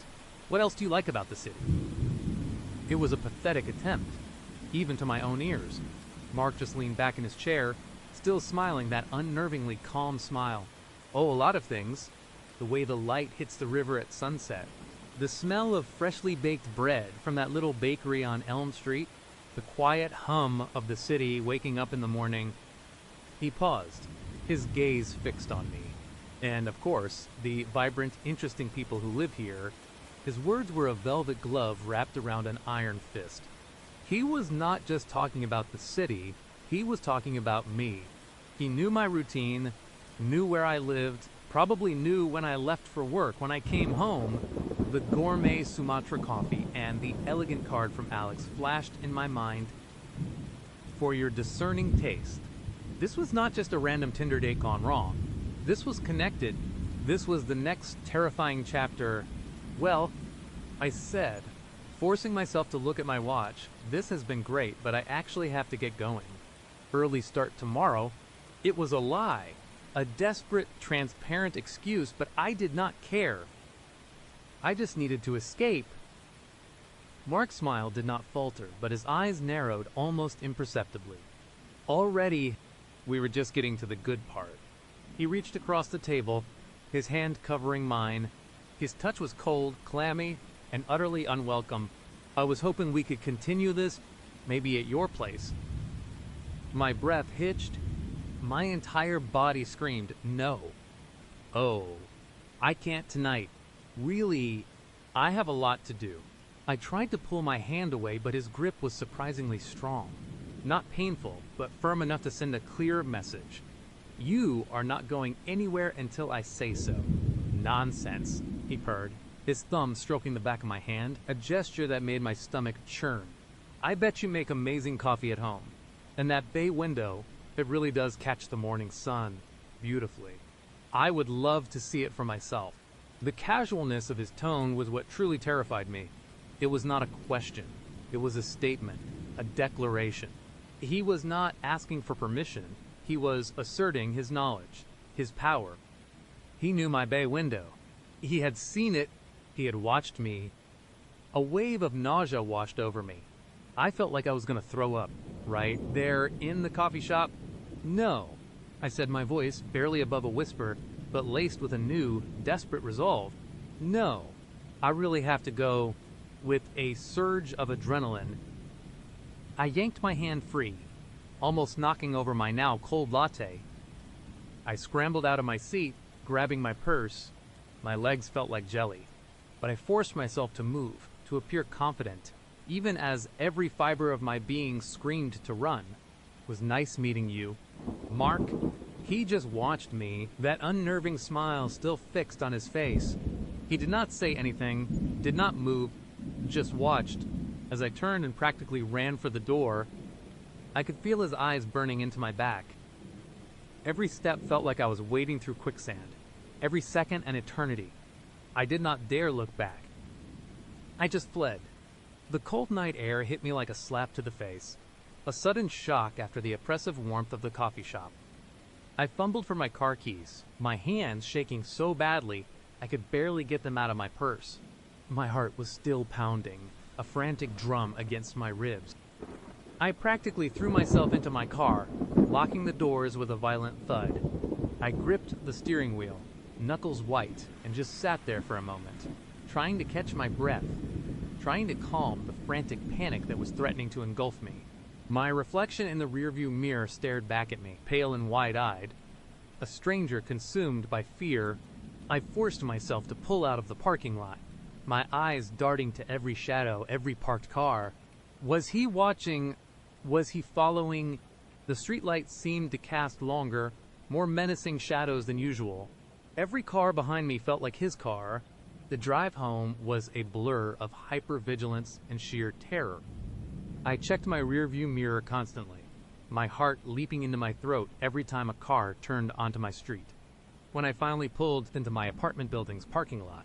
I practically sprinted from my car to the entrance, fumbling with my keys, my hands shaking so badly I almost dropped them. Inside my apartment, I slammed the door shut, locking it, then engaging the deadbolt, and then the chain. I leaned against the door, gasping for breath, my chest heaving. The silence of my apartment, once a comfort, was now deafening, amplifying the frantic beat of my own heart. I walked through my living room, pulling down the blinds on my bay window, then every other window in my apartment. I did not care about the morning sun anymore. I just wanted darkness, obscurity, a shield against unseen eyes. The initial shock began to give way to a simmering rage, a desperate frustration. This was Alex. It had to be. Or someone he had sent. He had found me through Tinder. He had used my desperation for normalcy against me. He had weaponized my yearning for human connection. The thought was sickening. I pulled out my phone, my fingers trembling as I scrolled through my contacts. Sarah. I needed to talk to Sarah. She was the only one who even remotely understood, even if she could not fully grasp the insidious nature of this dread. But then I hesitated. What would I even say? Hey, my Tinder date just told me he knows I live on the 3rd floor and wants to come over to my bay window. It sounded insane. It sounded like something out of a bad horror movie. And then, a more terrifying thought crept in. What if Alex was listening? What if he had hacked my phone, was reading my messages, listening to my calls? The paranoia was a suffocating blanket, smothering any rational thought. I was truly alone. I walked into my kitchen, my eyes scanning every surface. The coffee maker sat innocently on the counter. The memory of the Sumatra coffee, the elegant card, the sophisticated script sent a fresh wave of nausea through me. For your discerning taste. And now, Mark, with his discerning taste for architecture and bay windows. The connection was undeniable. I opened my Tinder app, my finger hovering over Mark's profile. Should I unmatch him? Block him? Would that just provoke him? Would it confirm that I knew he was onto me, that I was scared? Or would it be a futile gesture, like closing a barn door after the horses had already bolted? I scrolled through our chat history, my eyes scanning every line, looking for any clue, any hint I might have missed. His messages were charming, witty, seemingly innocuous. What are you up to this weekend? Any good book recommendations? I love that little coffee shop downtown, The Daily Grind. Have you ever been... That last one. Have you ever been... Of course, I had said yes. It was a popular spot. But now, it felt like a trap, carefully laid, perfectly executed. He knew I would say yes. He knew I would go. He knew where to find me. A sudden, sharp rap on my door made me jump, my heart leaping into my throat. I froze, every muscle tensing. My breath hitched. I stood in the middle of my living room, completely still, listening. Another rap, louder this time. Hello, a muffled voice called from the other side. A woman's voice. My mind raced. Who could it be? My landlord? A neighbor?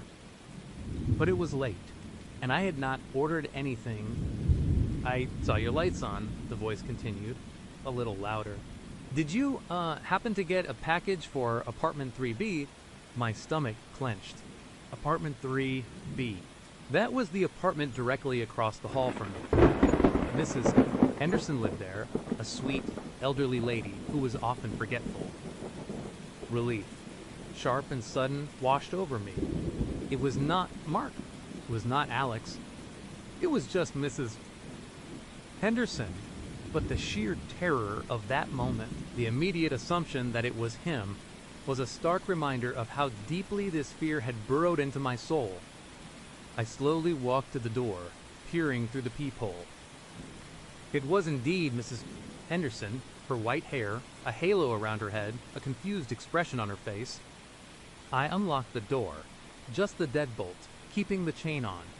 Hi, Mrs. Henderson. I said, trying to keep my voice steady. No, I did not get a package for you. Are you sure it was delivered? She sighed. A frail sound. Oh dear, I was expecting my medication. They said it would be here today. I just saw your lights, thought maybe they left it with you by mistake. I am sorry, I said, genuinely feeling for her. I have not seen anything. She nodded sadly. Well, thank you anyway, dear. Good night. Good night. Mrs. Henderson. I watched her shuffle back to her door, then I quickly closed and relocked mine, engaging the chain again. The brief interaction, the momentary relief, was quickly replaced by a fresh wave of dread. The proximity of Mrs. Henderson's apartment to mine, the casual way she had mentioned seeing my lights on it, was a reminder that even within the supposed safety of my home, I was still exposed. Anyone could see my lights. Anyone could know I was home. I could not sleep. I lay in bed, staring at the ceiling, every creak of the old building, every distant siren, every rustle of leaves outside my window, amplified into a terrifying threat. My mind replayed Mark's words, his smile, the cold touch of his hand. It was a relentless loop of terror. The next morning, I dragged myself out of bed, feeling like I had not slept at all. The thought of going to work, of facing the outside world, was unbearable. But I could not just stay home, could I? That would be letting him win. That would be admitting defeat. I called in sick. Migraine. I told my boss, my voice sounding weak and unconvincing even to myself. I spent the day pacing my apartment, jumping at every sound. I tried to distract myself, to read, to watch TV, but my mind kept returning to Mark, to Alex, to the chilling realization that my life was no longer my own. I was trapped in a nightmare, and there was no waking up. Around noon, my phone buzzed. It was a text message. My heart hammered. I cautiously picked up my phone, my fingers trembling as I opened the message. It was from an unknown number. The message simply read, "Did you enjoy your coffee this morning? I hope it was discerning enough for your taste." My breath caught in my throat. It was not Alex's number. Not the one I knew. But the words discerning taste. It was the exact phrase from the card that had come with the Sumatra coffee. This was him. Mark or Alex. Using a new number. It did not matter. He was confirming it. He was playing with me. He knew I was home. He knew I had not gone to work. He knew I was drinking coffee.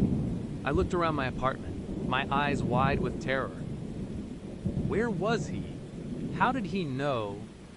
Was he outside, watching my window? Was he in the building? Was he inside? The thought sent a cold shiver through me. I grabbed the heaviest thing I could find, a cast iron pan from my kitchen, and slowly, cautiously, began to move through my apartment. I checked every closet, every corner, even under my bed. Nothing, but the feeling of being watched, of being hunted, was overwhelming. My apartment, my sanctuary, was now a cage, and he was the one holding the key. I stared at the text message again. Should I reply? Should I block the number? What was the right move in this twisted game? My fingers hovered over the keyboard. I typed, "Who is this?" Then I deleted it. No. Do not engage. Do not give him the satisfaction. I blocked the number. It felt like a small act of defiance, a futile gesture in the face of such overwhelming terror. But then, almost immediately, another text message arrived. From a different unknown number. Blocking me won't make me go away. You are a fascinating study. I am just getting started. My blood ran cold. He had multiple numbers. He was relentless. He was not just a stalker. He was an obsessed predator, toying with his prey. I dropped my phone as if it were a burning coal. It clattered to the floor, the screen facing up, displaying the chilling message. I backed away, my eyes wide, my mind screaming. This was not just a disturbing Tinder date anymore. This was a full-blown psychological assault. He was not just watching, he was actively engaging, taunting me, letting me know that he was always there, always watching, always one step ahead. I spent the rest of the day in a state of heightened panic, jumping at every sound, every shadow. I did not open the blinds again. My apartment was plunged into a perpetual twilight, a reflection of the darkness that had descended upon my life. As evening approached, the fear intensified. The night was always worse. The darkness offered more places for him to hide, more opportunities for him to move unseen. I tried to eat, but the food tasted like ash. I tried to drink, but my throat was too tight. My stomach was a knot of pure anxiety. Around 8 p.m., there was a knock on my door. Soft, hesitant, not the frantic knocking of Mrs. Henderson. This was different. This was deliberate. I froze, my heart pounding so hard I thought it would burst out of my chest. I did not move. I did not make a sound. I just stood there in the oppressive silence of my darkened apartment, listening. The knock came again, louder this time. And then a voice, low and distorted, as if speaking through a cloth or a mask. "I know you are in there. I just want to talk." It was Mark's voice. I recognized the cadence, the subtle lilt that had once seemed charming, now utterly terrifying. He was not just texting. He was here, at my door. My legs gave out, and I sank to the floor, silent tears streaming down my face.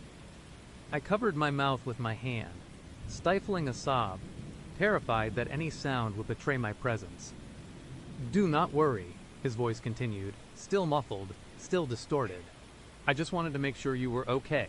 You seemed a little flustered earlier today." Flustered. He thought I was flustered. He was enjoying this. He was reveling in my fear. "I know you are scared," he said, and there was a hint of amusement in his voice now, a cruel, knowing chuckle. "But you do not have to be, not if you just cooperate." Cooperate. The word hung in the air, heavy with unspoken threats. What did he want? What did he mean by cooperate? I huddled on the floor, my arms wrapped around myself, shivering uncontrollably. My mind raced, trying to find an escape, a solution, anything. But there was nothing. No one to call, nowhere to run. I was alone, trapped in my apartment, with a monster on the other side of the door. The silence stretched, broken only by the frantic pounding of my own heart. I waited, breath held, for his next move. Would he try to break in? Would he leave? What was his game?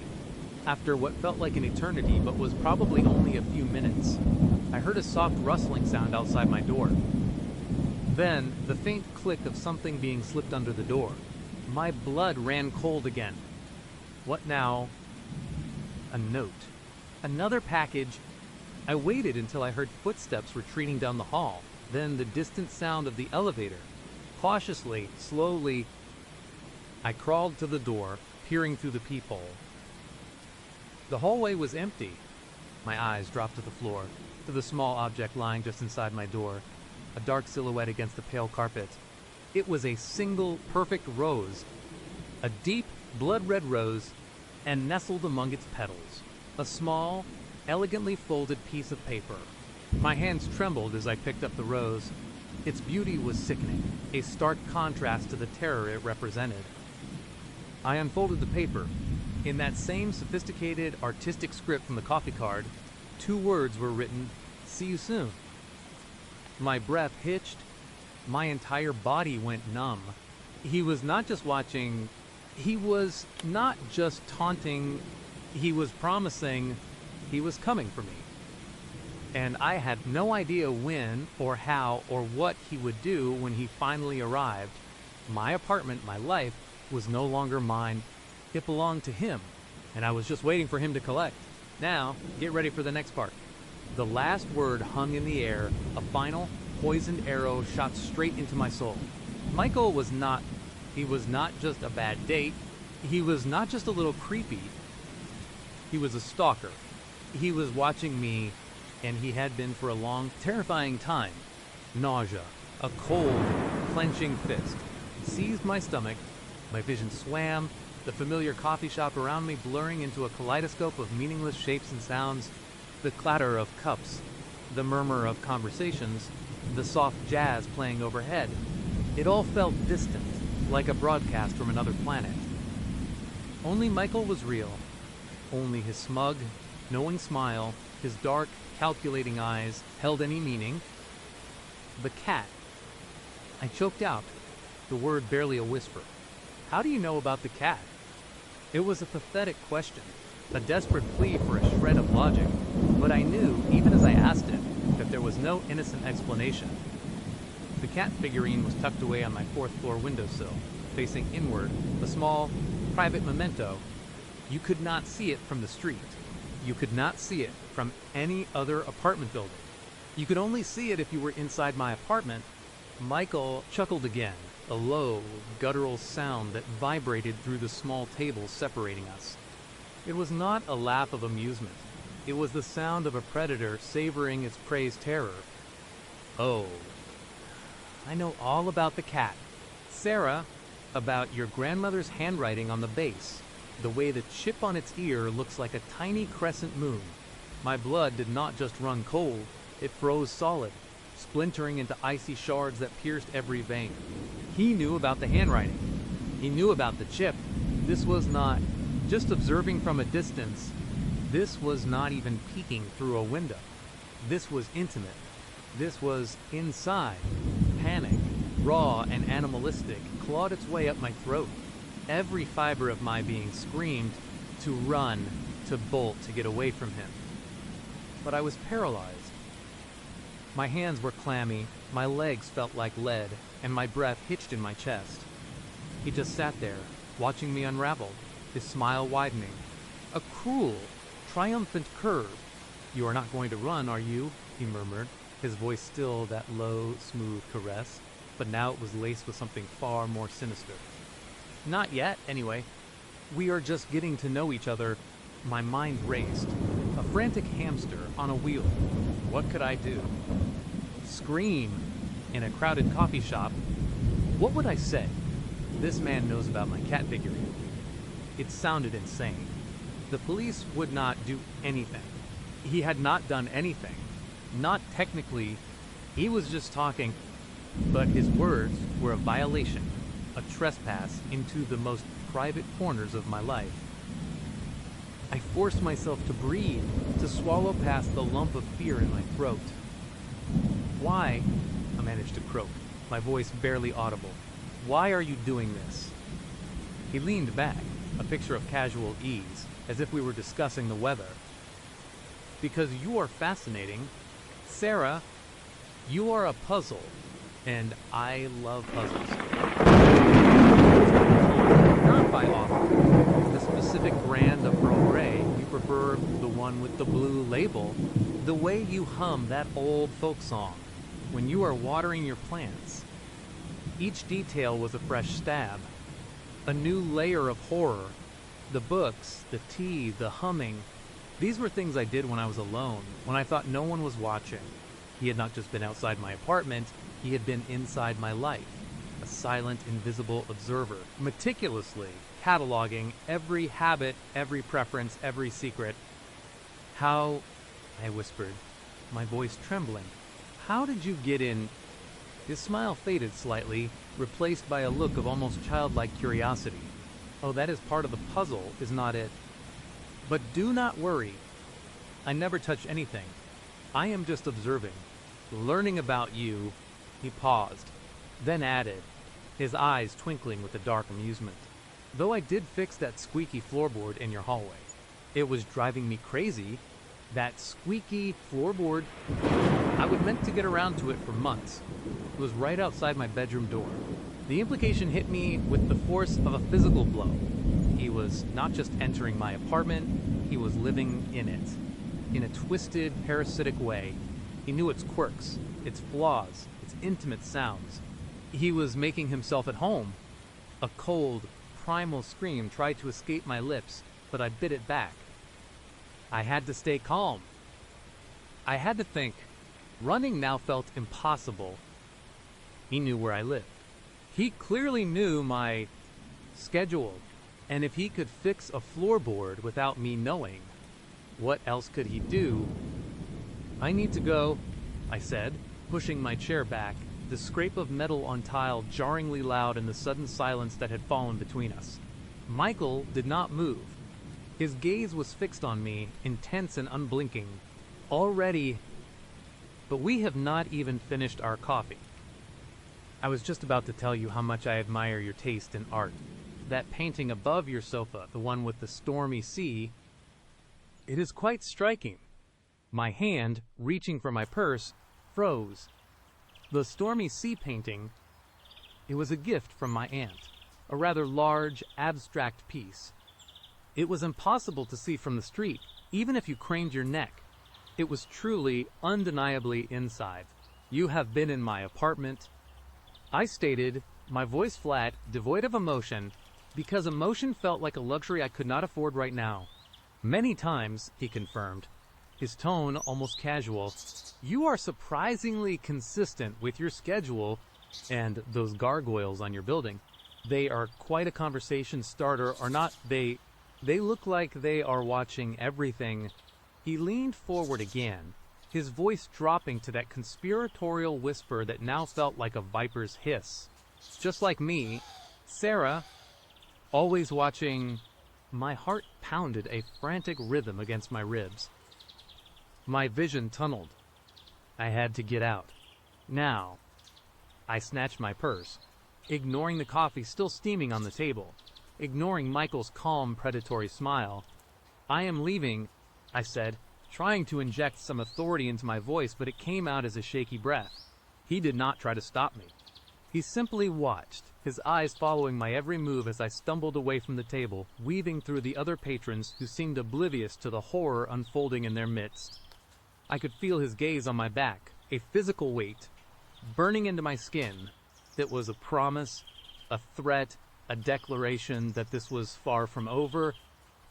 I burst out of the coffee shop, gulping down the cool evening air, which tasted strangely metallic, like fear. The streetlights flickered on, casting long, distorted shadows. Every car that passed seemed to slow down. Every person I saw seemed to glance my way. I felt exposed, vulnerable, like a hunted animal.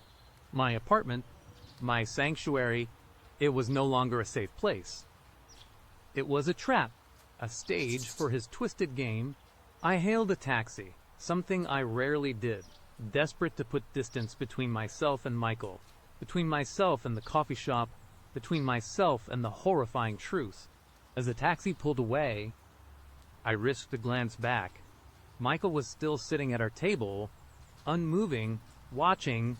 He raised his hand slowly, not a wave, but a deliberate, chilling gesture. He was touching his ear, specifically his earlobe, then pointing at me. The tiny crescent moon chip on my grandmother's ceramic cat.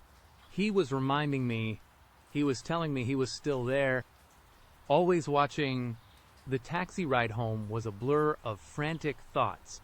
My mind raced, trying to piece together the fragments of my shattered reality.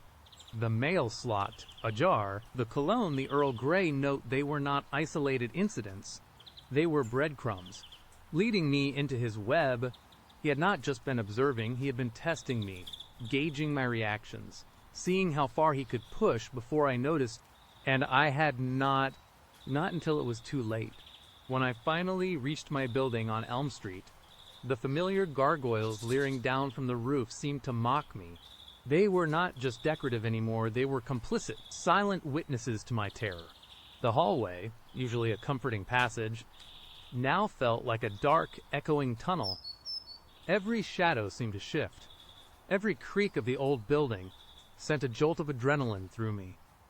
I fumbled with my keys, my hands shaking so violently I almost dropped them. The lock clicked with a sickening finality. I stepped inside, slamming the door shut, and engaging every deadbolt, every chain. The apartment was dark, silent, and suffocatingly still. I flipped on the lights, one by one, chasing away the shadows, but they seemed to cling to the corners of my vision. The chipped ceramic cat figurine sat on the windowsill, innocent and fragile. I stared at it, a wave of nausea washing over me again. He had touched it. He had examined it. He had been here. My eyes scanned the room, searching for any sign, any proof. The books were indeed arranged by color. The Stormy Sea painting hung above the sofa. The kitchen light, my silly habit, was off. I would turned it off before I left. But he knew about it. He knew everything. I walked into the kitchen, my heart pounding. The counter was clean, just as I would left it. But then I noticed it, a single small object, placed neatly in the center of the kitchen table, was not there when I left. It was a tiny, intricately carved wooden gargoyle, no bigger than my thumb. It looked exactly like the ones on the roof of my building, right down to the mocking leer. My breath hitched. He had been here. He had been here while I was gone.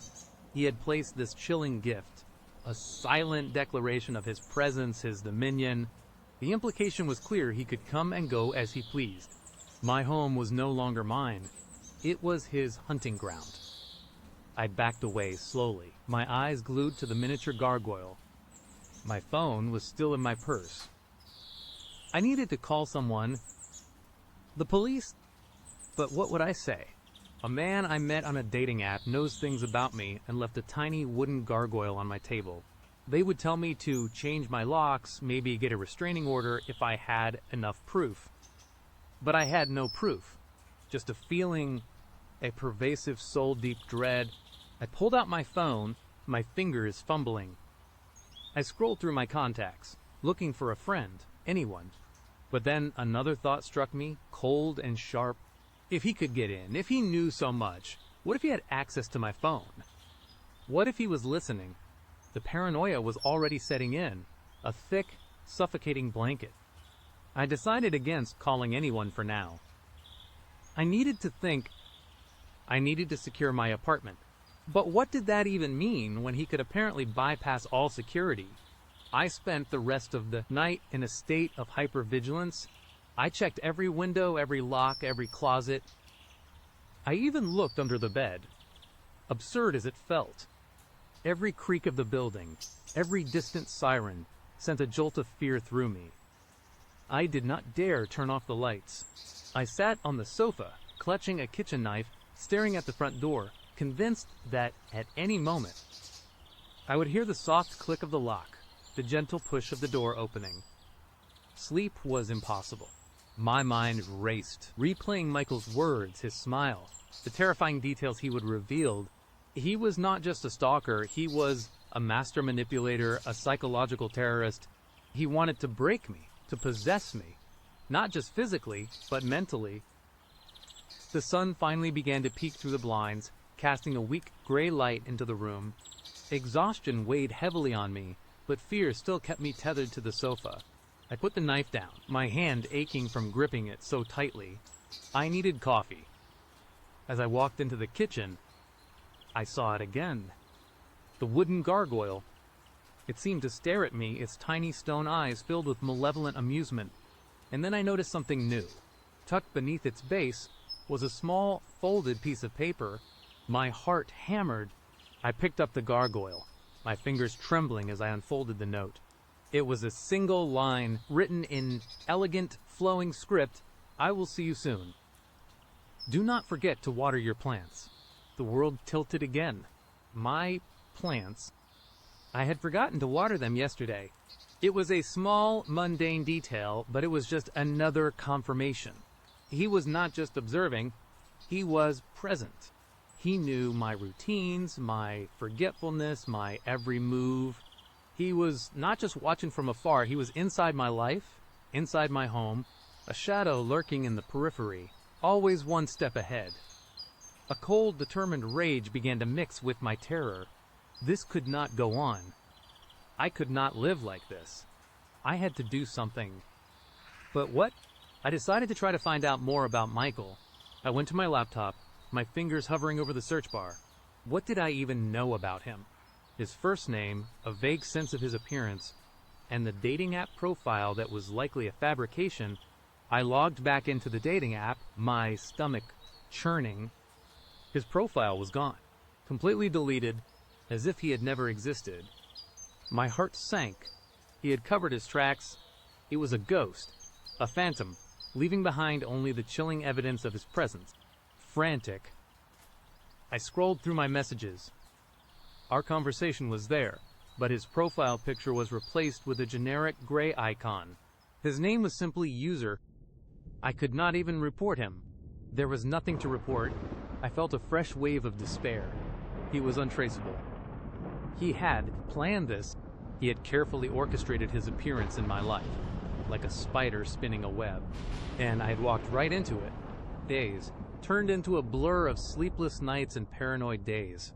I changed my locks, installed a cheap security camera that connected to my phone, and bought heavy-duty blinds for all my windows. I stopped leaving the kitchen light on. I moved the chipped ceramic cat to a drawer, out of sight. I even threw away the miniature gargoyle, though I half expected it to reappear. But the fear did not abate. It only intensified. Every time my phone buzzed with an unknown number, I jumped. Every creak of the floorboards, every shadow on the wall became a potential threat. I started seeing Michael everywhere, a fleeting glimpse of a familiar profile in a crowd, a car that seemed to follow me for a few blocks. My friends noticed I was withdrawn, jumpy, but I could not bring myself to tell them the full, terrifying truth. How could I explain it without sounding completely unhinged? Then came the texts. They started subtly. Hope you are having a good day. No name, no senderid, just a generic number that changed each time. Then they grew more specific. You looked lovely in that blue dress today. I had not told anyone I was wearing a blue dress. I had only worn it for an hour to run a quick errand. He was still watching. He was still there. One evening, I came home to find a single red rose placed on my doorstep. No note, just the rose, its petals, a vibrant, almost sinister crimson. It was a beautiful gesture, twisted into something horrifying by the context. It was a declaration of ownership. I could not take it anymore. I finally went to the police. I laid out everything, from the Tinder date to the gargoyle, the texts, the rose. The officer, a kind-faced woman named Detective Miller, listened patiently, but her expression was grim. "Amos. Davis," she said, her voice gentle but firm. "I understand this is incredibly frightening, but without any direct threats of violence or clear evidence of a break-in, our hands are tied. He has not physically harmed you. He has not stolen anything. These are all circumstantial. He knows about my grandmother's cat." I cried, desperate. "He fixed my floorboard. He leaves things in my apartment. Do you have proof he entered? Any fingerprints? Any forced entry?" she asked. I shook my head, tears stinging my eyes. "No, he is careful. He is meticulous." She sighed. "We can file a report. We can advise you to get a restraining order, but you would need a current address for him, and you said his profile is gone. We can patrol your street more often, but we can't assign a dedicated officer to watch your apartment 247. She handed me a pamphlet on personal security. Change your routines. Do not engage if he makes a direct threat, or if you find undeniable proof of a break-in, call us immediately." I left the police station feeling more alone and vulnerable than ever. The system could not help me. I was on my own. That night, the texts escalated. "Did you enjoy your chat with Detective Miller? She is quite thorough. Is not she?" My blood ran cold. He knew. He knew I had gone to the police. He was not just watching me, he was watching my every move. He had anticipated my actions. A new wave of terror washed over me, colder and deeper than before. I was not just being stalked, I was being played. This was a game to him, and I was the unwitting pawn. I did not reply. I did not dare. I just stared at the message, my phone feeling like a hot coal in my hand. Then another text came through, almost immediately after the first. This one was different. It was not a question or an observation. It was a command. "Sarah, look out your kitchen window." My heart leaped into my throat. The kitchen window, my fourth-floor window, the one where I used to leave the light on, I had not looked out it since the night of the date. Every instinct screamed at me not to, but a morbid curiosity, the terrifying compulsion, pulled me towards it. My legs felt heavy, but I forced myself to move, one trembling step after another, toward the kitchen. I reached the window, my hand shaking as I pulled back the heavy blind. Across the street, in the window of the old, abandoned building that had been vacant for years, a single light flickered on. And there, silhouetted against the dim glow, was Michael. He was standing perfectly still, his hands in his pockets, staring directly at my window. Even from that distance, I could feel the intensity of his gaze, the chilling triumph in his posture. And then, slowly, deliberately, he raised his hand, not to wave, but to point. He pointed straight at my kitchen light, the one I had religiously kept off since our date. My eyes darted down. Unbeknownst to me, in my panic or haste, the kitchen light was on. It was on, bathing the room in a soft, inviting glow. He had won. He had broken me. He had maneuvered me into turning on the very light I had sworn to keep off. He had revealed his perch, his vantage point, not to scare me away, but to show me the futility of resistance. He lowered his hand, a faint, almost imperceptible nod of his head. Then, the light in the abandoned building flickered off, plunging him back into darkness. I stood there, paralyzed, staring at the empty window across the street. The kitchen light hummed softly, a beacon in the night. He was not just watching me from the shadows, he was living in them, across the street, a constant, terrifying presence. He was closer than I could have ever imagined. The realization hit me with the force of a tidal wave. He had not just been breaking into my apartment. He had been living across the street this whole time. He had moved into the abandoned building, setting up his personal surveillance post, meticulously documenting my life. The cologne in the hallway, the mail slot, the floorboard, those were just distractions, mind games to make me think he was entering my apartment when he was actually observing me from a far more strategic and terrifyingly permanent location. He had planted those clues, knowing I would eventually put them together, knowing the terror it would induce. He was not going anywhere. He was my neighbor now. My personal gargoyle, always watching, always there, and the nightmare, I knew with a chilling certainty, had only just begun. This was another episode of Daily Story, where every voice matters. This episode was a powerful reminder of real-life experiences. If you would like to support the channel, you are welcome to subscribe, share your thoughts in the comments, or pass the story along to someone who might appreciate it. Thank you again for being here today.